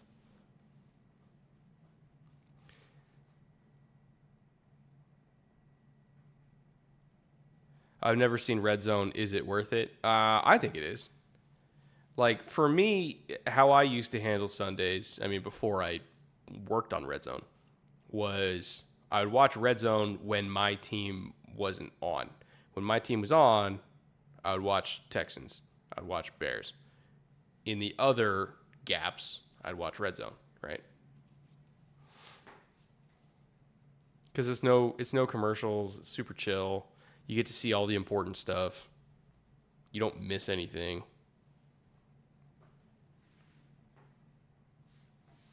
It's great for fantasy, like chat said.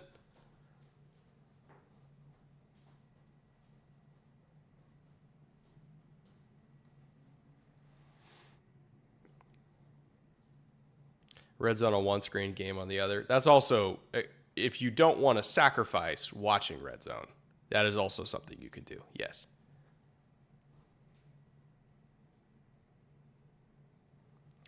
Deontay Banks and Trey Hawkins played very well. It was just the Rodarius Williams on the O-line in the second half that lost the game for the Giants. It was still a close game. Yeah, it's just depth issues. And as they keep stacking drafts together, they'll be able to address the depth issues, but still a thin team. Browns coming out of half. All right. I want to get this Russ drive in. Especially if they're not putting DTR on the field anyway. Definitely want to watch Russ.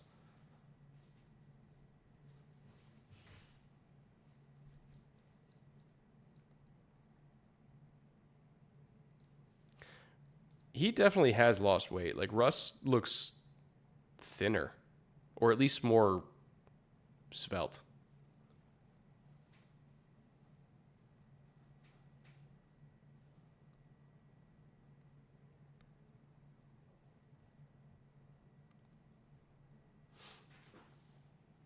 All right, 2nd and 10 here.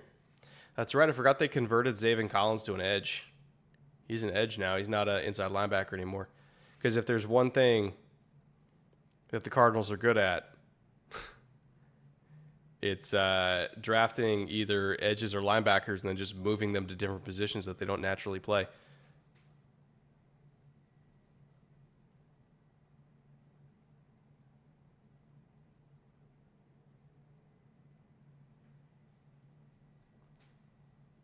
All right, 3rd and 7. Quarters look pre-snap. Doesn't look like they're going to rotate out of it. And pass batted down. Bring on the punt unit.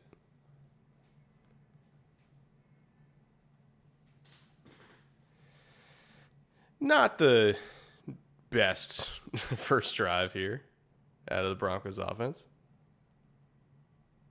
But could have been worse.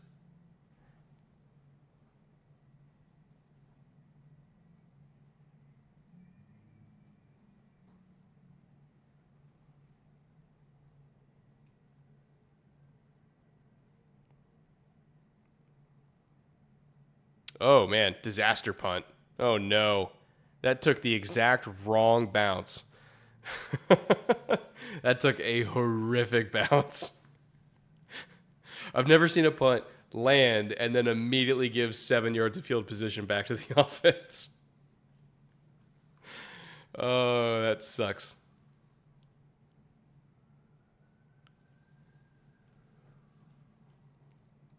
Is it just me or did Paris Johnson look really solid on the first drive? I didn't see him get beat.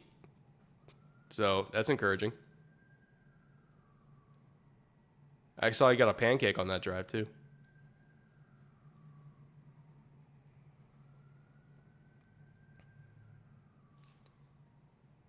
All right, let me check on the Browns game just to see if our boys are on the field. If it's Dobbs again, I'm just going to go back to the Broncos game.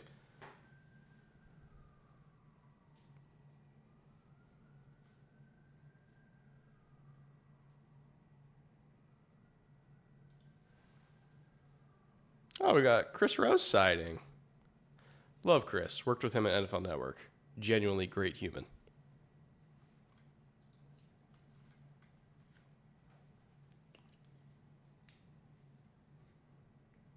Joe Thomas, also looking svelte himself.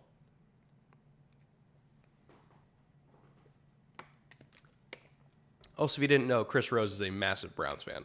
So he'd probably do this job for free.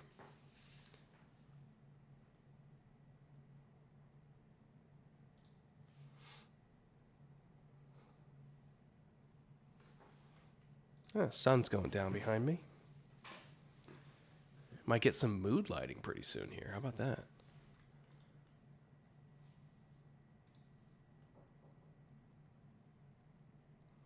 He works with John Boy a lot, does commentary for his bigger... Yeah, he has like a podcast on the John Boy Network that I listen to. Yeah. He's a man of many hats.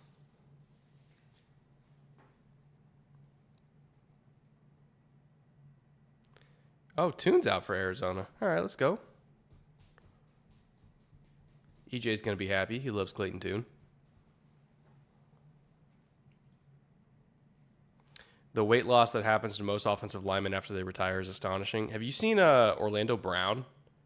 He's on ESPN now, but like Orlando Brown, like you don't even recognize him. It's insane.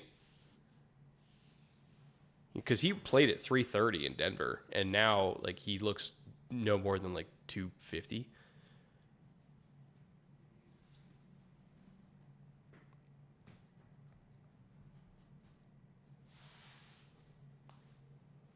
Just got off work. How my Manders been looking? Offensive line is not deep. They've been struggling in pass pro, but still managed 14 points. All right, it's Dobbs again. Fuck this. Going back to Denver.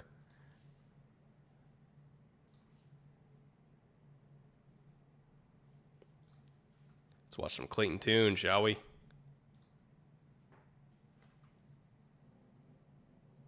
Is it DTR? Did I misread the number? Oh, shit, I misread the number. Whoops. All right, we're going. We're going, chat. We're going. All right, we're back. We're back.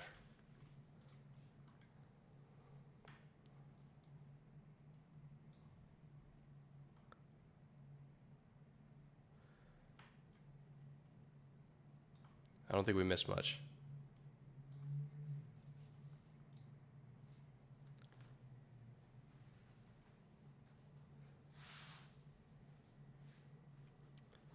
These cards unis are ugly. Yeah, I'm not a fan of the red on red, personally.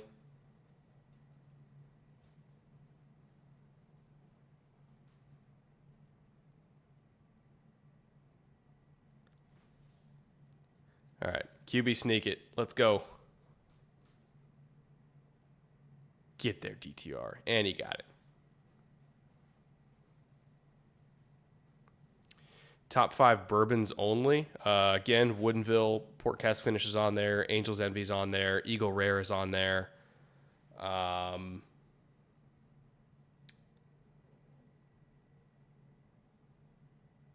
Sucker for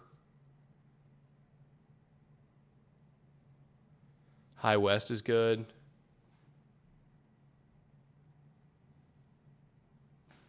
And I have to think for the 5th. I don't want to leave anything out. DTR, on time, on target. Let's go. QB1. My QB1.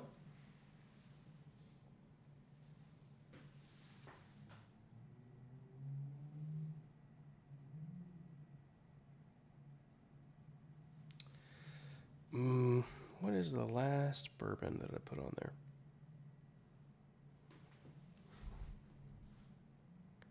Oh, we got QB counter bash with DTR for a first down. Let's go. Let's go.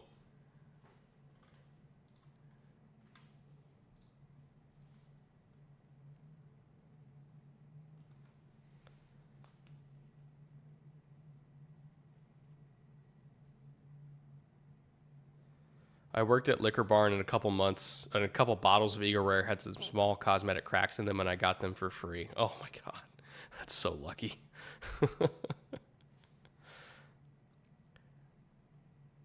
All right, now he handed it off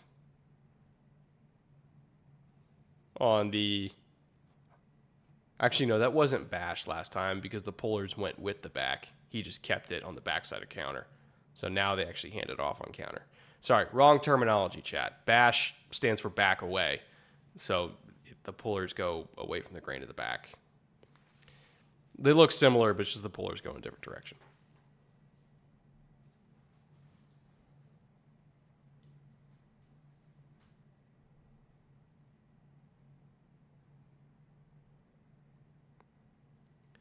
All right, so that's going to set up a 3rd and 3. I don't know if DTR has missed yet.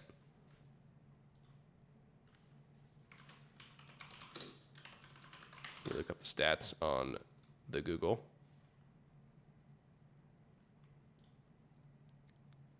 Yeah, he's 2-2.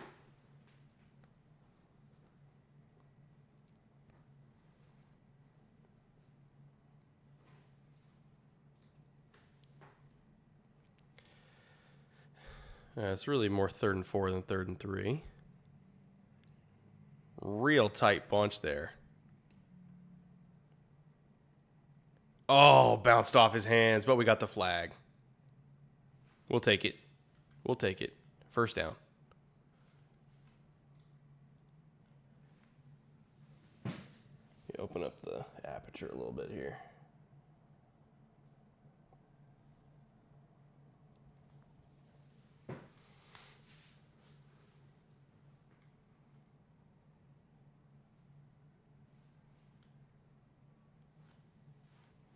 The sun's going to go down real quick behind me, so I'm just going to keep opening up the aperture like every 2 minutes. Is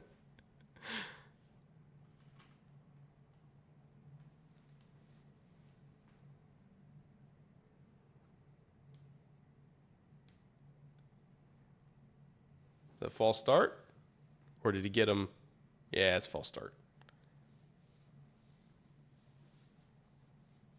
When do the Saints play? I think tomorrow, right? Or no, that might be Sunday. I know it's over the weekend. They're not playing today, though.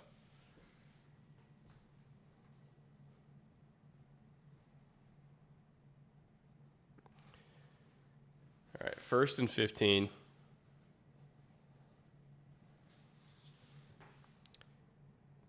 Looks like quarters to me pre-snap. Ooh, they might be bringing 5. Yep, they rotated down.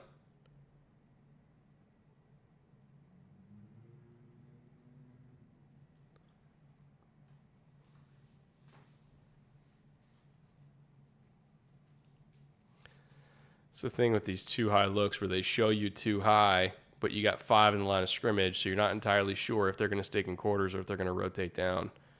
And it could be a tough rotation to see sometimes.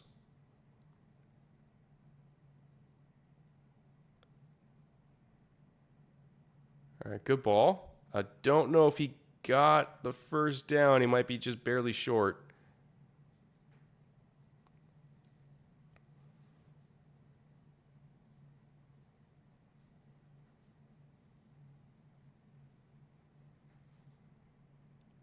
Yeah, he's barely short.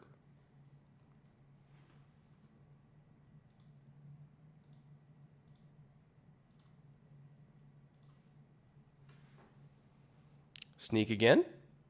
Is that what we're doing?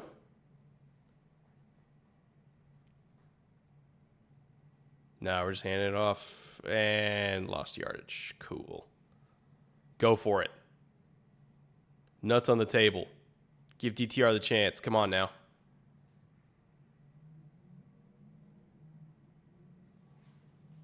What did Russ do? Something bad happen?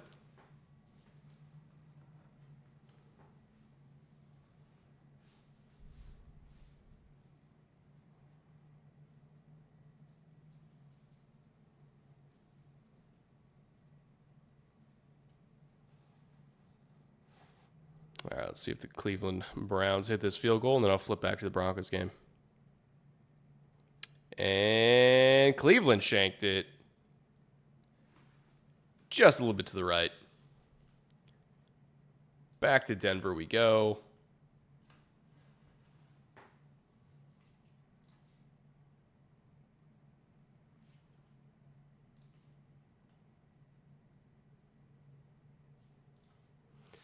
See, that's what's tough is, talk about, again, the pre-snap rotations. If you see 5 guys on the line of scrimmage with 2 high safeties, it looks like you're going to run quarters and you're going to do all the normal, run fits from quarters where it's spill and kill, we're in odd fronts, all that kind of stuff.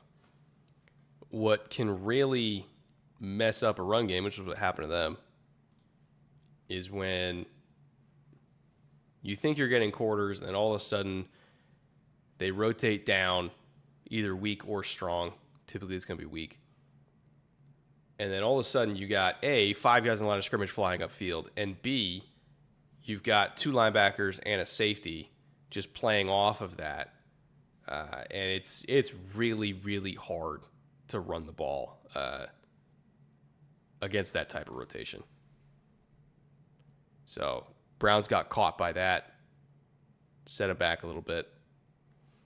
And it's hard to see it coming, too, because you don't really know what direction they're going to rotate, if they're even going to rotate at all.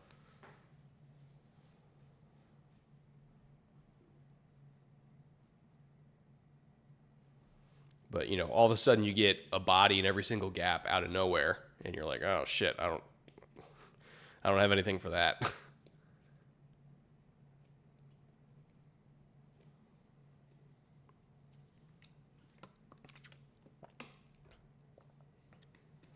Well, at least Jerry Jeudy has hit our over so far. So we need Corey Clement to do nothing. We need Russ to keep doing nothing. We need Clayton Tune to keep doing something. And then, a wild 30-yard run from Tyler Beatty. We wrap this up. We're profitable for the day, baby. Everything rests on this game right now. Are we losing $25 or are we making $75? That's our day.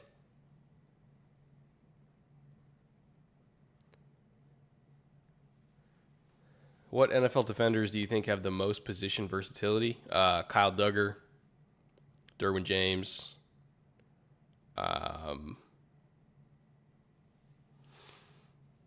Usually it's going to be like the safety hybrid linebacker types, right? Marte Mapu. Micah is another one. Good call. Isaiah Simmons, yeah, I don't know. I don't really think Isaiah Simmons is a good inside linebacker. I think he's better as that space player, as that apex, the nickel type that they're using him right now. So I wouldn't put him in that group. Jeremy Chin, I would. Jeremy Chin's up there. Charles Amenahu as somebody who could play defensive end in a 4-man front. He could play 5 technique in an odd front. He could play 3 technique on passing downs. I guess you can count Fred, even though he only plays linebacker. But if you wanted Fred Warner to play safety, he probably could. but he's never really done it. Javon Holland, good one. He could play nickel. He could play outside corner. He could play free safety, strong safety. Tyus Bowser's one for sure.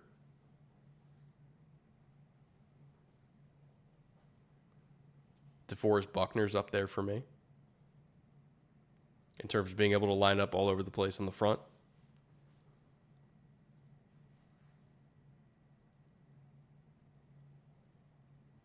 But yeah, there's a lot of dudes that you can put anywhere.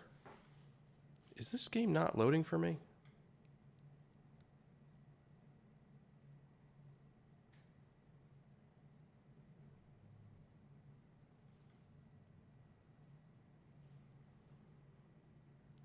Come on. Give me the button to click. No? Okay. Well, DAZN sucks. I think that's very clear. So I have to go back to the Cleveland game. Wonderful. Unless it doesn't let me do that either. Cool. Fucking unbelievable.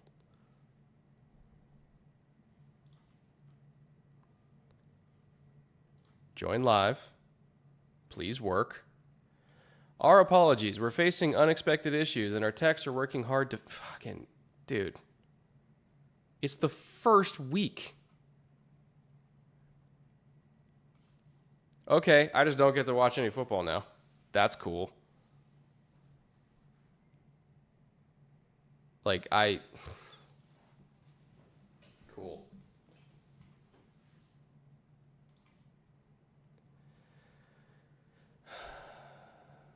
Like, who made this decision?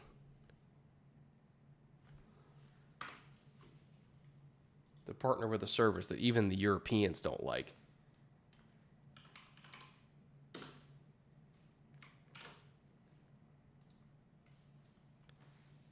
Anyway. At least it's only preseason. If this happens in the... Actually, no, it's not going to happen in the regular season because I'm going to be on YouTube TV. But this is why I'm going to be on YouTube TV. Because this doesn't work. Paid $250 for it. It doesn't work. Yeah, man. Which players have impressed you the most so far this preseason? DTR, if I could watch him, would be great. Tank Dell, for sure. I'm trying to think where the rookies have looked good. Oh, Ivan Pace from Minnesota's looked good. Brett, try the team's individual page. I was able to get the Bronx stream back there. Okay. American football.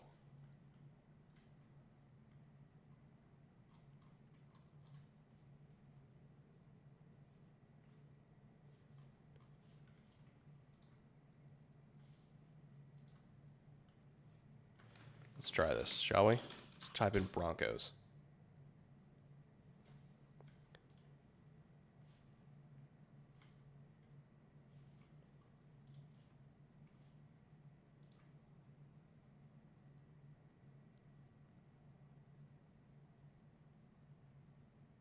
Okay, that worked. Can we just talk about how unbelievable it is that I have to do that to watch a football game in 2023? Like, are we serious right now?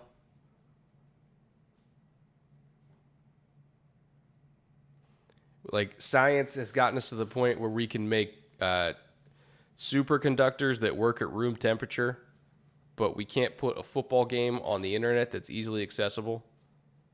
Good Lord. We have shoe prints on the moon as a species. But this is how we watch the NFL. Yikes. Like, how are old people supposed to do this? Like, what do they do? Like, you understand how hard it would be for me to explain this to, like, my grandfather?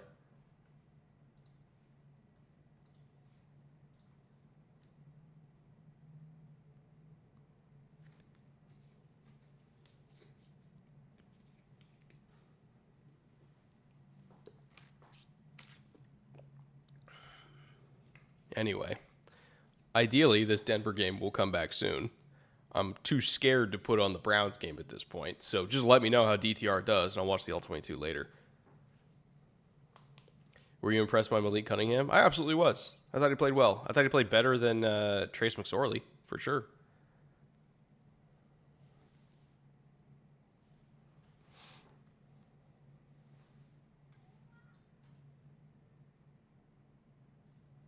All right, game is back.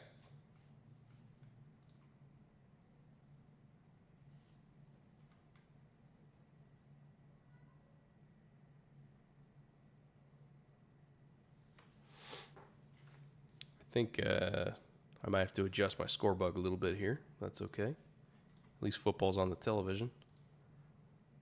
And we're just in time for another Russ drive. How about that?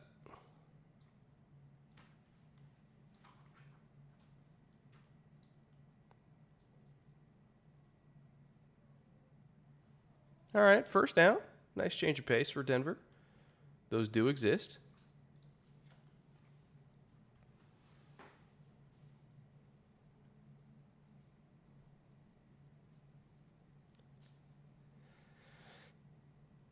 Nice little TE screen to get things going. Adam Troutman sighting. Hello. Love me some Adam Troutman.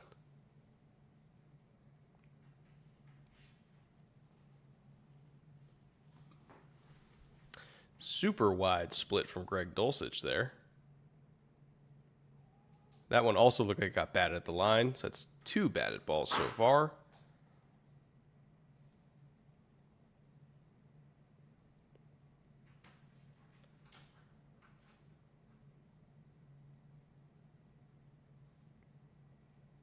Hey, Dante Stills sighting, knocking it down. Let's go. Love me some Dante Stills out of West Virginia. He's a big boy, too. He's actually heavier than he was at West Virginia now. And he was already a big dude. Oh, God. Russ just took a shot. Oh, that had to not feel good on the ribs.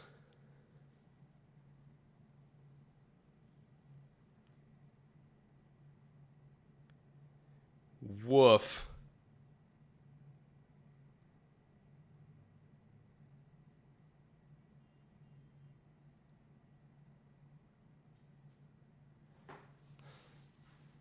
All right, 3rd and 7. See what you got, Russ. Oh, God. I don't feel comfortable leaving Russ out there at this point. Like, his offensive line is getting smoked.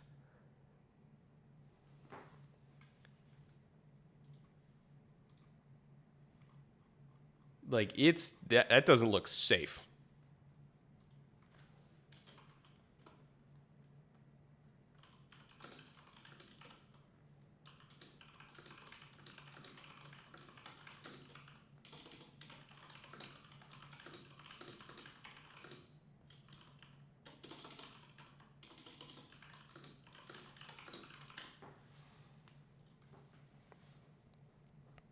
Like, that was 2 big hits in a row. They can't put Russ back out there for another drive. No way.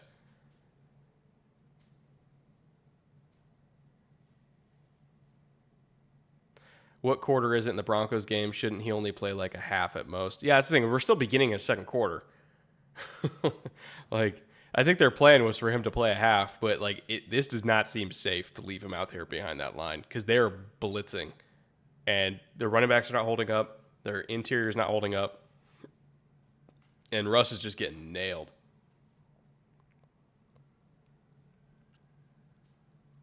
Not a good look.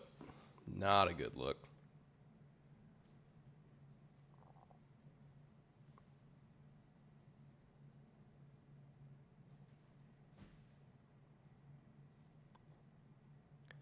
So we'll get to see Clayton Tune again coming back. DTR is back in. All right, let's try. Let's try. I have zero faith that the zone is going to work here, but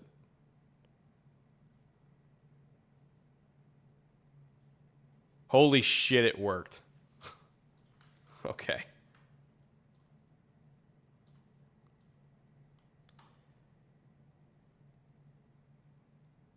Nice ball from DTR. First down.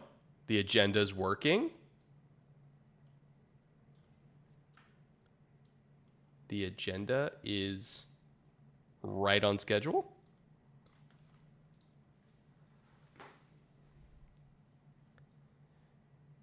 DTR just slowly picking off every Browns backup ahead of him. All right, 1st and 10.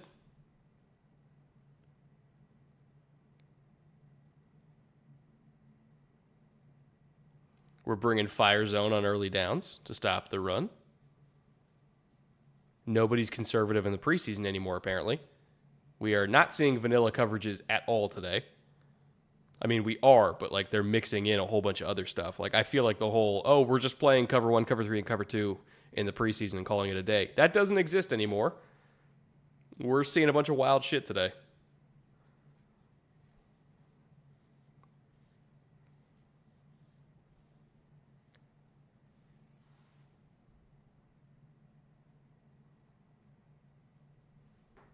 First down again. Miller Forstall. Welcome back.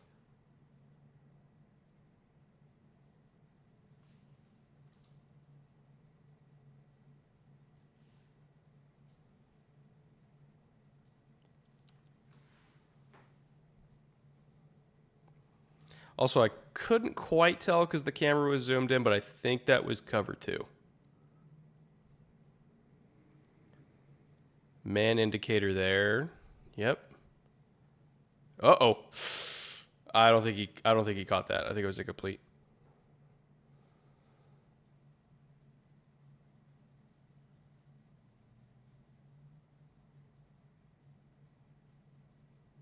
Flag. Flag on who?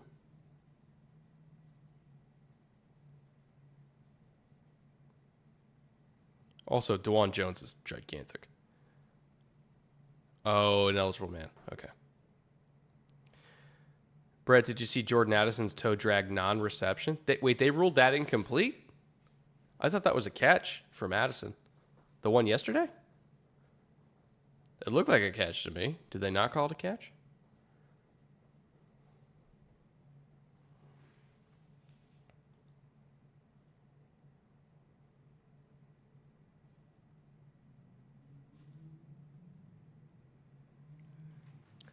All right, 1st and 15 for DTR. Another great ball.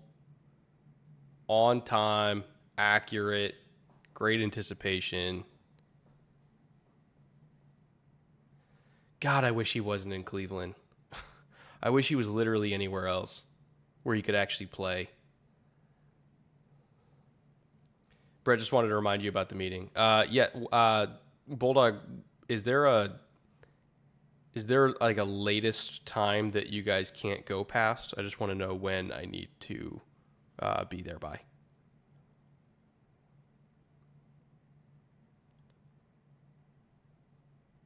Just because I know a lot of you guys are East Coast and it's already like 11 o'clock there, so I don't want to like keep you up too late.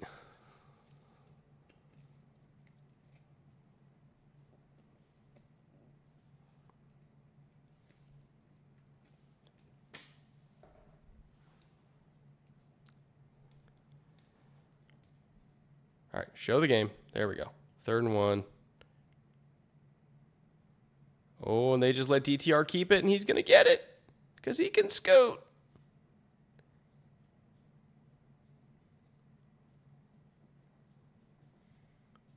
I can't believe I'm watching preseason at 3 a.m. Welcome to addiction.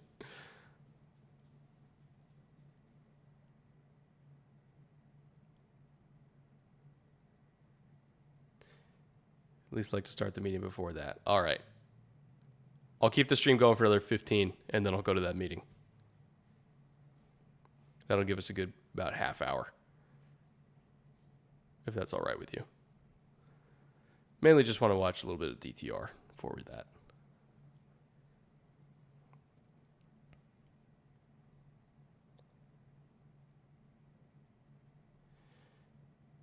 Another good ball from DTR. Another completion. Clinical.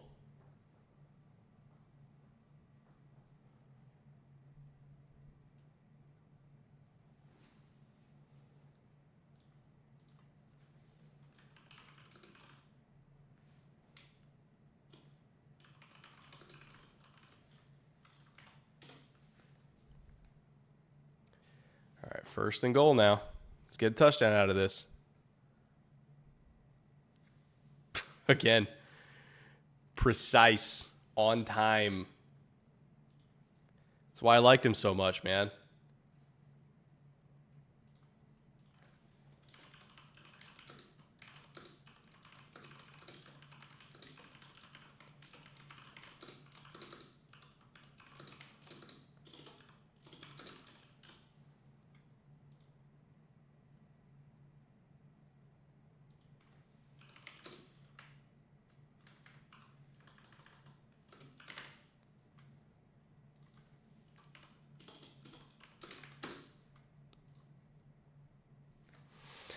Oh, I just wish he was literally anywhere but Cleveland.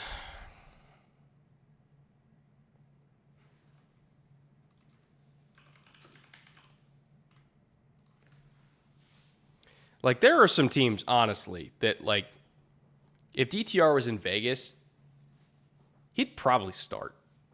If DTR was in San Francisco, he'd probably start.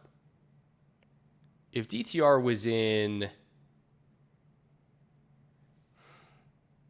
Let's see, how many teams could we do this with? Washington.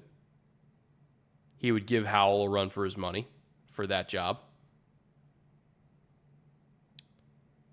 Let's see, NFC South. I think he might be able to beat out Ritter. Maybe. It's possible. He'd give him a run. I think he'd probably maybe start in Tampa. So what, like 4 or 5 teams that I think he could start like tomorrow?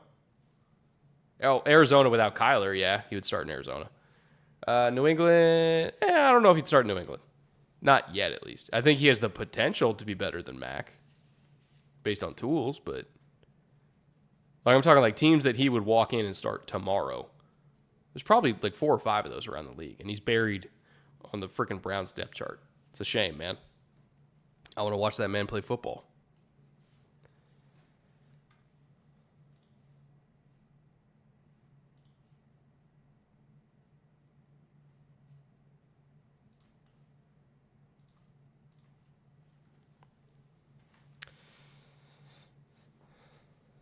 Texans, if Stroud plays like he did again. I mean, he got like 4 pass attempts, so it's tough to judge Stroud based on that, right? But like I had a higher grade on Stroud than I did on Dorian, and for good reason. I'm not going to pretend like I all of a sudden had them neck and neck. I did not. Just based on pre-draft grade. But again, like I thought he should have been Thompson Robinson. That is. I thought he should have been a day 2 pick. And the fact that he went in the 5th round is just weird to me. It's unconscionable. He shouldn't have gone that late. They're putting Russ back out there? Oh, God. It's ill-advised.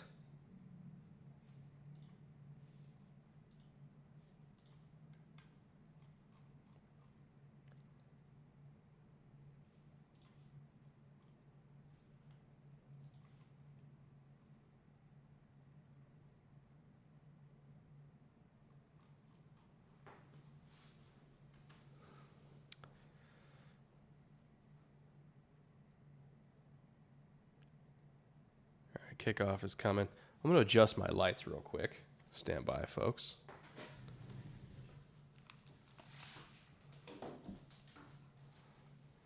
We're going to make this thing moody.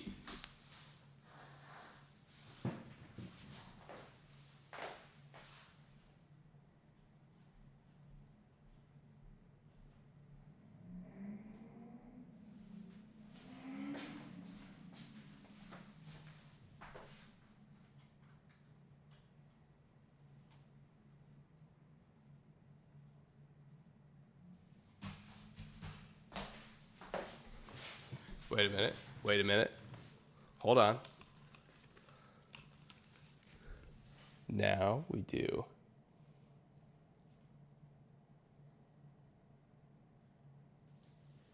Does that work?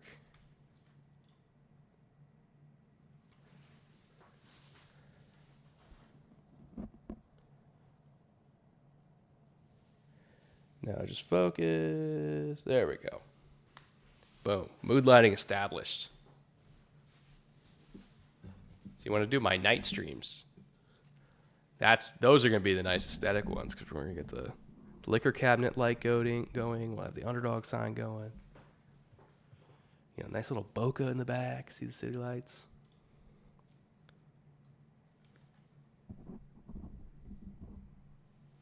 It's the only reason to have this lens, so I could do that.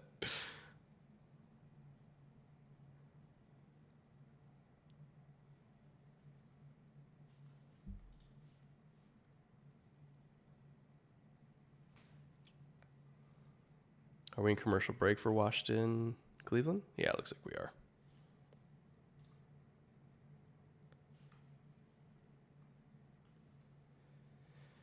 Anyway, is Russ dead yet? DCR to the moon.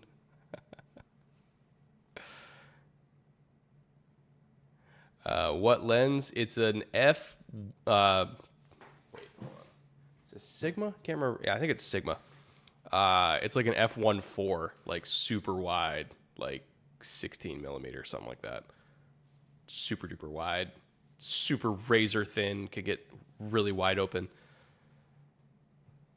And I basically use it so that I can shoot at night and be able to see the city lights in the background while also being able to see my face and being able to see that. Like, I need a real wide open aperture to be able to do that. So that's the only reason I have this lens.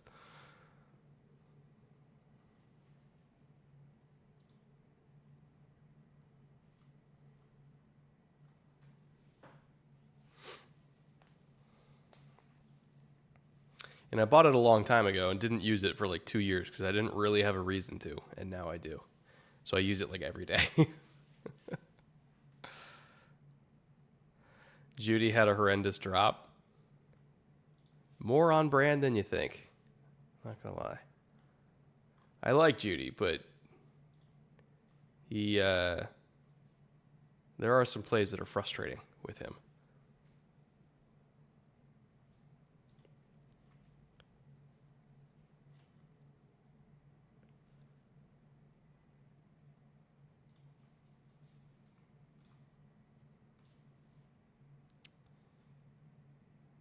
If he wasn't playing Arizona and say he was playing a team with actual depth, he'd be dead. Yeah. Arizona's got a little bit of depth in terms of pass rushers. I'm not going to completely discount them. And then Judy got a touchdown. Of course. Just the constant up and downs with him are as frustrating as they are entertaining.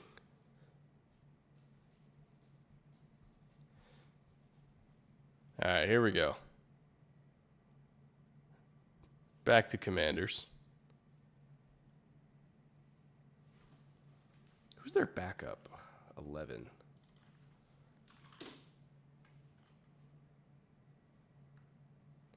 Oh, it's Jake Fromm. Okay.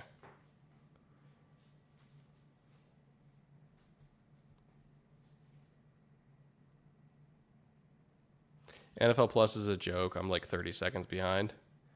DAZN, I think, is like a minute behind, so I'm right there with you.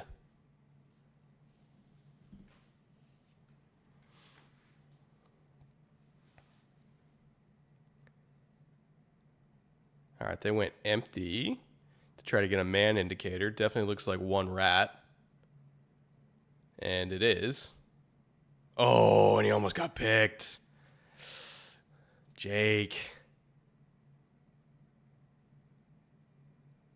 Very lucky that didn't get picked. Rat just read him the entire time. That's the thing is if you get fast to the flat and it clears out the linebacker, the first thing they're thinking is dragon concept, right? Meaning, or slant flat concept. Like if the back is fast to the flat, they know that the receivers are not going to be staying in the flat, right? They're not going to be running hitches. They're not going to be running a flat route themselves. So the rat that's left in the hole is immediately then shooting his eyes to slants coming back the other way because we got it back fast to the flat. So if you're going to throw that, you have to do it immediately, or else an experienced inside linebacker is going to know that slant's coming and just jump it, and he's very lucky he didn't throw a pick there. Because, again, professionals have seen slant-flat combos a million times, and all they have to do is see the back fast to the flat, and they know it's coming. So, got to be quicker than that.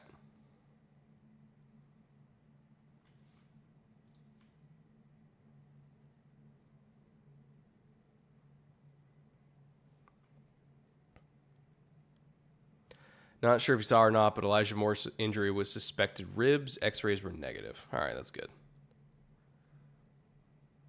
Jake from State Farm.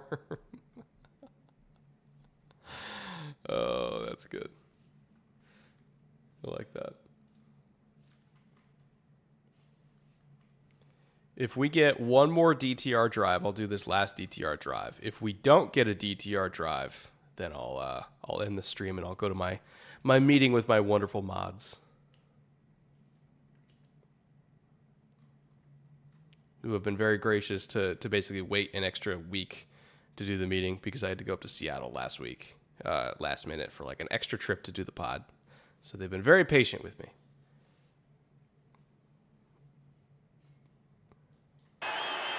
Wilson delivers.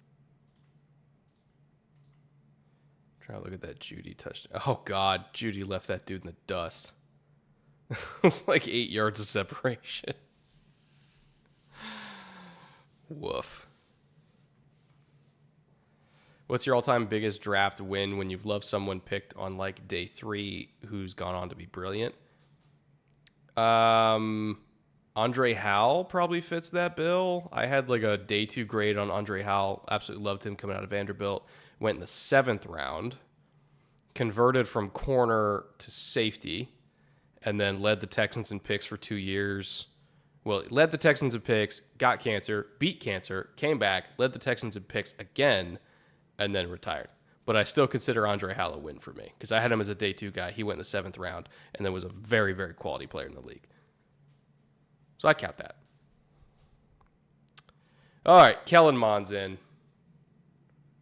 That means, unfortunately, everybody, it's time to end the stream because I am not about to put you through Kellen Mond highlights or lowlights, whatever this happens to be. We are, 4-something hours into this. Very much appreciate you all being here. Again, for not real football, to still have hundreds of you for hour upon hour upon hour here is incredible. I thank you for spending your time with me. Remember, week 1, we're going to be doing this again with real football.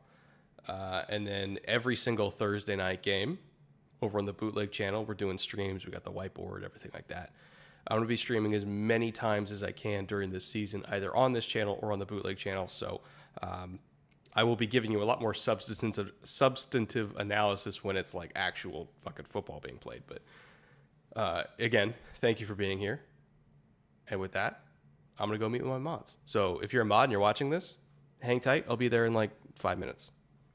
But anyway, I'll see you guys later.